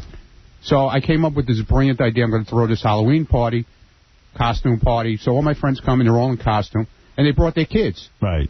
Now I didn't know they were bringing their kids. So then when I heard kids were coming, so my kid came. He had his friends from the neighborhood up. They were all in costumes. Right. And I had already ordered this stripper for the party. Yeah. So the girl, so now the girl knows it's a Halloween party. So she comes in costume. She comes in a cat suit. Right. And she comes up, and we kind of like try to move the kids out of the room and put them in the other room to play and stuff like that. Right. But they kept trying to sneak out, you know. Right. And they're sneaking out and they're trying to watch. And we had the girl come in. She did a stripping thing, and we didn't do anything like, let them lick whipped cream off them or anything like that. No. I was the only one who did that. Yeah. Dad. I got in trouble for that, but you got in trouble for licking the whipped cream. Yeah, exactly. Yeah. But that was my party. So you had a stripper for the 13-year-olds. But at least it wasn't their party. I got it on video, too. Is Big that difference. Good? Do you really? Yeah, I have it on video. I have to see that. That's cool. I told you I have to show you that. Yeah. So, I mean, how much did the son see? Well, they kept trying to sneak around. So you got interested. I mean, when you were doing. You didn't know what they were up to. The chick wasn't. He was probably loaded. Yeah. She wasn't totally naked either. Right. It was only topless. Oh. Big deal. Yeah. 13-year-old can handle that. Yeah, they could see that. I've seen that stuff already. It's not like they haven't seen it. They've never seen Dad licking whipped cream off her. No, they didn't see that. No, they hid the kids. I made sure they didn't see that. How? Anyway, so there's Ronnie's story. See, so this can happen, Robin. Well, no. Ronnie's story is completely different. This was the kids' party, and the stripper was hired for the kids' party. Whatever. Well, the guy wants to make sure the kid's straight, you know? The kid's no homo. They are football players. Start to get worried, like, whoa. I got to take a break. I know there's a lot of people want to talk to us. I'll get to the phone calls. I got to play more of this Anne Heche, but I got to take a break first. And then I got I got the Mariah Carey message. I got Gary Garver with Steven Seagal. I got to play again. Did you see that Mariah Carey has gone back to the hospital? Yeah, I want to talk about all that, but I got to take a break. What is it, Fafa Fuhai? If we're going to stay on schedule, Kendra's here, and The Rock will be here soon, and we have to do all that stuff with Kendra before The Rock gets here. Oh, okay, right. All right, so we'll be back right after these words. Hi, this is Gary Delabate, the producer for The Howard Stern Show. I'm Howard's right-hand man. I set up every aspect of the show, such as booking guests, sorting through materials, and keeping the show on track. But my true love is making sappy, estrogen-filled home videos to girls that won't return my calls. I don't know how else to say it. I lost my lover, and I lost my best friend. And you lost your lover, and you lost your best friend. Okay, so that part's pretty even. But you gained a lover, and you gained a best friend. I gained a couple of lovers, or I gained one lover. But I gained no friends. I take true pride in all my blubbering and boo-hooing. There's nobody there to come home to call, to tell all the great stuff. And like right now, I feel my professional life is like at a 9, and my personal life is at like a 2. You know, and it's been so hard up until that point. I always thought that that they were kind of even. Like I wasn't really happy professionally. I didn't really have everything I wanted personally. Now I really feel great about the way work is going. And of course, my curse on that is to have no one to share it with. So in a lot of ways, it sucks. So if you have ever lost your best friend and your lover, or you feel like you would like your personal life to raise from a 2 to a 9, or if you would like tips on removing every ounce of testosterone from your body, please keep listening. I'll be waiting with a skirt on. Thank you. Boston's alternative WBCN Boston. WBCN. A man of fire. He needs a good rest. Howard Stern. Good God. You're listening to The Howard Stern Show. He was a big man, an American original, a beacon to the simple message of brotherhood. Go yourself. A generous man who gave of himself when the giving was hard. You f***ing homo. And yet, never without a kind word for those less fortunate. You bunch of assholes. That was Hank, the angry, drunken dwarf. A man, a legend, a friend. Go have sex with Jesus Christ. Go have sex with Jesus Christ, indeed. Hank the angry dwarf. We salute you, Hank. You're the angriest, the drunkenest, the biggest man of all. Hey, John the Stutterer, how you doing? I'm over by the Howard. Well, if you think of something to say, say it. Hey, are you impressed? Why don't you shut up, you ugly little smelly queer midget? Ooh. You f***ing homo. Oh, hey, sorry. Shut up, we're on the radio. Ugly little smelly midget. Yeah, if you had another brain, you'd be lonely. Shut up, you dumb bastard. You ugly little smelly. You started with me, you ugly little smelly queer. You're queer. I get more women than you in one day than you get in 5 years. Listen, Hank. I'm not listening to you. You're an asshole. With me, you ugly little queer. I didn't say a goddamn word to you. Good, because you're scum. And I didn't call you. All right, you dumb... I'm surprised you knew how to use a phone. You little asshole. All right, hey. I didn't say a goddamn word to you. Hey, John. I hope you die, Hank. Oh, dear. You little douchebag. Your mother's a douche. Trust me, she's as cheap as nothing. You little asshole. I hope you die. Your mother's a whore. Your mother's a hook. She's a slut. She's a bimbo. She's a tramp. Why don't you go have sex with your stupid brother? Why'd you go have sex with your plants? Hold on to him. He's going to fall off the chair. Go have sex with your brother. Yeah, go have sex with your brother. You're so dumb, when you take an IQ point, you're so dumb that when you take an IQ test, you got 0 points. Die. I hope you die. I hope you die. By the time you figure it out with the next year. You need a seatbelt for him. You know what? The whole time they're arguing, Hank is sliding off his chair. We need a baby seat for him in the studio. And we need like one of those little tables. Why don't you go die? Gary, send that tape to the district attorney. I'm having a full investigation. Yeah. Wow. Well, that's funny. That implicates John the Stutterer. It certainly does. He's a prime suspect. Have we heard from him since he got his wish? No. I don't get... No. I hope... Die! Hope.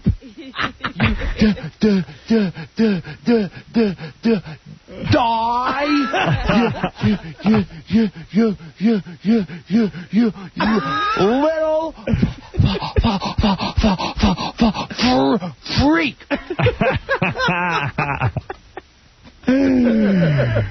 Andy, go ahead. You're on the air. We're going to meet The Rock later on this morning. Also, Kendra Jade's here, who wants to meet The Rock so bad she's willing to throw up on a guy and wear a sign that says, what does it say? I'm a filthy little whore or something? I don't know what it says. I slept with 35 men in one day. Yeah, something like that. I gave anal sex to 35 guys in one day. Yeah, go ahead, Andy. Quick, you're on the air.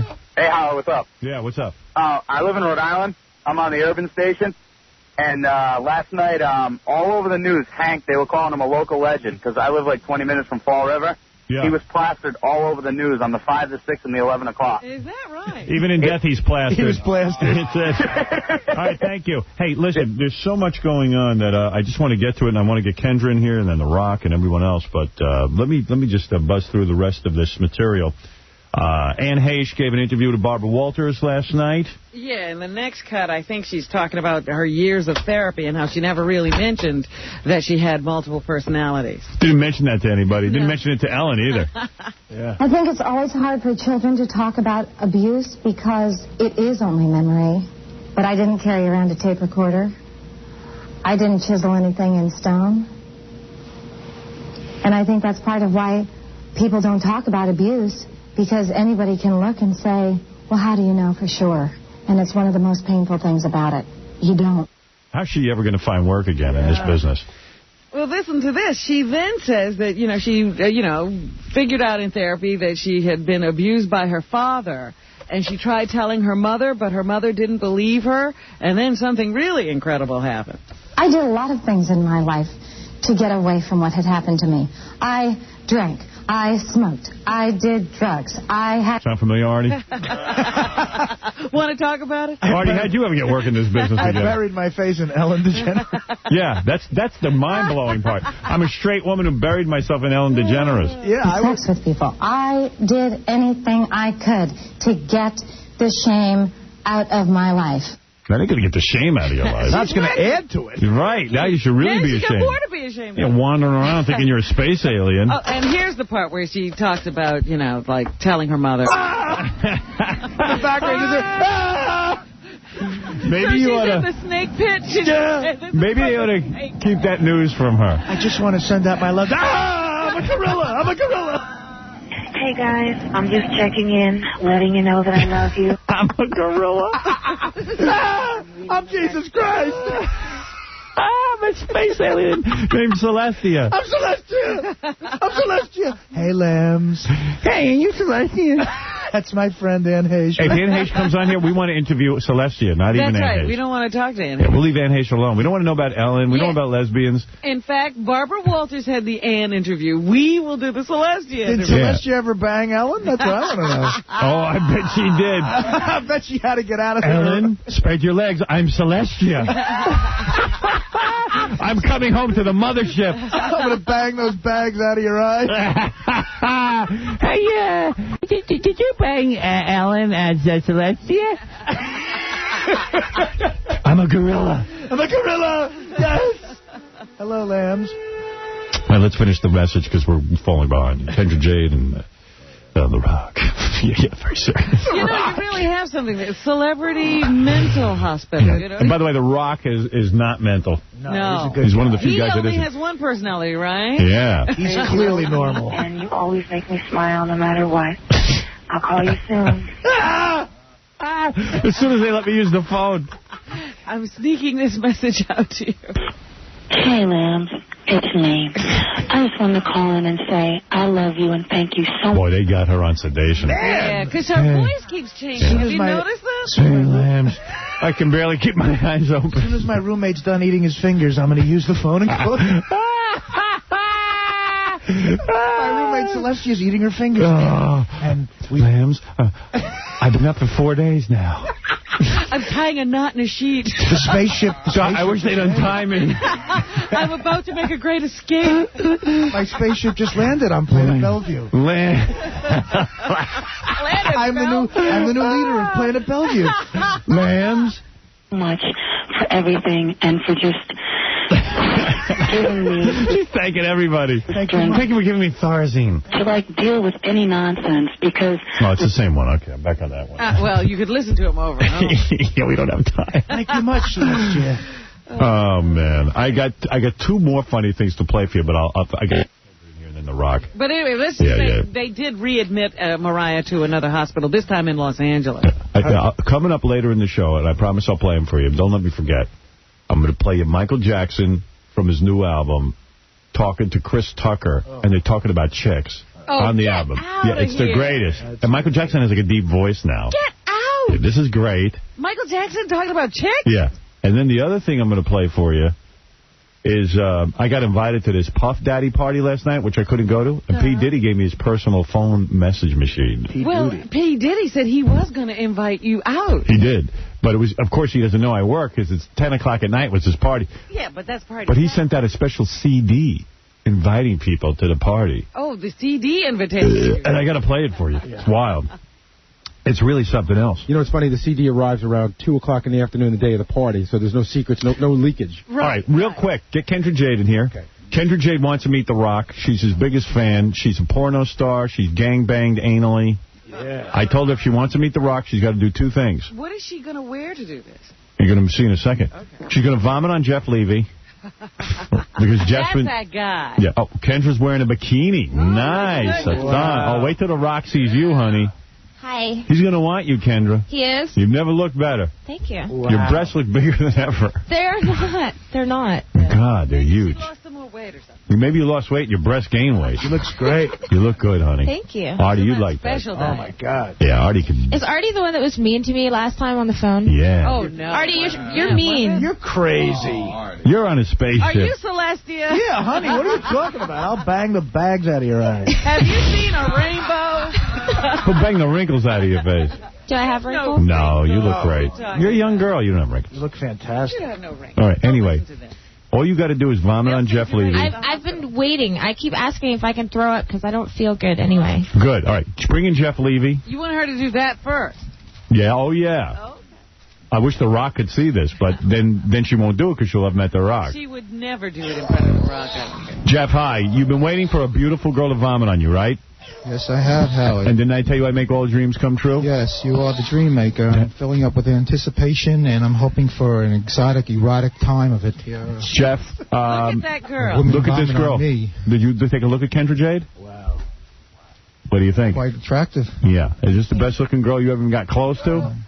Yeah, I guess so. Yes. Yeah, all right. Now, do you want to disrobe? Feeling a little nauseous. You are into a fetish called what? What is it called? Metaphilia. Metaphilia, where you only get off if women vomit on you.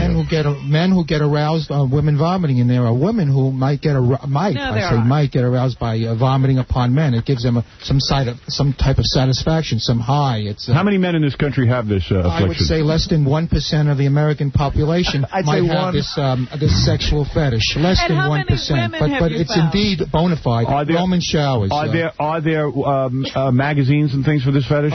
There are. They're all underground. They're S&M clubs and all, and the Uhl. Is it true you're Celestia's cousin? All right, listen. Lay down on the ground. He's saying there might be women, but he's never found one who really enjoys it. Right. I'm throw it now.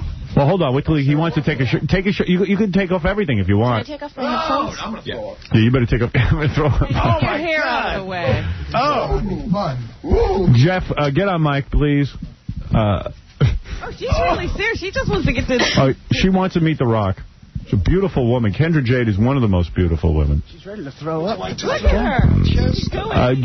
Jeff, do you want to take your pants off? I could very well do so. All right, go ahead. Make yourself comfortable. Make yourself comfortable. Oh, my God. I'm planning on being in ecstasy today. Oh, my goodness. This is my fetish. Woman vomit on me. Why are you leaving your underpants on?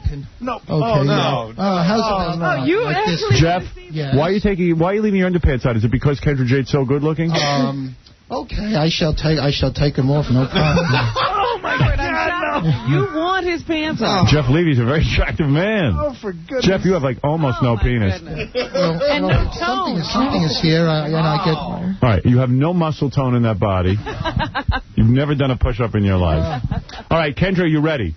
Oh, my God. Say yes or no. Yes. Yes, all right, go ahead. I'm ready, too.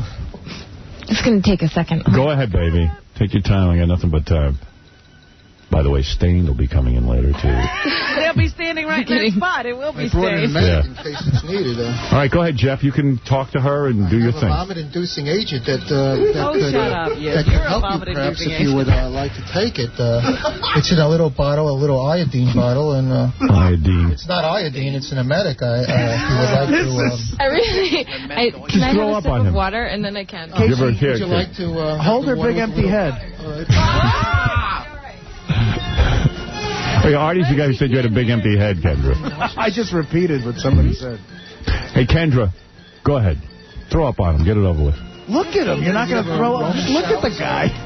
I'm going to throw up. I'm the receptacle of having women throwing up. I offer them a service. If they need just vomit. I'm the person to contact. I don't hear you moaning, Jeff. It's hard on, if you're feeling nauseous, just spring it up all over me,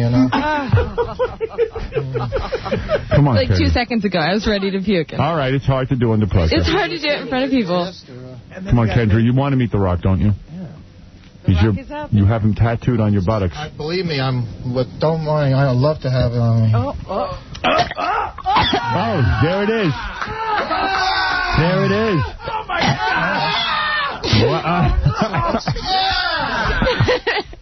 Wow, Kendra, you always get to... Jeff, how are you now? I'm getting there. I'm okay. It's there. It's there. It's here. Yes. You're not even aroused. Well, I'm waiting for it to puke up the nose. Do you realize he's rubbing it into his chest? Are you rubbing it in? What is that about? I'm just feeling it. Oh, my God. Oh, my God. I'm going to throw up. This is not I usually do. Can I light a cigarette? All right. Just throw up all over me. If You're going to throw up more on him? Maybe. Really? You'll feel better afterwards. You can tell yourself. No, you're touching yourself. And I'm so sick. I'm just thinking with the anticipation. Is this legal? This is called what a metaphilia is. Men who get... Oh, there's more coming up. No. Yeah. That was good. Thank you, Kendra. No problem. She was really sick. Kendra, The Rock couldn't make it today. Well, Kendra, you're going to meet The Rock. You don't even have to hold the sign up. You're really not going to make her do that? No. Now, that'll be funny. You get an A for effort. Shut up. I'm feeling nauseous, and here I am. What the hell? I thought when she threw up, he was going to be quiet. Talking. You're rubbing it into your chest? That's what he I'm is, doing. yes. And he's got this hairy chest, and it's just getting caught up in there. It's the most disgusting thing I've ever Will you leave it on all day? For a little while. For a little. Are you going to go home and think about this and pleasure yourself? I probably, all right, get him out of here. Maybe you're not an emetophile, because you didn't really get all that excited. You might not be a metaphile.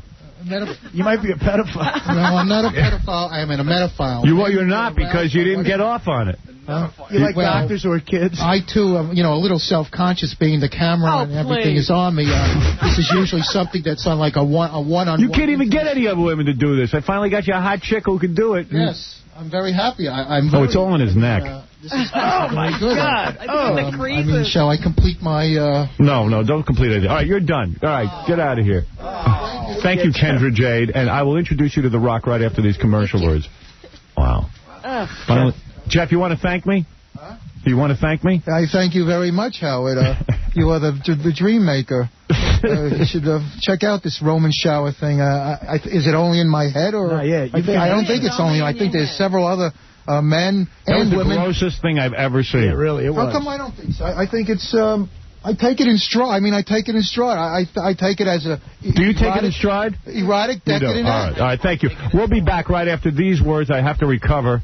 When we come back, we'll meet The Rock, the famous WWF wrestler. Kendra, you will meet The Rock. Oh, man. All right, and we're going to all try and clean up in here. We have to clean up the plastic all over the floor. We'll be back right after these words. Howard Stern, making dreams come true. Hello, this is Mick Foley, also known as Mankind, the washed-up, broken-down pro wrestler, and you are listening to a man who couldn't even make it as a wrestler in the women's division, Howard Stern. Stay tuned. The Howard Stern Show continues after these on BCN. WBCN Boston. Hi, this is Hank, the Angry Dwarf. Well, you. Why am I so angry? Well, goddamn business is it of yours. I think all of you people who listen to Howard Stern can go take a flying... Your people mean nothing to me. You're like crap. Only I can reach you from the top of the Howard Stern building.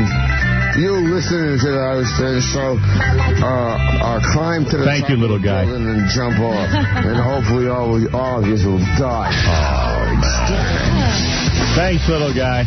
Does Kendra know the news? What a nice guy. Kendra could care less. She's going to meet The Rock. Really? Well, Kendra Jade, you vomited on Jeff Levy. I did. And now, walking in, The Rock, the Scorpion King, is coming out in April. He is on the verge of a huge film career. And he is here, and you can sit next to him. Well, how can he still be wrestling if he's got all this... There he is. There's The Rock. He can wrestle and do movies. Is that right? Well, obviously that acting is not that hard. Hey, Rock, you're sitting next to a beautiful porno star who's done anal with over 35 people. You should sit her sign next to her, at least. Yeah. Thanks. Did you? Hey, how you doing, Rock? As a matter of fact, Rock, people call you Rock or The Rock? Well, they call me worse than that, so... They do. It doesn't matter. No. The Rock, let me ask you something. The Rock. It's The Rock. Oh, it's The Rock. Mr. Rock. Kendra Jade, I don't know if you heard it, vomited on a man in order to meet you. Yeah. Has anybody ever gone that far? Your own wife hasn't gone that far, has she? No. The Rock, it's a thrill to meet you. As a matter of fact, before I even talk about your movies, your career, your wrestling, everything, you met Hank the Angry Drunken Dwarf, didn't you? I did, yeah. You have a remembrance.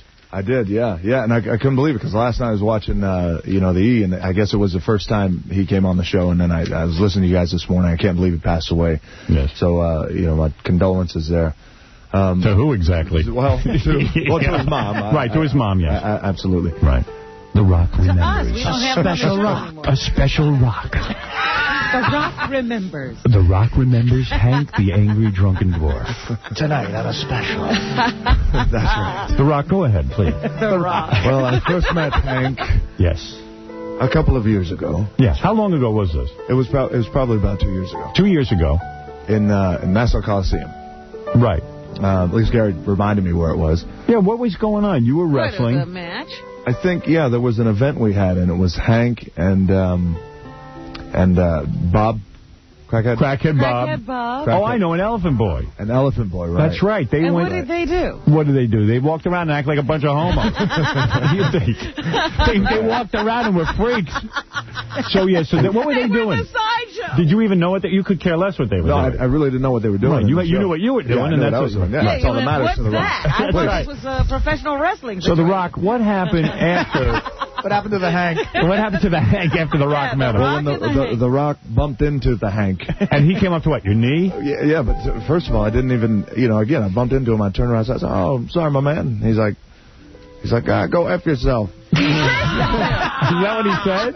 That's exactly what he said. A man of your size and muscular... Of The Rock's stature. He told me to go F off. Really? Were you shocked at this midget? I started laughing. That's fantastic. And you let him slide. You didn't step on him or anything like that? No, I shook the Hank's hand. And you did. So The Rock shook the Hank's hand. Indeed. A special remembrance from The Rock. Well, God, that's I nice. wish I had a picture of that. The Rock needs the Hank. Special. The Hank and the Rock. Kendra Jade, I see you fixing your hair, trying to look... It's like stuck in it. Into your vomit? No, I washed it. Let me give you a chance, because you did something way out of control. You can say something to The Rock. What have you been wanting to say to The Rock all this time? Tell The Rock. Kendra. What does the Kendra say to The Rock? Go ahead. Now's your chance. I don't know. Tell him about your tattoo. I have a tattoo. Where is it? What? Let me see it. You got a tat? What is the tat of? Show. What is that, Rock? That is the Rock's... That's The Rock. That's The Rock. Just Just so everybody knows. Why did you tattoo The Rock on your ass? Because I'm a big fan. Yeah, I mean, yeah, I'm a big fan. Is he your inspiration? I just... Put that microphone in front of your mouth. It's here. Yeah, go ahead. You think he's amazing? I think he's amazing. How many years ago did you do that, where you tattooed The Rock onto your ass? 20. A year or two ago, I don't know. A year or two ago. And what is it you like so much about The Rock? That he hasn't given her anal. The one guy. The one guy number 36. Nice. Do you want to tell The Rock that you would give him anal? Because you are the queen of anal? Do you want... I mean, let's be honest. I mean, it's funny with this tattooing. Give The Rock your credentials. Tell him everything you've done so that The Rock understands who he's sitting next to. I'm a little nervous right You're now. a good girl, but she's the girl who set up Jerry Springer. Right? Tell him that. I did not set him up. Well, stop it. Well, you how'd you set him up? Go ahead. Tell The Rock. The Kendra, tell The Rock. No, Tell The Rock the story. This is so old. Leave me alone. It was 4 years ago. And what happened 4 years ago? It was so yesterday. Yeah, exactly. And you bring it up every time. No, Jerry Springer, you lured him into a room. There was a video. Right. You made a video of Jerry Springer having sex with you, and then you released it to the tabloids, right? I did not release it. The tabloids see the took video? the video. The tabloids took the video. What do you think of that, The Rock? How about that? Well, how was the video?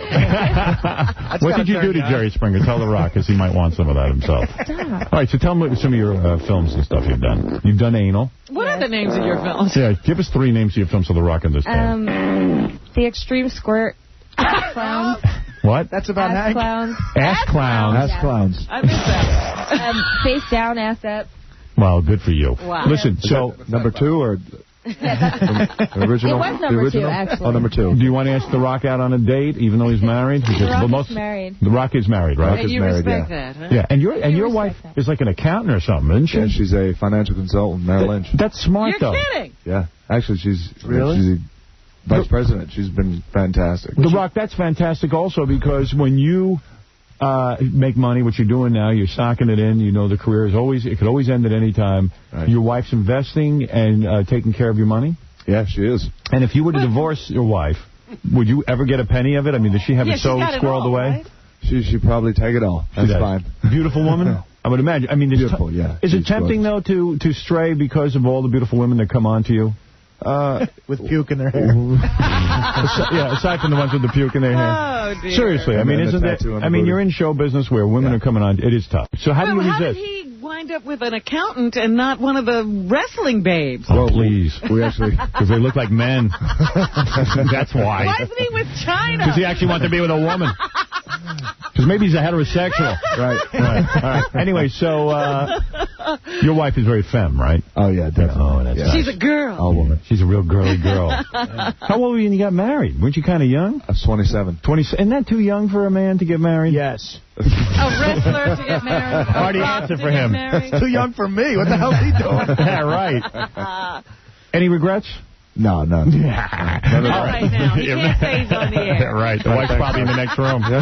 So your movie, The Scorpion King, is coming out. This is a big deal for you. Yeah. Now, did you shoot this at the same time you were doing The Mummy, or did they do it after? It was no, it was after. Yeah, we shot The Mummy last May, and Scorpion King this May. What do they pay you for something like that? For doing The Scorpion King? It was up there. It was $5.5 $5.5 million? Yeah. Holy now, mackerel. what do you get for lucky. wrestling? Kendra's washing her hair. Yeah, Kendra's cleaning the hair out with saliva. Really? What do you get for wrestling, though? I mean... The Rock's the number one guy. Is there the same, kind of money? Yeah, do you ever go to, like, Stone Cold Steve Austin and say, hey, buddy, what are you making? Because here's what I'm making. Or do you guys just keep quiet about it? No, not necessarily. Pretty much keep quiet, especially with Steve. And you guys know Steve anyway. Yes, so, Steve's a good guy. You don't tell tight, Steve what you're making. No, I don't have to. We've got a pretty good understanding with... because he's he kind of parallels at the same time, success-wise. If the Scorpion King is huge, will you leave wrestling? Is that the move to make? Get out while you're on top and then just go into a full-time movie career? Well, acting is definitely something I've always wanted to do, but as far as ever leaving the WWF, I will never ever do that. Smart. I'll tell you why. Is that... Wait a minute. He's saying that because Mr. McMahon is listening. Oh, no. Look, Massive McMahon. Massive McMahon. I'm sure the Vince is listening right now. The Vince is listening to The Rock. As we speak. But the point is that is your base. And as long as you have those people, they'll show up to the movies and all that other stuff. So it's good to do both, right? Well, wait a minute. That's like saying Arnold Schwarzenegger should never have left weightlifting. Shouldn't have. Look at him now. He's got man boobs. Let's be honest. Slice of the dumper. Yeah. He's got nothing. Lost his fan base. So, $5.5 million. Isn't that amazing? Because aside from The Mummy. It is amazing, yeah. Was it because of the success of The Mummy that you got $5.5 million? I think there were a lot of reasons. It was because of the success of The Mummy. Sex? You had sex to get that? The sex with the mummy. You had sex with the mummy and they gave it to you? That's good sex. Yeah. $5.5 million. Yeah, well, it was between the success of The Mummy and my agents were fantastic, and Universal believing in me. I know people who went to NYU acting can't even get work. Yeah, right, that's right. Yeah, that's beautiful. Right. I'm not working. I am amazed by this thing with the tattoos. Now, Kendra Jade's a woman, and she got a tattoo of you, and she's obsessed with you. I understand that. There's a guy outside. You got to meet this guy. He's got a tattoo of The Rock, and his wife divorced him for it because he's obsessed with The Rock. And I said, I want to say to this guy... Is he gay? This is the gayest thing I ever heard. Is it on his ass, too? I think so. It probably is. Gary, let's interview this guy. And Rock, if he's completely insane... Are there a lot of gay wrestling fans, Rock? Let me talk to this guy. I don't know. This guy looks a little strange. Just you hold the microphone on him. He looks like couch. Where's he going? Don't get him near the He's Rock. not couching. Who is this guy? Protect The Rock, the Howard. Yeah, exactly. JC. He didn't throw up on anybody. He didn't get to sit on the couch. Tell me where your tattoo is. It's on my back. What is your name, your first name? Eddie. Eddie, let me ask you something. He had a wife. I understand liking wrestling and all that stuff. It's fun and all that. You were a married man, right? No, my girlfriend. Your girlfriend, okay. And she said to you, please, stop with the obsession with The Rock, right? Yeah. So you went out and you got your back tattooed. Let me see it. Hey, pull up your shirt, for Christ's sake. Let's take a look at this. Let me see this. What the hell are you doing over there, Eddie?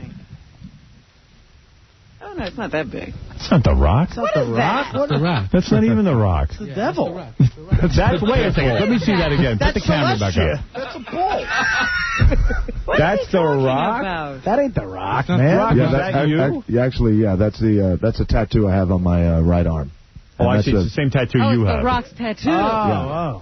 That's The Rock, the Brahma Bull. That's what that is. The little people's eyebrow right there. Oh, that's not gay. Oh, I see. That's straight. What was your girlfriend's name? Donald? I was going to say, he is rather soft-spoken. Seriously, to get the same tattoo as The Rock, is that gay? Are you gay? Yeah. No. You are not. You're going to get the You AIDS? sure? I mean, really? Well, what do you want to say to The Rock? You've gone as far as to... Well, wait a minute. How far does this obsession go? I mean, how does it manifest itself besides a tattoo? Does it have a shrine in the house? Well, or? yeah, I had brought a video, but I don't know. Oh. Do you know what gay means? That's when two men make love to each other. That means you like The Rock. Do you dream about The Rock and touch yourself? Do you want to catch while The Rock pitches? Come on. Bro, come on. You're a man. You gave up your girlfriend for The Rock? I didn't give her up. I mean, she just left. Told me to pick, and I don't... There's a bunch of girls, and there's only one Rock, so... Yeah. You're the fag. So you chose, Eddie, is your name Eddie? Yeah. Okay, I thought I made that up. You chose The Rock over your girlfriend. That's amazing. All right, what do you want to say to The Rock? The Rock, meet the fag. You don't share umbrellas with dudes, do you? No. All right. Do you like Will and Grace? I've never seen it. Do you ever go into the same little thing in the revolving door with a guy? Does your girlfriend look like Stone Cold Steve Austin? Well, Eddie, I'm going to give you the dream come true. Here's your chance to ask The Rock to kiss you. No, go ahead. Say whatever you want to say to The Rock. I understand you're not gay, but you're just in love with The Rock. Go ahead. Yeah, I just wanted to tell him about my collection. I have like over 30 action figures. How old are you, by the way? 18. Okay, go ahead. 25 T-shirts. Yeah. You know, I was wondering if I could get him to sign next to the tattoo. No way. And you'd get that tattooed, huh? Yeah, I'd get that tattooed over. I'd get it traced. Yeah. Wow. Well, Rock, you must be touched by this kind of Where's the music? Throw up on Jeff Levy. Why The Rock and not the other wrestlers? What is so special about The Rock? He's the most electrifying man in sports entertainment. Well, that's what he says. What do you say? Yeah. The Rock, make something up on your own. Yeah. The Rock said that. All right. Anyway, Eddie, I know you're not gay. You're just confused. And there's no problem. You're young. And maybe later The Rock will sign you back, okay? Yeah. All right. Definitely. All right. Thanks, Ron. All right, man. Do me a favor. Slip into a bikini for The Rock. Corduroy, please. Right. Does he go to all the matches? I'm sorry? Can I just shake The Rock's hand?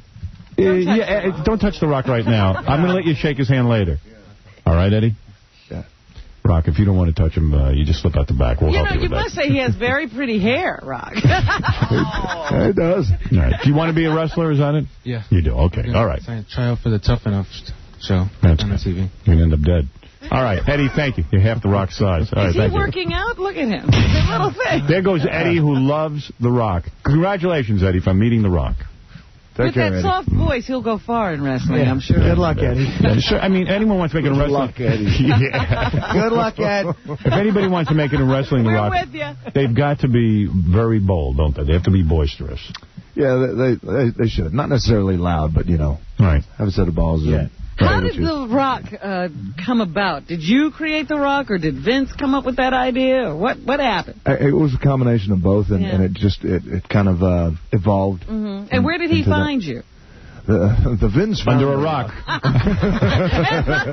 And that was it. I was down at University of Miami playing football. I graduated from there, and then after that, because I grew up in the business actually, and you were a violent guy as a youth. I read your sort of like a bio on you. Right. The Rock did some bad things. The Rock was bad, right? You would like choke guys and get into fights with guys all the time, right? Each incident was worse than the next. And what straightened you out? I think just probably just trying to mature a little bit. Really? Yeah. I got to try that. Did you have to take anger management classes? Yeah, did you ever have to go to anger management? The two. You did, yeah. Casey also. Yeah, because he's reminding me. I don't know why he didn't wind up our intern with his background. Yeah, right. And so you were a football player and all that, and then you came up through the ranks. Right. And even wrestling was in your family. Yeah, exactly. My grandfather worked for Vince's old man in the 70s. Oh. Right. And my dad worked for Vince in the 80s. Wow. So everyone was a wrestler. Wow. And didn't your dad, like once someone made your grandfather, someone made fun of him eating with his hands, and then your grandfather just took him and threw him out a window? Who was your father? Yeah. Well, my dad is Rocky Johnson. Okay. And my grandfather was Peter Maivia. And yeah, that's a true story. Yeah, it was in a hotel. He threw him through the lobby window. Wow. And so Vince McMahon... There's a lot of love in the family. Vince McMahon owned 3 generations of your family. That's right. Right? Yeah. Slavery was dead. It still existed in World Wrestling. Once you work for Vince, you have to give him your babies. His children. It's unbelievable. Children. Massa McMahon. Right. But you're the kind of guy, like, just like your grandfather, if someone insults you, you will go after them. You're not just some pussy off camera, like some of these wrestlers. You off camera will stick up for the integrity of your family. When a woman insulted your father... A woman? Yeah. Did you beat her, or you threatened her or something, right? No, I didn't. You're scaring Kendra. Don't worry, just because she's a girl, she should get off the hook? Seriously? Yeah. Wow. You beat up a woman? No. No, hold on a second. All right, go ahead. Robin, you beat up a woman? No, he didn't do that. I'll confirm. She had been drinking a little bit, so I tipped a few that night, and she had said something, but see, I didn't know that she had known my dad. They were actually friends, and she said something to my dad, in which I mistook as being an insult, and then I was choking her. You did. Nice. Wow. Good, Rock. You choked a woman. But The Rock, but The Rock, class, my friend. But seriously, as a football player, sometimes you get crazed, right? I mean, seriously, you guys are on the line all the time, fighting with one another. You're encouraged to do this. You're encouraged to do this. Isn't that true? Seriously. Yeah. And you can't cut it off. And that was my freshman year at Miami. Right. Yeah. Miami. Yeah. Right. Why'd you never become a pro football player? I was good, but I wasn't great. And like, for example, Warren Sapp beat me out for my position, who obviously is the most dominant guy in the game. Right. And so then you decide to become a professional wrestler. The whole family's a professional wrestling family, and your parents support you in this, I would imagine, because... No, you'd be surprised. No, not really. Why? They wrestled to get him out of it. Yeah, that's right. Yeah, basically. Well, you know, my dad came up at a hard time in the business, and so he wasn't for it. He was adamantly against it. But you were considered one of the best-looking wrestlers. Isn't this true? I mean, the women go wild for you. In fact, even as a young man, you had sex at a very early age. Like how old? How old were you when you lost your virginity? 14. 14, with an older woman. Where were you? Yeah. An older woman? She was 18. 18, nice. But how does this happen? Where were you? Man. I was in a park. Oh, my goodness. A park. Yeah. Wow, you must be good looking. Or I shouldn't have been. Man. And what happened, I understand it was kind of a frightening experience, because after you banged her, the cop showed up. Is that true? Yeah. Really? Yeah. Well, it wasn't after. It was actually in mid. During? Mid. Yeah. You were in the middle of your first intercourse. Mid-bang, and the cop showed up. How was there a mid-bang during the first one? Did you hold out a long time in the on the first one, or was it very quick? No, I put in a little bit of time. You did? Yeah. Wow. You did. Wow. Quick, put in a little bit of time for 14, at least. When the cops show up? Well, the cop shows up because, we're a couple with blankets in the middle of the park, and actually, it was a good thing because he thought rape was going on, so he... Yeah, you were being raped. You were being raped. The Rock was being raped. The Rock raped. Wow. The Rock has some sexual history. I'm going to get a tattoo of The Rock. You're not kidding. Now you understand. Wow. Eddie. So the cops came over to The Rock. They saw that. No. Actually, the cops came to The Rock. Right. The Rock cop came there. Were you undressed in mid-coitus? Yeah. Wow. Yeah. And then they said carry on once they realized it was mutual? No, they said, you guys get the hell out of here. Wow. Yeah. So you never got to complete the act? I did. Oh, The Rock completed. Carry on, The Rock. Yeah. That's right. Let's go to Ted, who wants to speak to The Rock. So many people see The Rock in The Scorpion King. When is that? April? April. Yeah. I'll go see that. Hey, Kendra. Yes? Hey, you don't like black people, but The Rock's definitely black. What's the deal with that? That's right. The Rock is half black. Is that true, The Rock? I never say I don't like black You people. said you would never have sex with black people. No, I said I didn't in films. Oh, I see. Oh. Because it lowers your price, right? We've been through this before. Right. Hey, Rock. Yeah. But you... Yeah. I went to Allen, man. Oh, you did? Come on, man. You went to jail? Is that what you're talking about? What are you guys talking about? Alan was a rival high school who we... I thought it was jail. I don't know what you guys are talking about. Freedom. I went to Freedom. Let's go to Jerry. Jerry, go ahead. You're on with The Rock from the WWF. Hey. Hey. What's going on? What's happening? Honey, you better have something to say. I'll hang up on you. Yeah, I do. I wanted to say how much I love you, man. I think you're the best wrestler ever. Thank you, but talk about The Rock. You're the best wrestler ever. Rob, go ahead. You're on the air with The Rock, whose movie Scorpion King comes in April. Hey, Howard. I was just asking The Rock. I was in East Brunswick Mall in New Jersey a couple months ago, and I seen a crowd of kids, all between 6 and maybe 11. And then I realized it was The Rock, and he was charging them $25 for his autograph. And I was just wondering, how do you feel about charging little kids for an autograph? What's wrong with that? Little bastards. I charge kids $80 for an autograph. Rock's got to make a living. Hey, The Rock. Time is money, dude. Yeah. Hey, come on. You got to strike while the iron's hot. Rock, what about these charges? Babe Ruth would sit for hours and not even charge. He would sit for hours and sign balls for kids. Oh, he was a homo. He died broke. Well, he died fat and broke. The Rock's not signing any balls, my friend. Go ahead, The Rock. Yeah, answer the allegation. Oh, well, first of all, it wasn't a couple of months ago because I haven't done a personal appearance like that probably over a year and a half. Right. But those are personal appearances, and you get paid for them. Yeah. You don't kids stand in line, but anybody who knows me, I take my time and I sign always signs for You kids, don't charge little kids for autographs. No, well, not if a kid came up to me now. I wouldn't charge a kid, $18. It's kind of embarrassing. I would. I would charge a kid for an autograph. I don't It's care. kind of embarrassing asking the kid for money. All right. Money? Let's go to John. John, go ahead. Hey. Hey. What's up, man? All right, come on. Don't you hang on. Hey, you think this would be to put the smack down on you? Well, come on, John. Howard Stern. Come on, say something, John. I said you don't think Stone Cold's going to put the smack down on top of your head? What is this? Are you fighting Stone Cold Steve Austin soon? Well, no, Stone Cold and The Rock, that doesn't get any better than that. All right, you swine. Any other words? Do you have any class? A lot of class. There's a lady sitting here. Steroid monster, he's going to kick your ass. This kid went to Allen. Did you ever fight Stone Cold Steve Austin? Yeah. Did you beat him? I have beat him. You didn't beat him. He spit slapped you. He spit slapped you? Have another one, my friend. Did he bitch slap you? No, I tell you, the last match we had was in the Astrodome, WrestleMania. It was like 65,000 strong. Yes. And Stone Cold turned bad that night. He did. He turned on you. Yeah, he did. He turned on The Rock. He turned on The Rock. Yeah. And The Rock lost? The Rock will gain revenge one day. But I can never tell if The Rock is good or bad anyway. Are you bad or good? Well, I'm a good guy. A good guy in our storylines, but just with a lot of bad tendencies. You're a badass. Because I'm like, is he good or is he bad? I'm not sure. The Rock is always good, Robin. The Rock got $5.5 million for a film. That's always good. That's good. All that is good. Well, let me tell you something, The Rock. You're a good guy. I'll go see your movie, The Scorpion King. I will. Appreciate and I'll even go to TheRock.com. There's a Rock.com? There's a Rock.com, yeah. Right. And Kendra Jade, if you want The Rock, speak now or forever hold your peace. You do. Well, tell him, don't tell me. I want The Rock's strudel. Right. You want strudel. God, by strudel you mean what? Yeah, what do you mean by strudel? We don't understand. Really? Now, by strudel... Spell it out for us. Yeah, what do you mean strudel? You know, a guy gets confused when you say you want his strudel. He needs to be sure what you're saying. Yeah, The Rock doesn't understand. I think The Rock knows. Is strudel German for vomit? Well, let me tell you something, The Rock.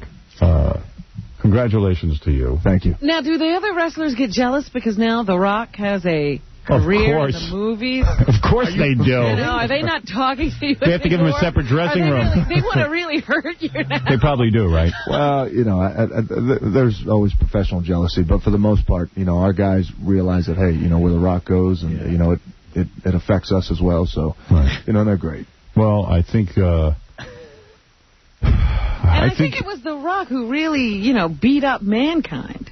I think if The Rock... Jack's name is, and made him bleed. I think if The Rock and his movie The Scorpion King does over $100 million, it's the last we see of The Rock in wrestling. Absolutely. He's not going to stay with wrestling. That's what I think. That's I'll always be part of the WWF. I definitely will. You come back and visit, like Jesse Ventura does. Right. You'll be the referee, the guest referee. You'll stand in somebody's corner, but you're not going to get a chair thrown at you anymore. Yeah.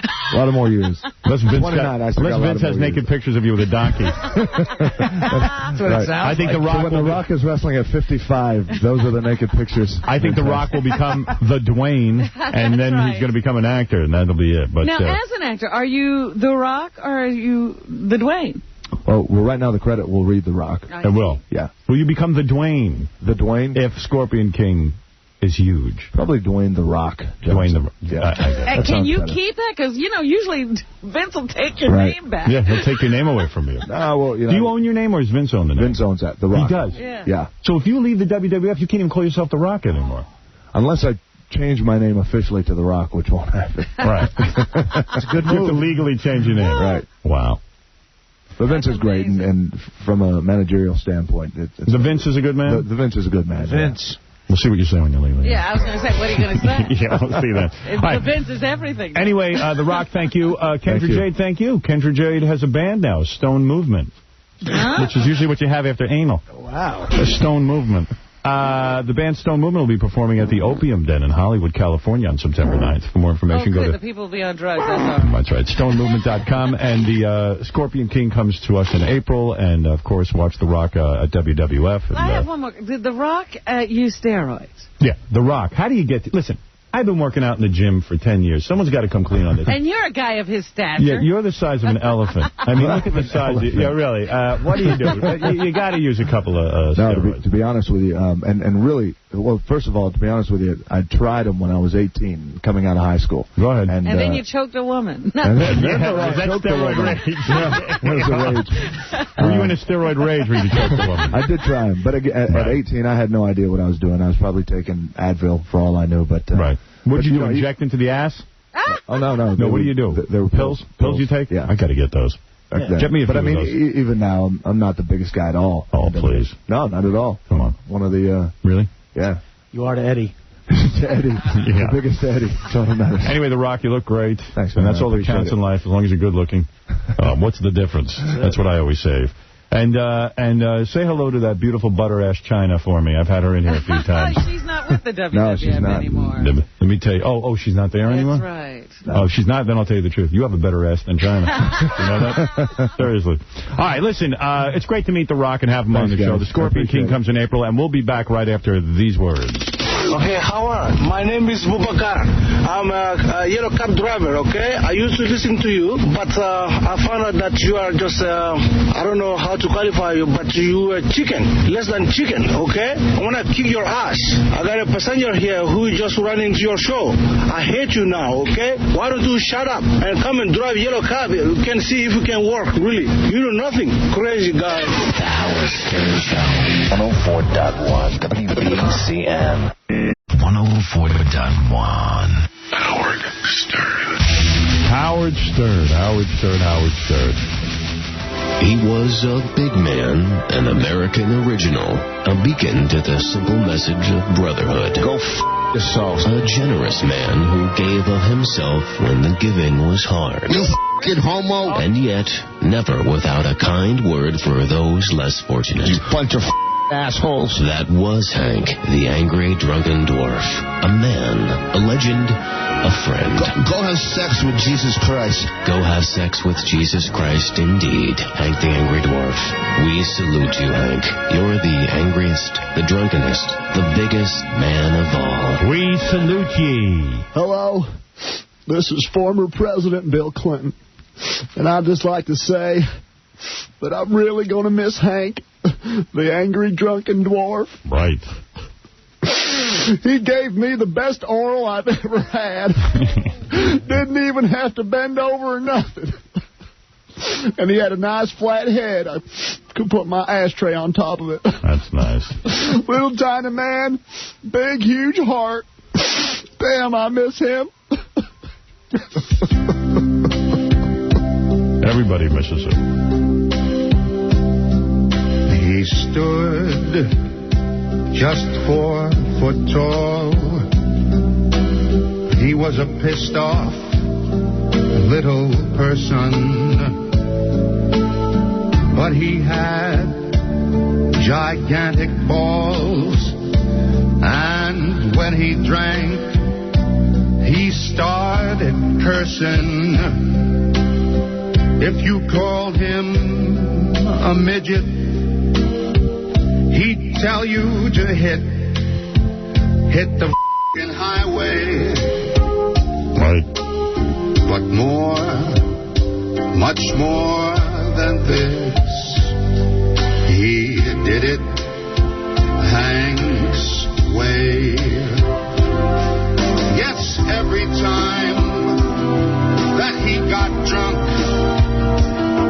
he called someone a sucking punk. He sure did love vodka in a cup. He'd drink it down, then throw it up. He did it all, not 4 foot tall. And did Hank's way. He did. He did it Hank's way, and that's all we love. Life is too short to dwell on any negativity, and I just want... Mariah Carey chiming in about Hank. Hey, John the Stutterer, how you doing? I'm over right at Howard. Well, when you think of something to say, say it. Hey, are you impressed? Hey, why don't you shut up, you ugly little smelly queer midget. Ooh, you f***ing homo. Oh, hey. Shut up, we're on the radio. Little smelly midget. Yo, if you had another brain, you'd be lonely. Shut up, you dumb bastard. You ugly little smelly. You started with me, you ugly little smelly queer. You're queer. I got more women than you in one day than you get in 5 years. Listen, Hank. I'm not listening to you. You're an asshole. With me, you ugly little queer. I didn't say a goddamn word to you. Good, because you're scum. I didn't call you. All right, you dumb... I'm surprised you knew how to use a phone. Me, you little asshole. All right, hey. I didn't say a goddamn word to you. Hey, John. I hope you thought die, Hank. Oh, dear. You little douchebag. Your mother's a douche. Word to Trust you. me, she's as cheap as nothing. You little asshole. I hope you die. Your mother's a whore. Your mother's a hood. She's a slut. She's a bimbo. She's a tramp.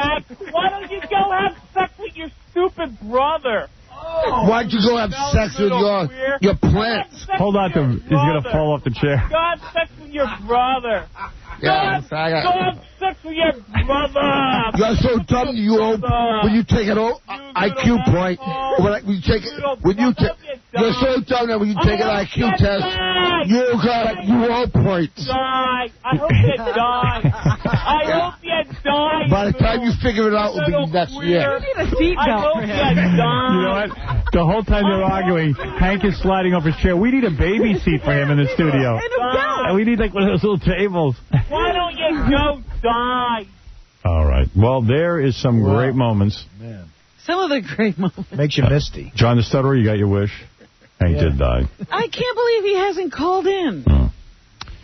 You know, I was looking at a picture in the newspaper, and one of my favorite things to do, Robin, is to look at couples, famous couples in the newspaper, and figure out what point they are in their relationship. And there's a picture of Brad Pitt and Jennifer Aniston. She has a new movie opening up, and she is there with him, and you can tell he's just standing there like a cardboard cutout next to her. I predict they'll be done in about 2 years, maybe less. Only 2 years?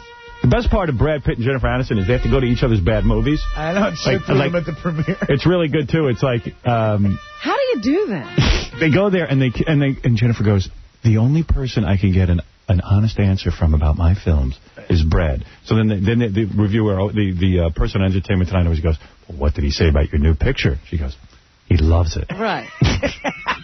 Yeah. So the rest of the world is wrong when they say it sucks. Every one of her pictures is tanked. But the rest of the world is wrong. But he gives her an honest answer.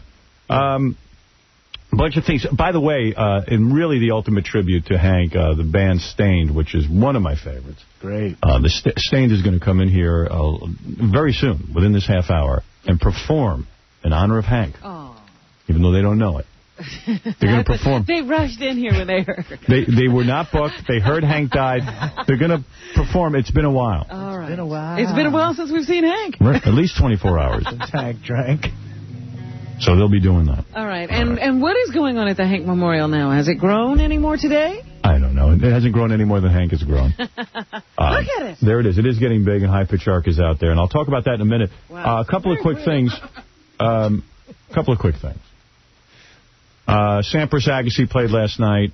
Sampras back in good form. Yeah. He has beaten Agassi. That was a surprise. You did a story the other day in the news about a woman who was in one of these office pools where you go and buy lottery tickets. Oh, yeah. And what she did was she bought the office pool tickets. This is what she claims.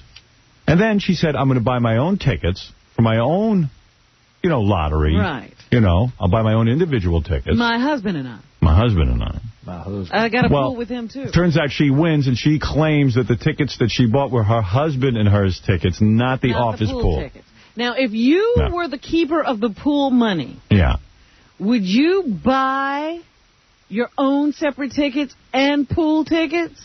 I would, yeah. In fact, I'd do that every time, just so I could keep the money for myself. So what's funny is, you did that story in the news, and then I said to you rather wisely, you said to me, if you're a judge, this is going to go to court. Oh, yeah. I said, I'm so sick of the courts being clogged with people's problems. It's very simple. Whoever buys the ticket owns the ticket. Yes.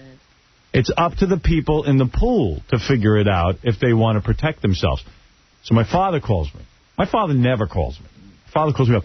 I heard that story that Robin did in the news. Yeah. And I tried to call in, but unfortunately I was not near a telephone. I guess he was in Guam. Wait a minute, he tried to call in without a telephone. Yeah, he was trying to mentally connect me. He goes, you did the wrong thing on the air. I wanted to tell you that the people...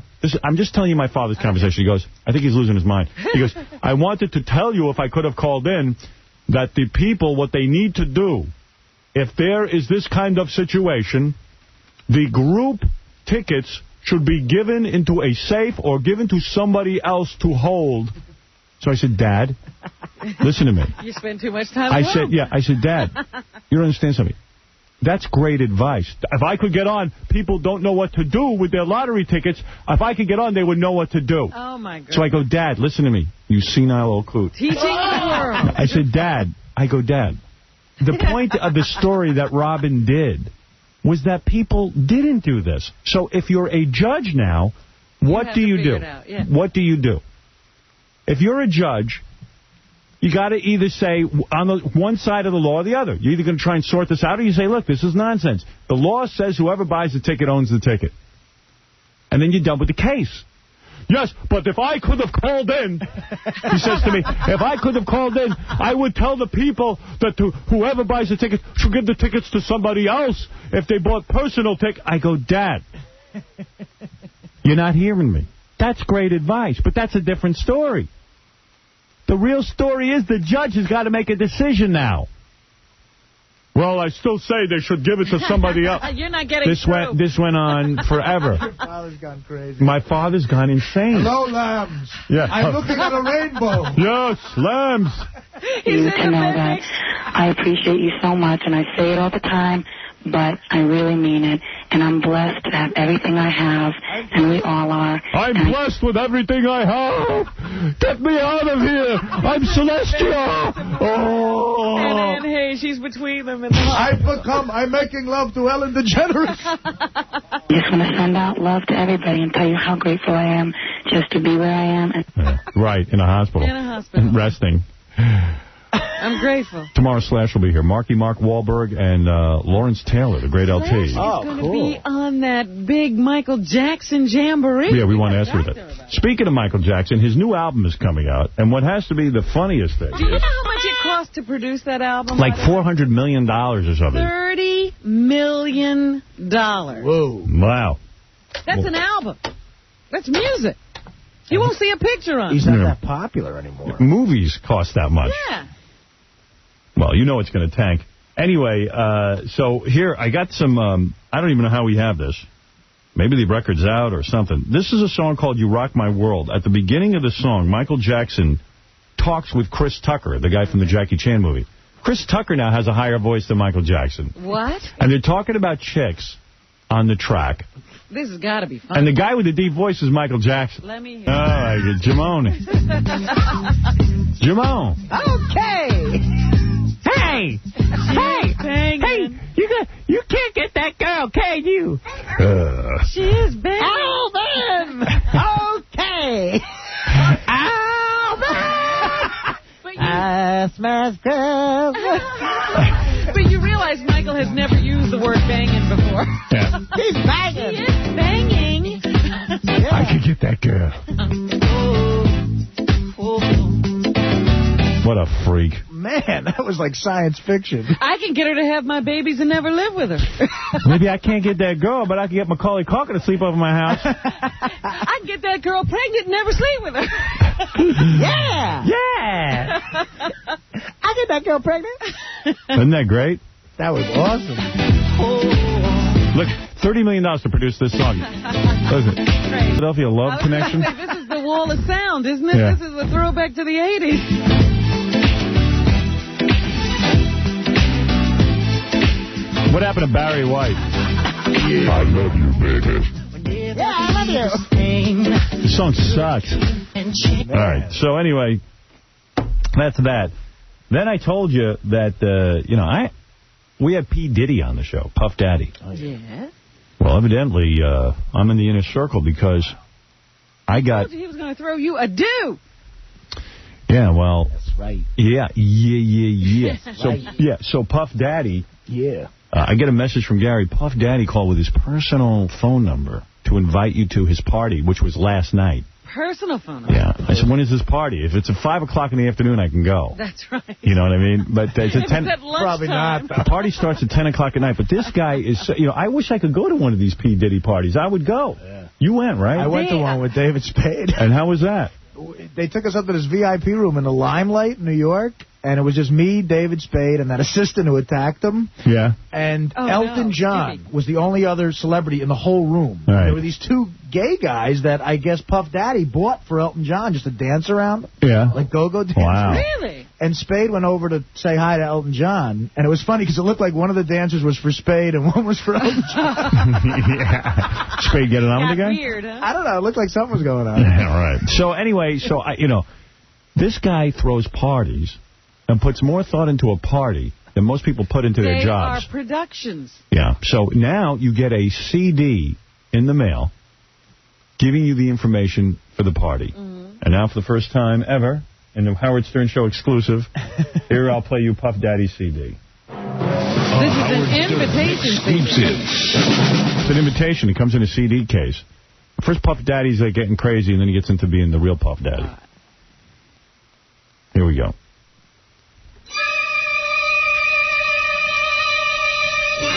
Hey, hey, hey, hey. It's me again. This is real. The party man itself. Giving you a new mission. A mission that hopefully you can make possible. The saga continues. The album release party. Or the belated album release party, I should say. Yeah, baby. It's time to party. The night before the MTV Awards. P. Diddy and the Bad Boy Family. Their critically acclaimed album. 4 mics in the source. Rave reviews in the LA Times and USA Today. Oh, it's time to party, baby. Put your G-string on, girl. Come on. wait. Y'all ready? But on a serious note, if you choose to take this mission, you have to be there on Wednesday, September 5th. That's Wednesday, September 5th. I'm here for that. I'm here to support these guys, and I'm here to screen my movie on Friday. So will you stay with them through the Video Music Awards? Yes, definitely. Are you up for Video Music? You must be. Yes. Yeah, we're up for Best Rock Band. Best Rock Video. Do you care? Video. You don't care. Not really. That's what I love. It's an honor to be there. I've watched it every year for, I did it one time. I was Fartman. Yes, Howard. You showed off the cottage cheese on the butt. I sure did. Well, it's in much better shape now. Now he understands why you were ridiculed. I'm in shape. I'm in shape. Yeah, sure. Anyway, so I am honored to have you guys here. I do love this song. I think it's appropriate in light of Hank's death. Hank's dead. Yeah. And what are you guys going to do when you get to the curse words? Are you going to do them? I mean, we'll bleep it. I have a censor on this show. They bleep me every time something happens. I'll just... Can you say funk? I'll make it a clean version. You can make it a clean version? Sure. Good, because I hate when they bleep the people. radio version. Yeah, the radio I don't want them dumping it. So this country's very uptight. Yeah. Very uptight, trust me. They'll die if they hear the word. Yeah, this building's very uptight. And then after the song, I want to ask Paulie again and try and narrow it down how he gets to travel the country with Stained. Well, I'm sure he's got an answer for you. All right. The pot. You smoke pot, Paulie? Sometimes. I believe that. Yes. All right. Anyway, I'm going to turn it over to you guys. All right. Ladies and gentlemen, Stained. Thank you. That's what he does. Free segment. Nice intro. Yeah. Look at you. All right. You boys are good. That's serious stuff. You know what that song means? Yeah. I think it's about... I don't know what it's about. It's about waiting. F you to all those guys who gave him a hard time in high school. Is it really? It's just kind of just kind of acknowledging all the things that had been a while since I had done when... Like drinking? That song was conceived. Right. Did you have to go to rehab, or did you just do it? No, I just decided that was it. I thought it was about waiting for Paulie to get a job and leave. No, I'm just saying he's so talented. Those guys didn't know who they were picking on. Cabby, stop holding Paulie's hand. Really, what's going on over there? He's sexy. I like this guy. Well, I got to tell you something. That is one of the most beautiful performances I've ever heard on this show. Yes. Thanks, Howard. That was great. And I was thinking, too, you got a full head of hair, yet you shave your head. Well... Why? It's easier. Is it really? Yeah. You don't want maybe go dread or something like that, dreadlocks, or... But why shave the head when you guys... Seriously, you guys got full heads of hair. Because he has an afro. Like that he doesn't shave his hair. You have an afro? You don't like the way your hair looks? Oh, it's huge. Huge. We've never seen it, though. That's what he tells us. Really? Yeah. When did you start shaving your head? How many years ago? Right. I couldn't get a camera for 2 nights before I met you. When was that? 93. Huh. like it because it's carefree. You get out of the shower, swipe the towel over your head. But look at you got a full head of hair. When did you start showering, though? If you showered, it would be easy. Yeah, right. I don't think soap has touched his body. Are you guys like the Beatles? Do you travel like in one hotel room and stuff? And did you ever all live together? We never lived together. We've definitely all... I mean, when we... Well, aside from recording. Yeah. Right. When we first went down to stay with Fred, we actually all slept on the floor of a spare bedroom. There was like 6 of us in there in sleeping bags. Love. Cool. People look at you now and they go, oh, wow, it's so great to be a rock star. But at the beginning, probably everyone in your family and everything thought you're a bunch of bums, didn't think you'd make any money. Well, I got the whole getting sat down and you know, this is a great hobby, but you should really think about what you're going to do with your life. Right? And why didn't you say to your parents, you know what, maybe you two should stop fighting and I wouldn't be drinking? That's what you should have said. Nice. That's what I think. Yeah, Cabby, please. That ain't me. Do you think that Stain can smack the guitars over Cabby's head and see what happens? I got some big testicles, though. So if you're... all right, we got a contest for you. Yeah. Cabby seems to think that his testicle is larger than our security guy Dave's testicle, and his testicle is about the size of a kiwi fruit. I've never lost a testicle. And he seems to think he's never lost one. Well, maybe we should hold it here. We should hold the... Unbelievable. You should be, or somebody, like Robin should be the judge. So I really have to see that? Kathy, you're on the air. Good morning. Hey, is this Stain? Yes. Aaron? Hello. I saw you guys perform with Korn in Philly a couple years ago. Oh, cool. Did you guys do a cover set of Korn that night? Yeah, we played a Korn song during their set. They took a break, and they allowed us to go up there, and we would play Need To off their first record. Let me ask you about the Video Music Awards tonight. Like you guys don't care so much about winning a Video Music Award. It's more about getting your music out there, selling the records and all that kind of stuff, and getting your music into the hands of the people. But are you anxious to see Britney Spears? Yeah. She really looks like. But do you have total disdain for a performer like Britney Spears, or do you feel that there's some validity to what she's doing? My disdain is that, you know, a lot of the pop bands that are out there don't even write their own stuff. Right. Like, when I'm watching you guys just do this song now, you're singing, you're doing harmonies, you're playing your own guitars and drums. Well, I mean... What is it? That's a band to me. Yep. What is it? Is it theater? Is it musical theater we're watching when these people get it? Yeah, the other stuff's to make money for the teens. It's been going on for 50 years. Yeah. I mean, it's a teen thing. You know that. Let me just say something. Paulie's not in music. Paulie, am I addressing you? I'm in music, damn it. Paulie, you're a groupie. You're not in music. But what I'm saying is I was watching the Britney Spears diary on MTV the other night. Don't ask me how I got into that. But I'll be playing excerpts of it on the air. You were in the basement, right, Howard? Well, yeah, but it really is scary. But when she's in the recording studio, there's a guy who tells her even how to sing the song. Yeah, what does it sound like? Like what it sound like? A vocal, yeah, but don't like he get goes... Aaron going, man. Just don't go under there. Paulie, I'm trying to do an interview. No, I almost had you thrown out of here. Okay. This is why they threw you off MTV. Be quiet. Right, yeah. So I was sitting there thinking, geez, you know, it's not even her interpretation of the song that we're listening to. Yeah. So that disturbs you as an artist? A little bit. Why should you be in a category with Britney Spears? Well, yeah, we're not, but, you know, why should an artist like that be rewarded as much I'm going to ask you, efforts? But I'm going to ask you an honest question. So you're going to the Video Music Awards. On some level, it's got to be exciting because you once were a struggling band and now you're having success. Absolutely. It's an honor to be there. Do you put thought into, like, what you'll wear? Yeah. What you got? These guys didn't even flinch when you did that. But they saw it from the back. It's different when it's on your chin. All right, well, whoever's bet is bet. I can't get anyone to bet with me, but go ahead, Dave. Let's see. Cabby, Dave, go ahead. Do your thing. God. Here we go. Robin, Robin, you judge. Turn around, man. Let that sucker fly. All right, here we go. There's Cabby's, and here's Dave's. Oh, my God. Dave's is That's one. Wow. Together. Let me see that thing. Wow. Robin, look at that.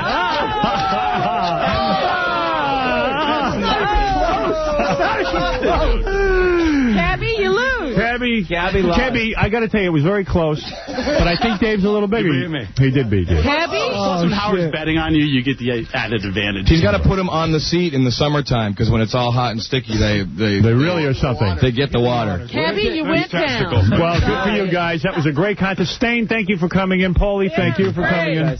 Thanks for having us. And see Paulie's movie. Where is that, Paulie? We're going to be at the Tribeca screening room this Friday. Who's we? I don't know. Whoever shows up. Whoever you can get. All right, Paulie, good luck with that. Teen Show, 2 to 6, Monday through Friday. We'll be back. Rock Radio, baby. We'll be back right after these words. Thanks, Stain. The Lord is a God of mercy.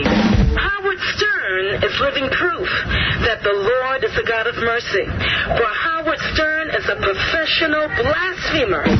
But yet, Howard Stern is alive and well because the Lord is a God of mercy. But it's because of God's mercy, the Lord is giving sinners like Howard Stern a chance to repent.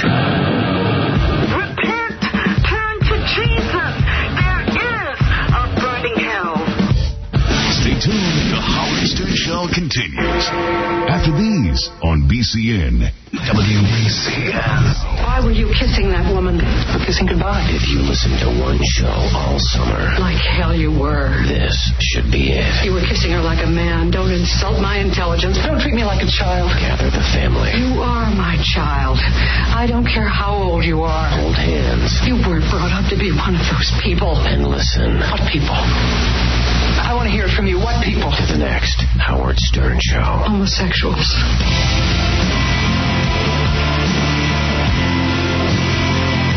You know, life just isn't fair. On September 4th, America lost one of its most lovable, funny, and down-to-earth entertainers. He will be missed by his many fans who saw beyond his angry on-air persona and saw a smart, charming, and friendly person. His name was Hank the Angry Drunken Dwarf. But what makes Hank's death so unfair is that the fat, annoying CBS ass-kisser Vinny Favale still lives. Couldn't he have taken Hank's place? Vinny has never entertained anyone. He's only annoyed us with those goddamn Mariah Carey messages. Well, my point is, I'm going to miss you, Hank. I hope you're having a vodka and Sprite up in heaven right now. Goodbye, funny man. We love you. He stood just 4 foot tall. He was a pissed off little person. So he was. But he had gigantic balls. And when he drank, he started cursing. Yes, he did. If you called him a midget, he'd tell you to hit the f***ing highway. Right. But more, much more than this, he did it Hank's way. No one else's. Hank's way. Yes, every time that he got drunk, he'd call someone a sucking punk. He sure did love vodka in a cup. Yeah. He'd drink it down, then throw it up. Yeah. He did it all, not 4 foot tall, and did it Hank's way. I have a bulletin now. The police have become involved. The building that we're in, the Howard Stern building, has become involved. They are threatening to close down the Hank Memorial. In addition to bidding fondue to Hank, we're saying fondue to Hank's memorial. And also, wait a second, Tom. Why are you caving in? Hank. Wait, let me just say something. Hank was a beloved figure on this show who gave us all to the show. The fans spontaneously started a tribute to Hank with flowers, beer bottles, messages to Hank. Much in the same fashion as Lady Di, John F. Kennedy Jr. Those memorial items were never taken off the street by the police or the building. Why would they destroy the Hank Memorial? Widow Goodstein, what do you have to say? It's extremely offensive. That they would do such a thing? Why? Who is doing it? The building It's a freaking memorial for someone who died. Why? What is the rationale? Well, we're blocking access to another business that is a tenant of the building. Doesn't matter. So we'll shift it down a few feet. We'll shift it down a few feet. Is that the way we have to do it? I don't know. Look at it. It's so beautiful. It's not that big. We're not blocking anything there. Tom, stop it. It's gorgeous. Listen, I was touched. I'm moved by it. No, this is not a joke with me. I listen. I am. Look at the little guy. It's so great. It's such a, what else is there for Hank but this? We have to have our moment to remember Hank. I mean, seriously, let's not joke around. The guy is dead. The point of a memorial. And they let that homeless guy camp out for 3 years there. Nobody complains. Nobody tows him away. They're going to tow away our junk? Immediately. I mean, our tribute? They better not tow. His family is so looking forward for me to compile all this stuff and send it to them. If they throw it in the garbage pail, I'll bang someone over the head with a baseball bat. Easy, Widow Goodstein. He's going to get violent, the widow. The Widow Goodstein. Calm down, Doug. You got a career to think about. You know, somebody better get some Valium for the widow. Yeah. The Widow Goodstein's out as a rocker. They won't throw it. I won't let that happen. Right. We just need to... Oh, Tom, it's not even that big. I would say... Oh, my God. Oh, my God. Those are real cops. The police down there. The police love Hank. And the police love you. I know. I mean, what are the police saying? The police are saying that they have been asked by the building to make sure... You know, the homeless people who hang out there every morning, we can't get the cops to move them, but why would they move the Hank tribute? The cops don't want to do this. Because I think that Farrar guy coming after us. Because we're against him. The cops love me, Bernie Kerik loves me, Rudy Giuliani loves me, and everyone loves Hank. Move High Pitch Eric. Let's protect the memorial. Maybe it's High Pitch Eric there. Just move him. Yeah, that's a compromise. That's I just don't think that we want... I'm pleading with the officers. Well, no, you see, but the problem is now we have... Don't we pay rent to this building? We have High Pitch Eric and who's that? Johnny Potts? Joey Boots. Johnny Potts. But there are always guys out there. Who confronted me yesterday. Told me they hated me, and I said, you know what, I don't care whether you do or you don't. Let's go with our microphone to High Pitch Eric and find out what's going on down there, Tom, before you make this terrible decision. Another bad decision by Tom. Go ahead, High Pitch. Oh, I guess he's not on. He doesn't have a mic. He's on, but he's listening in delay. What's going on? Where are the people? Here he comes. We've never once been prepared. Headphones would help, too. Yes. Yeah. Yes. Joey Boots has the headphones and High Pitch has the mic. Here we go. Hi, High Pitch. Hello? Hi. Yeah. Hi, hey, how you doing? It's my shrine. Hey. How you doing, High Pitch? Not so good after the news I just heard. What did you hear, High Pitch? Chris Tucker and Michael Jackson. Yeah, it's being broken down. It should be kept here. I'm here with Joey Boots. Oh, great. I've been here for 2 nights. Nothing happened. Everything was calm. Everything was calm. I was getting food from Harley Davidson. This is the greatest thing ever happened. People actually want to be with me. People are sitting next to me. I did number 2 at Harley Davidson. Howard, this is your building, too. Why can't we keep it here? Oh, this is not my... It's the Howard Stern. Yeah. Tell the cops that, Eric. I want you to chain yourself to the memorial so the cops have to drag you out. I'll do that. He's drunk. Remember, he's been drinking all night. Okay. So look, just lie there. Try to lift Eric. They can't do it. I'll do that. I don't care. If you lie there, they can't possibly move you. Lie down on Joey Boots. Hey, Howard. Yeah? It's not fair, man. Why did he make us do this? Well, I agree with you. The memorial tribute is not spilling out onto the street. There's plenty of room for people to walk. But your stomach is... Right. High Pitch and Joey Boots. We are directly blocking access to the restaurant. No, we're not. You know that's not true. Everybody's been driving in and out. The restaurant's on the next... So we'll just move it. It's right next door. Well, maybe if the people leave and they leave the tribute alone.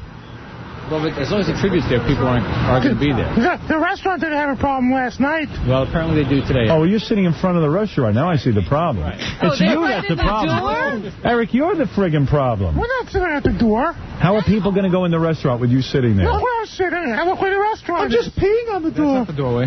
What is that's not a doorway? No. What is that? I don't know what that is. It's a little alleyway. Yeah, it looks like a little alleyway. It's an alleyway. Oh. That's the door right there. Oh, they're not in the way. We're not in the way. Oh. We're not in the way. We're not in the way. Yeah.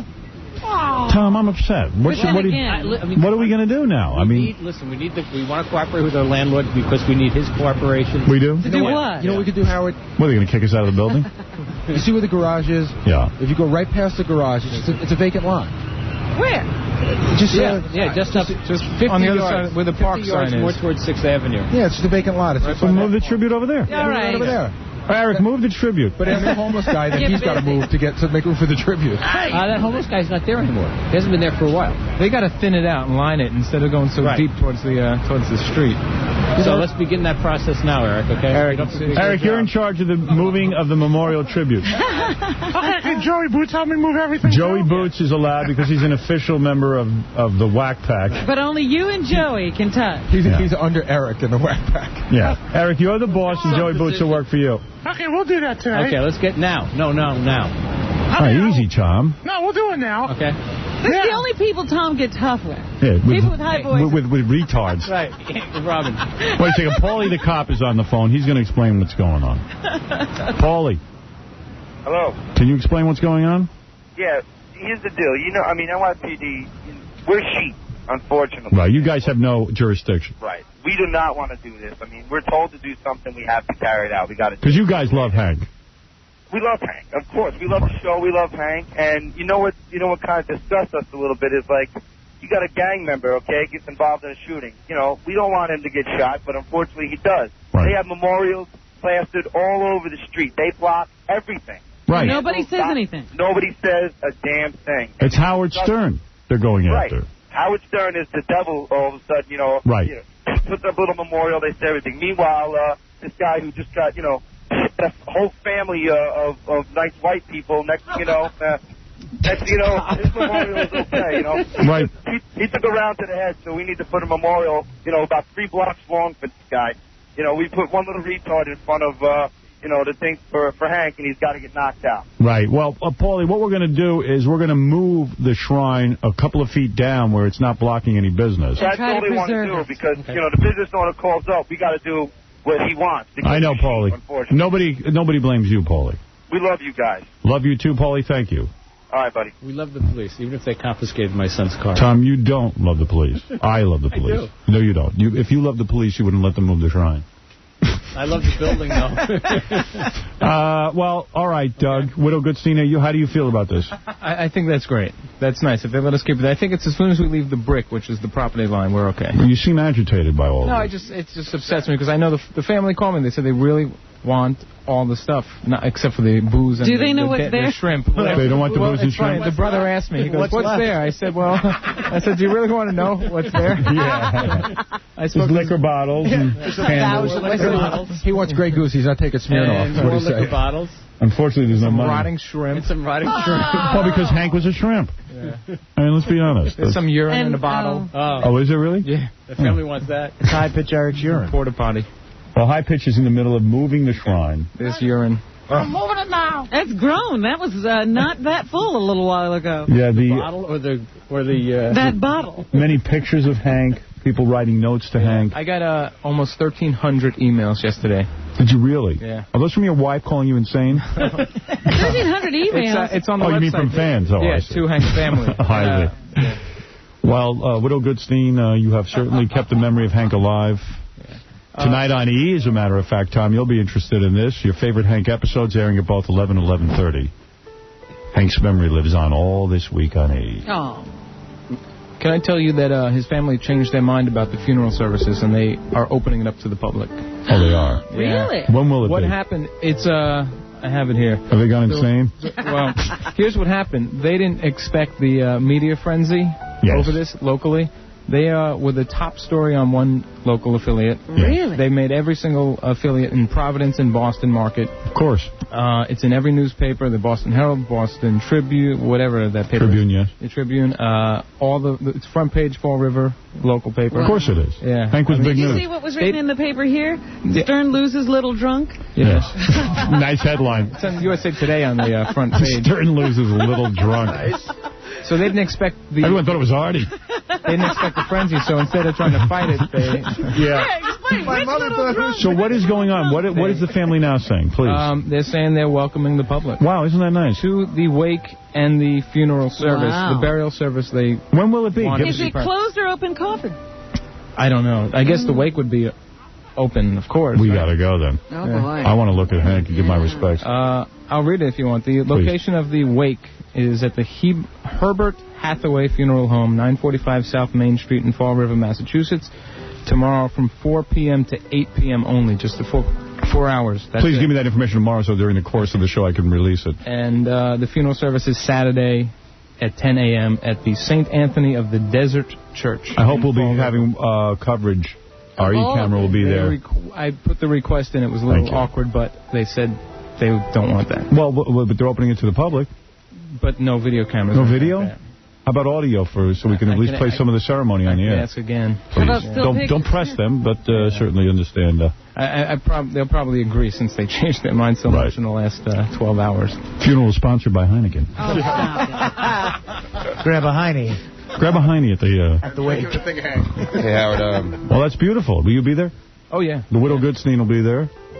Yeah. We have a whole... Howard, yes. I'm going... The Widow Goodstein has to get up at 4 a.m. on Saturday morning to be on the road by 5 to be there in time to get there for the funeral. Oh, amazing. Yeah. I have a feeling you better get there earlier. And in the entourage will be Sean and Beetlejuice. Wow. High Pitch Eric. I believe Crackhead Bob wants to go. No kidding. Wow. Yeah, I believe Ganji's going to go, and Richie from E. And a lot of people. So a lot of representatives. Better get a tard bus. I think, no joking, Doug, I think Elephant Boy wants to go as well. Yeah. As he called me yesterday. I would like to pay my respect. I was wondering why we hadn't talked to these people on the phone. Can you imagine Doug driving and in the car? Tell me you don't want a camera on this. You got to get a camera on that. You know what it is, Howard? It's Elephant Boy. It's Bubble Boy. It's Bubble Boy. Bubble Boy. Yeah. Because Elephant Boy is one of those guys who doesn't stop talking. I know. And same with High Pitch Eric. Can I put out a pitch? If someone has a bus that they want to donate the services for that fits more than 15 people, because you couldn't drive while Elephant Boy call K-Rock? I will pay, but I just we'll pay it to cover costs. I can't really. You get a lot of money. That's Marlo's father. Yeah.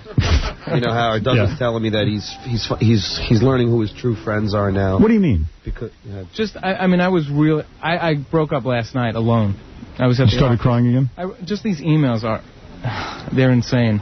Really? The fans are unbelievable. Yes, they are compassionate. But he was saying amazing. Just like, your true friends come out when you're in need of who are you calling your true friend? Stuttering John called right away, and he was really... By the way, I did not call. I'm not your true friend. Yes. Craig Gass called. Craig Gass, of course. My fraternity brothers called from the University of Hartford, and I haven't talked to some of them in 5-6 years, and they are treating you like the widow. Yeah. Oh, my God. I got... 1,300 emails, and a lot of them are to me.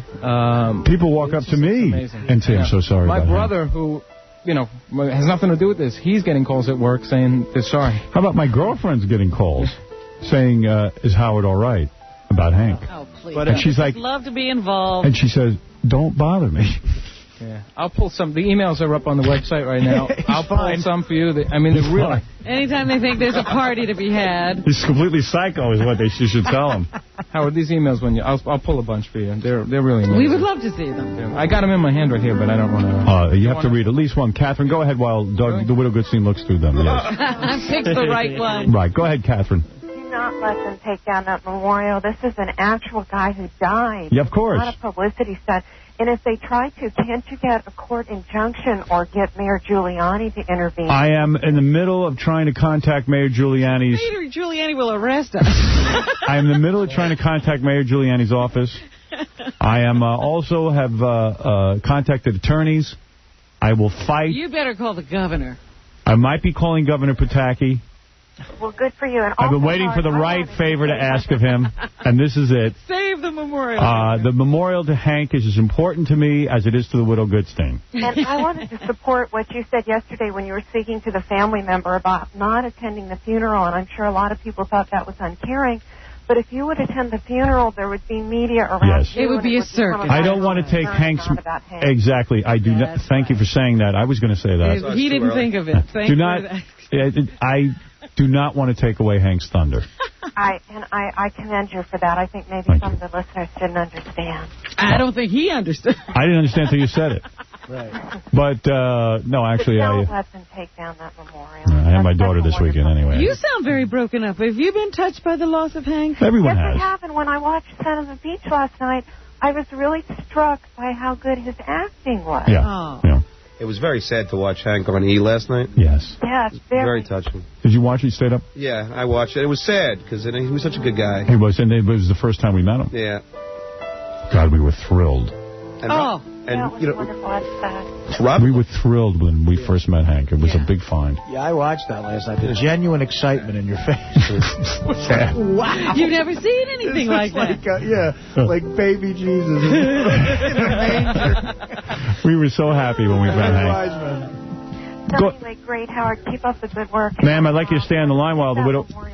Yes, I will. And the Widow Goodstein now is going to read one of the emails. Bye. Okay. Bye. All right, she doesn't want to hang on. Yes. You know the excitement you had for Hank? The only other time I ever saw you that excited was when I told you we had a stuttering intern. Yeah. That was John. Right. That was John. This is from Derek. I had no idea how much I would be affected by Hank's passing. I really do feel a loss and an emptiness that I've never realized I would have over the loss of a persona we knew as Hank the Angry Drunken Dwarf. In memory of Hank, I have put an In Memory of Hank sign in my office window. Good luck on the other side. We will miss you, Derek. We'll miss you, Hank, a little man with a giant heart. You should see Stuttering John's face staring at the Widow Goodstein. He doesn't believe it. He's looking for tears. He gets shaky every time he looks at he's all choked up. Leave him be. This is the Widow Goodstein. Go ahead, one more, please. I would always watch Hank. I would always watch Howard Stern on E! every night, hoping Hank would be on the show that night. He was a great little man. I'm going to miss him on the show. Rest in peace, Frank. When I heard that... Keep going? I'm sorry. I'm watching John is ruining the moment. Another John, moment. why are you laughing? When I heard on the radio this morning that Hank died yesterday, I was so sad. I always enjoyed his appearances on the Howard Stern show, and I can't believe that I'll never be able to see him again. I hope he is in a happy place. Yes, I know Howard and Doug made his last year special for him. We will miss you, Hank. Jolene. Melvin, you're on the air. Yeah, Howard, man. It's crazy that they're going to take off that shrine. What about when the Puerto Ricans die in Brooklyn and the Bronx, and they put those big graffiti signs with their faces and rest in peace and all that stuff? They let that happen. Oh, how about when... graffiti's illegal. I know. You know what? How about one of when some of these foreigners come over here and they see Jesus in the window to see the Virgin Mother, and then they're all lined up outside in the neighborhoods. They don't stop that. Nobody dares stop that. Yeah, everybody lines up. They line up like a bunch of morons thinking that's true. Yeah, I've been discriminated against time immemorial. And you're a white man. And I'm a white man. I'm supposed to be allowed to do these things. Hey, you know what? I'm thinking of doing a memory thing for Hank, a graffiti thing in Brooklyn. Please do. Memory of Hank. Good. Don't break any laws. I'll draw him the Rat Pack. I draw him in that pink little outfit that you always put him in, the bunny outfit. Thank you, Melvin. Thank you. Howard, a Puerto Rican named Melvin. Yeah. We were all out in the office figuring out which one of us were Doug's true friends, which one of us weren't. And well, a lot of us fell into the not true friend category. Me, DePace, Rob. I know I'm out. I didn't call the Widow Goodstein. Gary, you were great yesterday. Your comments on the I didn't say it. No, I love that. I know. You're great. Everyone. I mean, there's not a person. I'm afraid to say anything bad about Hank in front of Doug. Everyone I work with has been just great. Ganji was great. Robin. Everyone. I mean, everyone. Brian. You really are like the widow. I mean, it's like everyone has to go to you and express condolences. As soon as I found out, I just got a call from a stranger. Someone just called in the control room just to say, I'm sorry. Wow. Can I tell you the weirdest thing? The weirdest thing was yesterday, I fielded 3 phone calls from different newspapers in Boston, and I realized I had to hand them to Doug. Like, you know, Doug's He's the the guy. widow. Yeah, they were all looking for one thing. What? Cause of death. And what is the cause of death? I don't know. Liver. I don't know. Well, how do we know it wasn't murder? Honestly, we don't know. The only hint we have is that John did tell us yesterday that Hank at one point said to him that he thought his liver wasn't large. Yeah, no, he did say it to me. No, he did. Well, he said it to all of us. The article entitled Stern Loses Little Drunk, it says, it is believed that Hank, whose real name was Henry Nassif Jr., died from complications related to alcoholism. They say the highlight of Hank's little life was when People magazine named him the most beautiful man. You mean short life, not little life. Oh, I mean little life. little short life. He loved that, boy. He his little tiny life. Love being the most beautiful person. Rich, go ahead. Hey, Howard, how you doing? All right. I'm sorry to hear about Hank and everything else. He was wonderful. But they're violating your constitutional right for freedom of expression, and I know you're all for the rights. I mean, yes. mourning the death of somebody is an expression. This is our religion. It's like Santeria. You're allowed to... We'd be better off if we protested. That's right. Then they wouldn't throw us out. The memorial is being moved now as we speak. Many people good. chipping Bottle in. by bottle. There's a very beautiful tribute to Hank being moved now, too. What appears to be a garbage dump. Howard, how long is it going to be out there for? As long as the people respond to it. That's right. As long as the people want it. As long as Eric could could stay awake. Peoples of Earth. As long as Eric and Joey Boots can keep moving at 20 feet. Yeah, Eric and Joey Boots are moving it in front of... Moving it around the neighborhood. A garbage dump. See, but that's great now. See what they're doing? They're putting the flowers in the fence. Nice. By the end of the day, that whole fence is going to be flowers. Well, Howard, he's in a better place. He's in a better place. Oh, I doubt it. Let's Game hope. is over. Well, we never know. We'll never know till we get there. Thank you. All right, Howard. Howard, is Hank somewhere else, or is he just in the ground? Yeah, he is somewhere I mean, we're going to be in the ground. Where's that funeral? Hank is in the ground. Almost. Where is that funeral? That's somewhere else. Yes. It's truly amazing, the outpouring of love for Hank the Angry Drunken Dwarf. Peter, yes. Yes, I'm going to miss him as well, and my regrets to everyone there, especially the widow Goodstein. Another thing about that memorial, I mean, they closed down the streets in the Bronx for that cheating Little League team. And to have him on the field at Yankee Stadium, and they won't let this little memorial there for Hank, it's an outrage. It is an outrage. You know what the problem is here? It's private property, and the landlord of this building is a Where is a tough JFK guy. Jr. lived was private property. Well, the street was probably...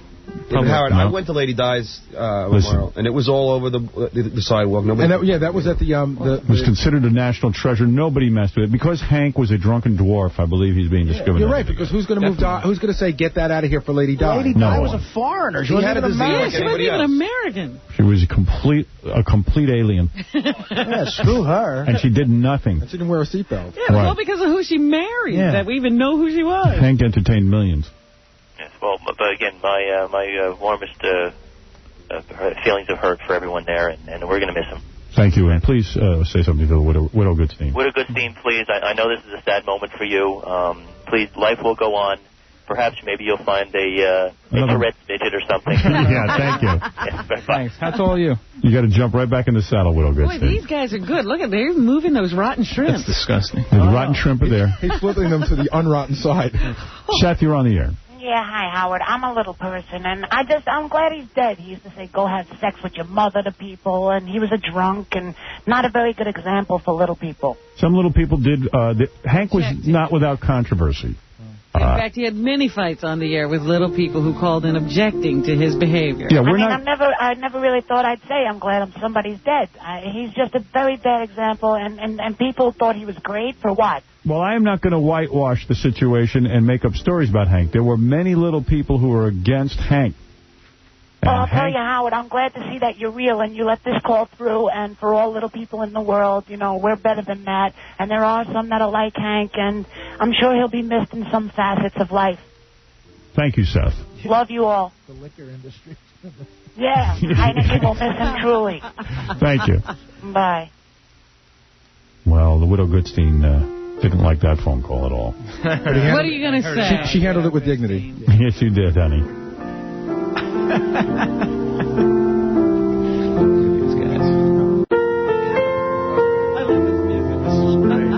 Joey Boots is a snazzy dresser. I like the guy in the... We're watching Joey Boots and Eric. The guy in a poncho. Moving the memorial. Howard, I can eat the shrine if you want. At a moment's notice. Yes, Larry? Yeah. Hi, you're on the air.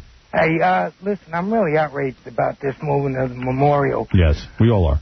It's ridiculous. You have to be a foreigner from another country or something to keep Of course. Because it's Hank and people view it as a joke, but this is no joke. Hank is dead, and Hank was a huge, huge friend of this show, very close to a lot of us. Not me, but a lot of us.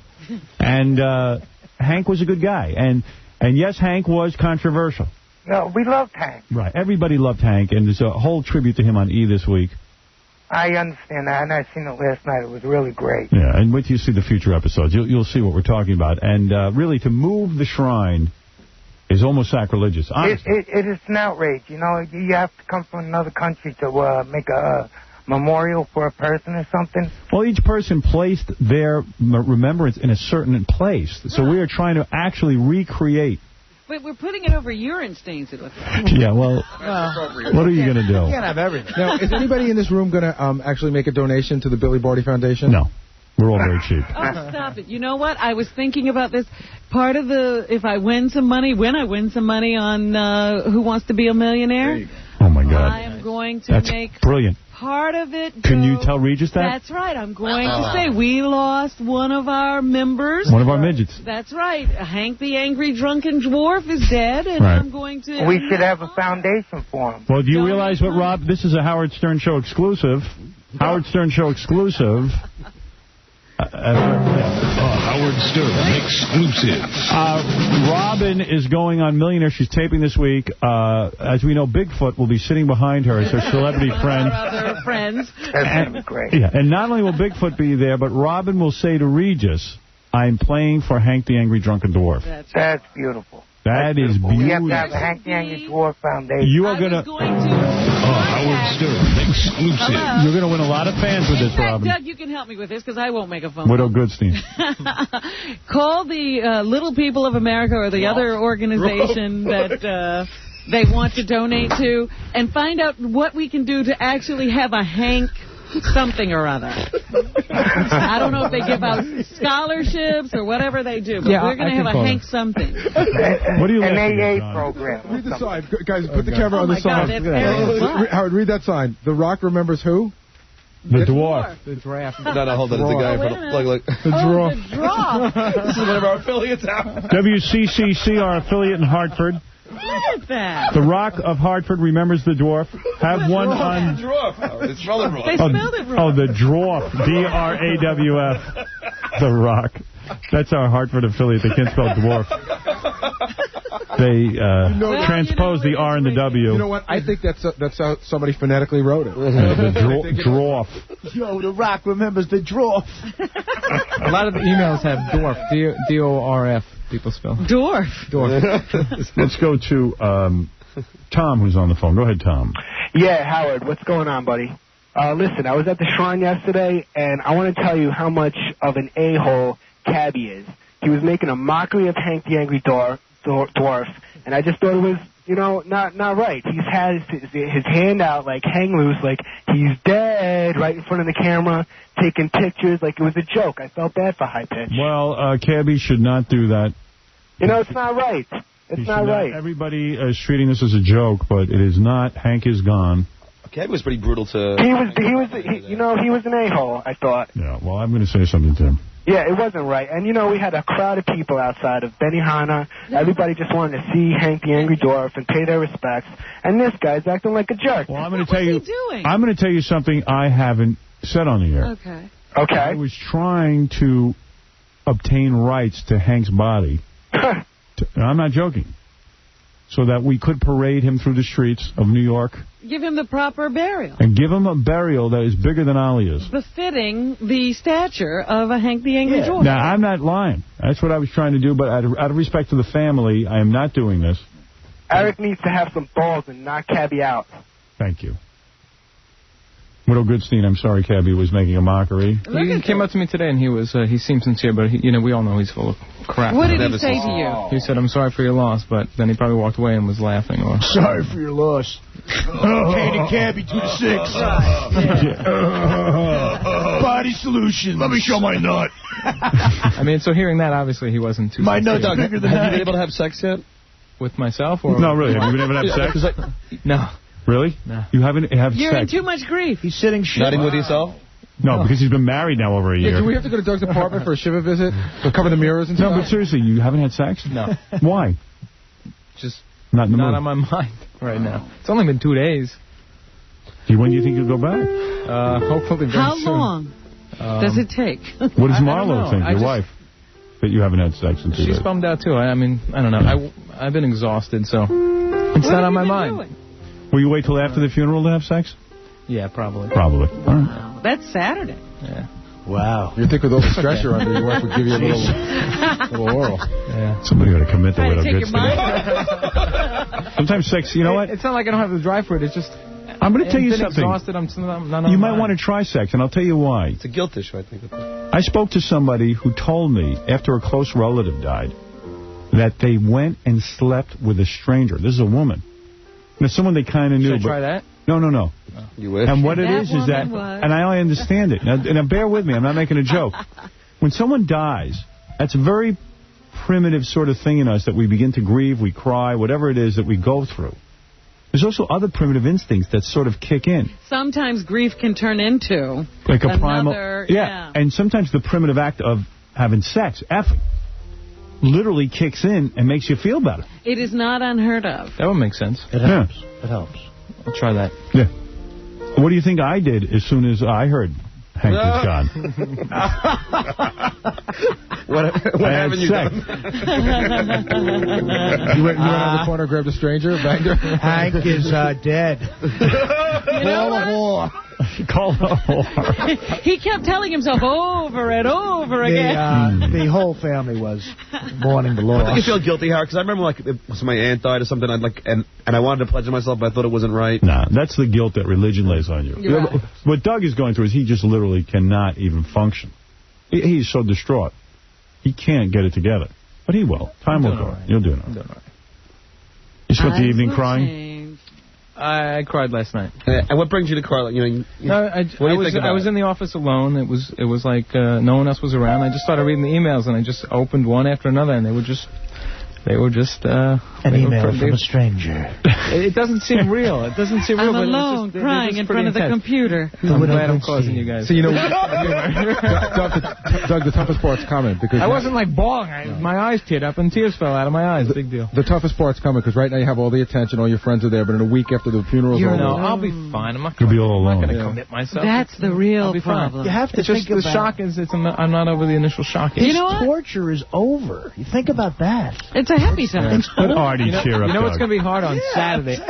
He's probably way happy. But that's what people would have said about you if you'd have died when you went into jail. And they'd be right. Can we put a video camera just on Doug at the funeral, like just on Doug's face? Right, yeah. I'm waiting for the torture to end. Well, anyway, I'm just thinking about the Hank story, where we have the Widow Goodstein sitting at the computer remembering Hank, and then you see Hank's story unfold.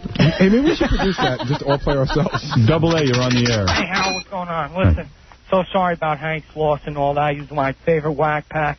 I just want to say, Robin, I always said it. You're a goddess, and you're proving it once again by doing that for the Millionaire Show. Yeah. You're a goddess. I always said you were, and I think that's awesome that you're doing that.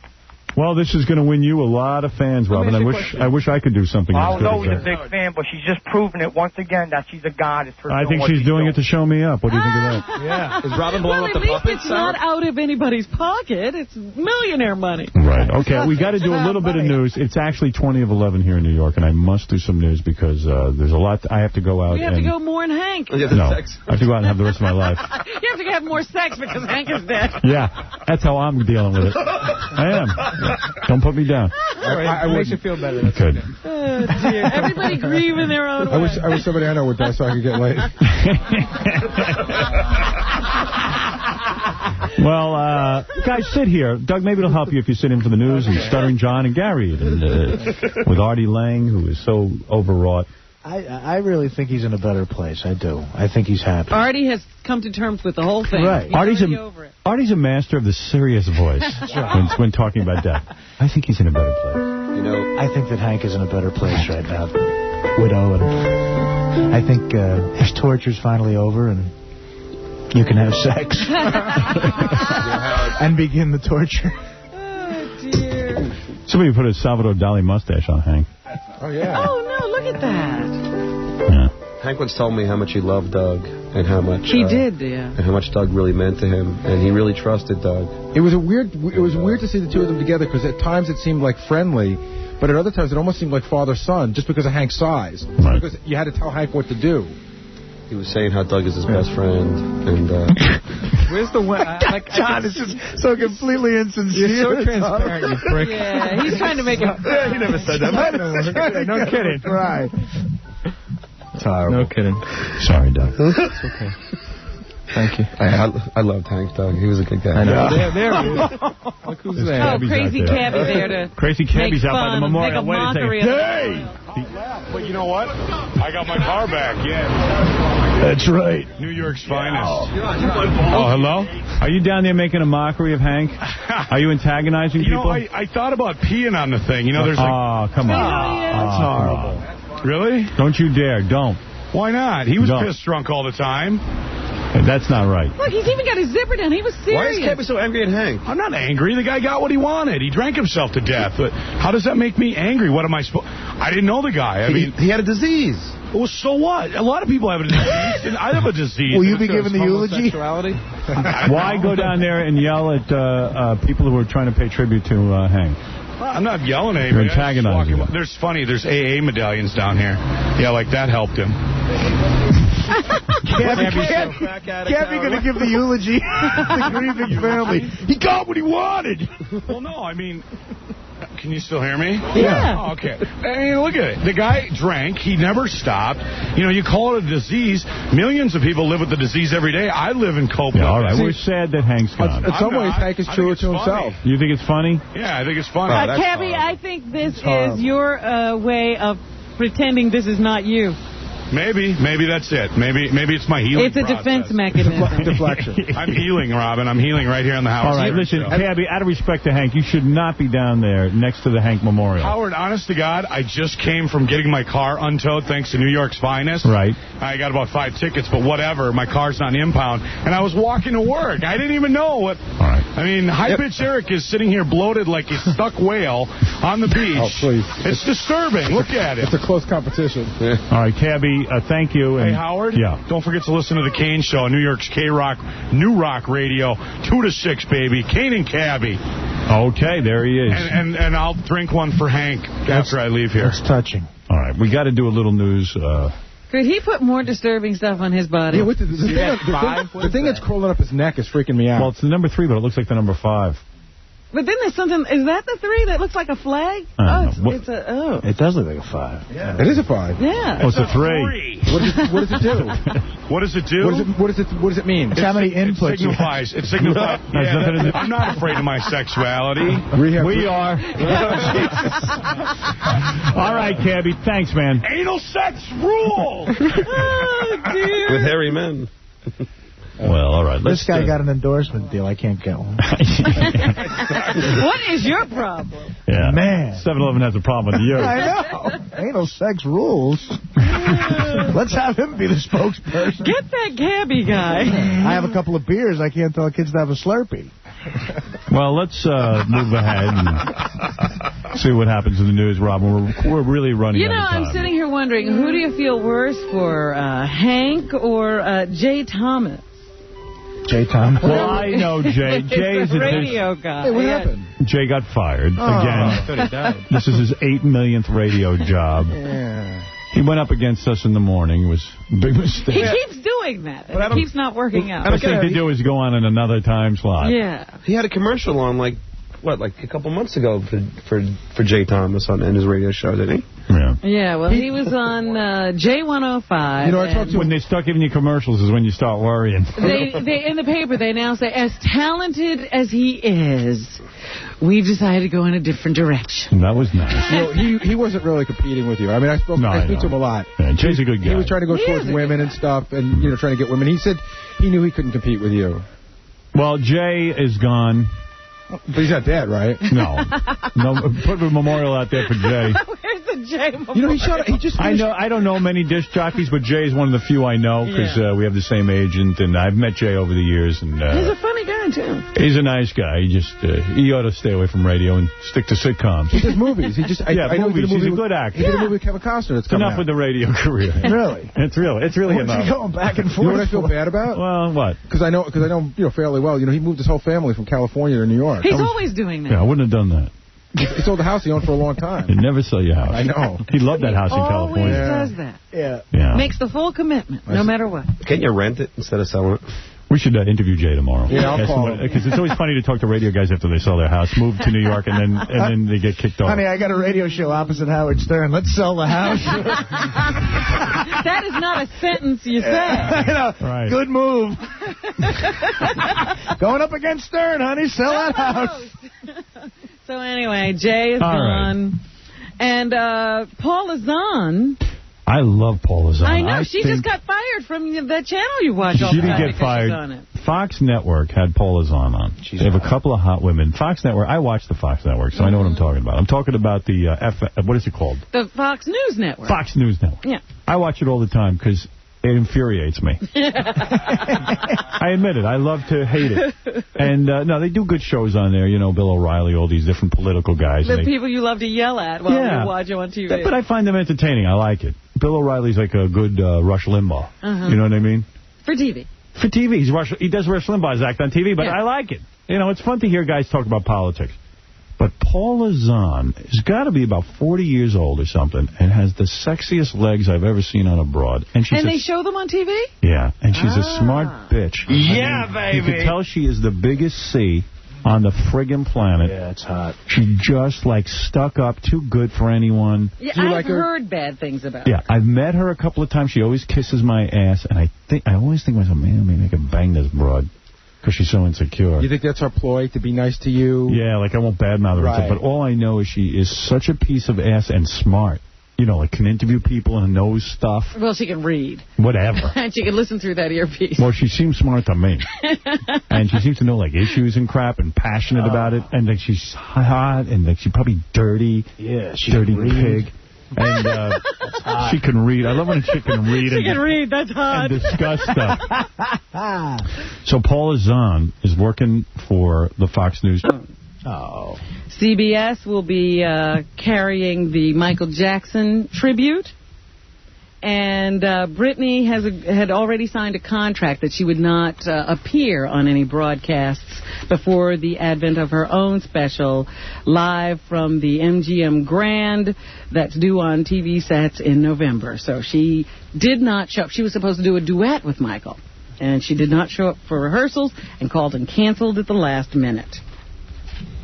I don't think that was very professional, but that's what she did. That sucks. Jennifer Goldberg. And here Jennifer talks about what her hair was like in the 1980s. Oh, wow. Cool. Something important. Something she knows about. I was really bad, actually. It was really long, really big, really layered, and bangs that started in the back of my head. And, wow. Gee. It was a good interview. Lovely, purpley good quality interview. That I did myself that would eventually turn into orange. It was pretty bad. You think the movie's going to make money? Anything that you put Jennifer Aniston will never make money. She also describes her viewpoint on fame here, number 6. It's not real, and it's, you know, it's all just for the moment. It's all Maya. Illusion. I mean, hopefully, if you have a career that fame isn't real, will last a long time. Yeah, as soon as Friends end, you'll know how true that is. Right. And you know why you're there, and the work is important. Not to get caught up in that. Let's go back to your hair in the 80s. Was that real? Wonder what her shoes were like in the 80s. Sort of the hoopla and the fame and the glamour, which is pretty silly. Fleeting. Hoopla. My love with Brad Pitt is real. He'll be dumping you in 2 years. So really, Jennifer, you don't think fame is real? I mean, that wasn't enough of an answer? Man, she's got more on this? That it's some glamorous, fantastic existence all the time, and, you know... Believe me, it is. It's just not... I mean, you know, you go to work every day. It's like a 9-to-5 job. Yeah, like a 9-to-5 job where My they give job you... is being famous. Where they give you craft services. You get your coffee in the morning, and, you know, you go to work, and you come home, and... And your work is like pretending to be a character. You have to feed the dog, and you got your pool guy messing up something. You're the pool guy. Nanny, the chauffeur. You got to manage a whole staff of people. The gardener. You got to yell at all these people who work for you. I'm like any plumber. In fact, I met a person that actually cleans their own pool once. You know, there's stuff that's... Yeah, I had to yell at the pool guy and my assistant all in the same day. Leaf in the pool. What's it doing? Yeah, you stupid You messed something up, you stupid pool guy. Too much chlorine. I don't want to yell at the pool guy. I'll yell at my assistant to yell at the pool guy. There's you know what I mean? It's pretty... Yeah, we know. And if you choose to go... I guess you choose to go out and partake and live in that scene. We just don't do that. What the hell is she babbling about? She's insane. She is just babbling. Right. John John Carpenter has a movie in theaters right now. How's his pool guy? And is he a character too, that pool guy? Yeah. He was asked, originally he had gotten Courtney Love to star in this new movie of his, but she backed out, and then Natasha Henstridge replaced her at the last minute. How would the movie have been different if Courtney had completed it? She would have been very different in the lead, obviously. She's a very, very talented actress. Yeah, but what was her hair like in the 80s? Yeah. All right, come on, I got to get out of here. Jackie Chan has one of the biggest movies of the summer. It's already made $199 million. Yeah. And here he is on being naked on the streets for a scene in Rush Hour 2. Oh, paparazzi, they took the photo. Next, every newspaper headline. Jackie and Chris naked around the street. Just very embarrassed. We're not doing it one day. We do it 3 days. We have to run the highway again. On the set, everybody. This guy's a movie star. Makes me crazy. I can see in your face you really irritate me. Yeah, he disgusts me. You really dislike him. Yeah. People coming. We want to see you naked. I should take one of these delivery guys and put him in a movie. I bet you could be just as famous. Absolutely. Yeah. How the hell can I get a... What? Artie, you're a whole nother problem. Photo. Anyway... My pool guy is fine. Here, go ahead, Rob. Mother Teresa, you don't know this. Mother Teresa had an exorcism on her deathbed. Yeah, I read that. According to an archbishop, they said the doctors told the archbishop that Mother Teresa was having trouble sleeping while she was in the hospital, and there was no medical reason for it. So they decided that she might be fighting demons, and that's what was disturbing her sleep. So the archbishop ordered an exorcism. He went to this priest and said, go perform an exorcism. The priest was afraid to do it because he was afraid the evil spirits might jump into him like they did in the movie, The Exorcist. Yeah. A rational conversation. But the archbishop ordered him to do it anyway, and she was exorcised right at the bedside. You sure this happened with Mother Teresa? It wasn't like in a hut in Zimbabwe? Wow. Amazing. And this wasn't on the D train. The #1 CD of the week is Aaliyah. Aaliyah. That's Aaliyah. right. Wow. Aaliyah has the #1 record. It started selling like hotcakes as soon as people heard she died. Right. Doug, has Hank's merchandise been selling? His website's down. It's just flooded. Sold more merchandise yesterday than we did in the last 9 months. Wow. Really? Wow. It's amazing. And the problem is $8 worth. The problem is that there was a problem with one of the links when we deactivated some of the products, and there's tons of orders for products that now don't exist. So those are tears of joy. Now what are you going to do? I don't know what. I don't want to deal with it. Not right now. Wait till after. You're too distraught to count that money. All right. Anyway, that's what's happening. Thank you, Robin. I have to go. Artie Lang, thank you so much, my friend. Thank you to The Rock and Kendra Jade and everybody else who came and did the show. Stained, everybody. And we're going to see you tomorrow. WNDE, Honeoye Falls, Rochester. Howard's done for the day. Tune in again tomorrow, starting at 6 a.m.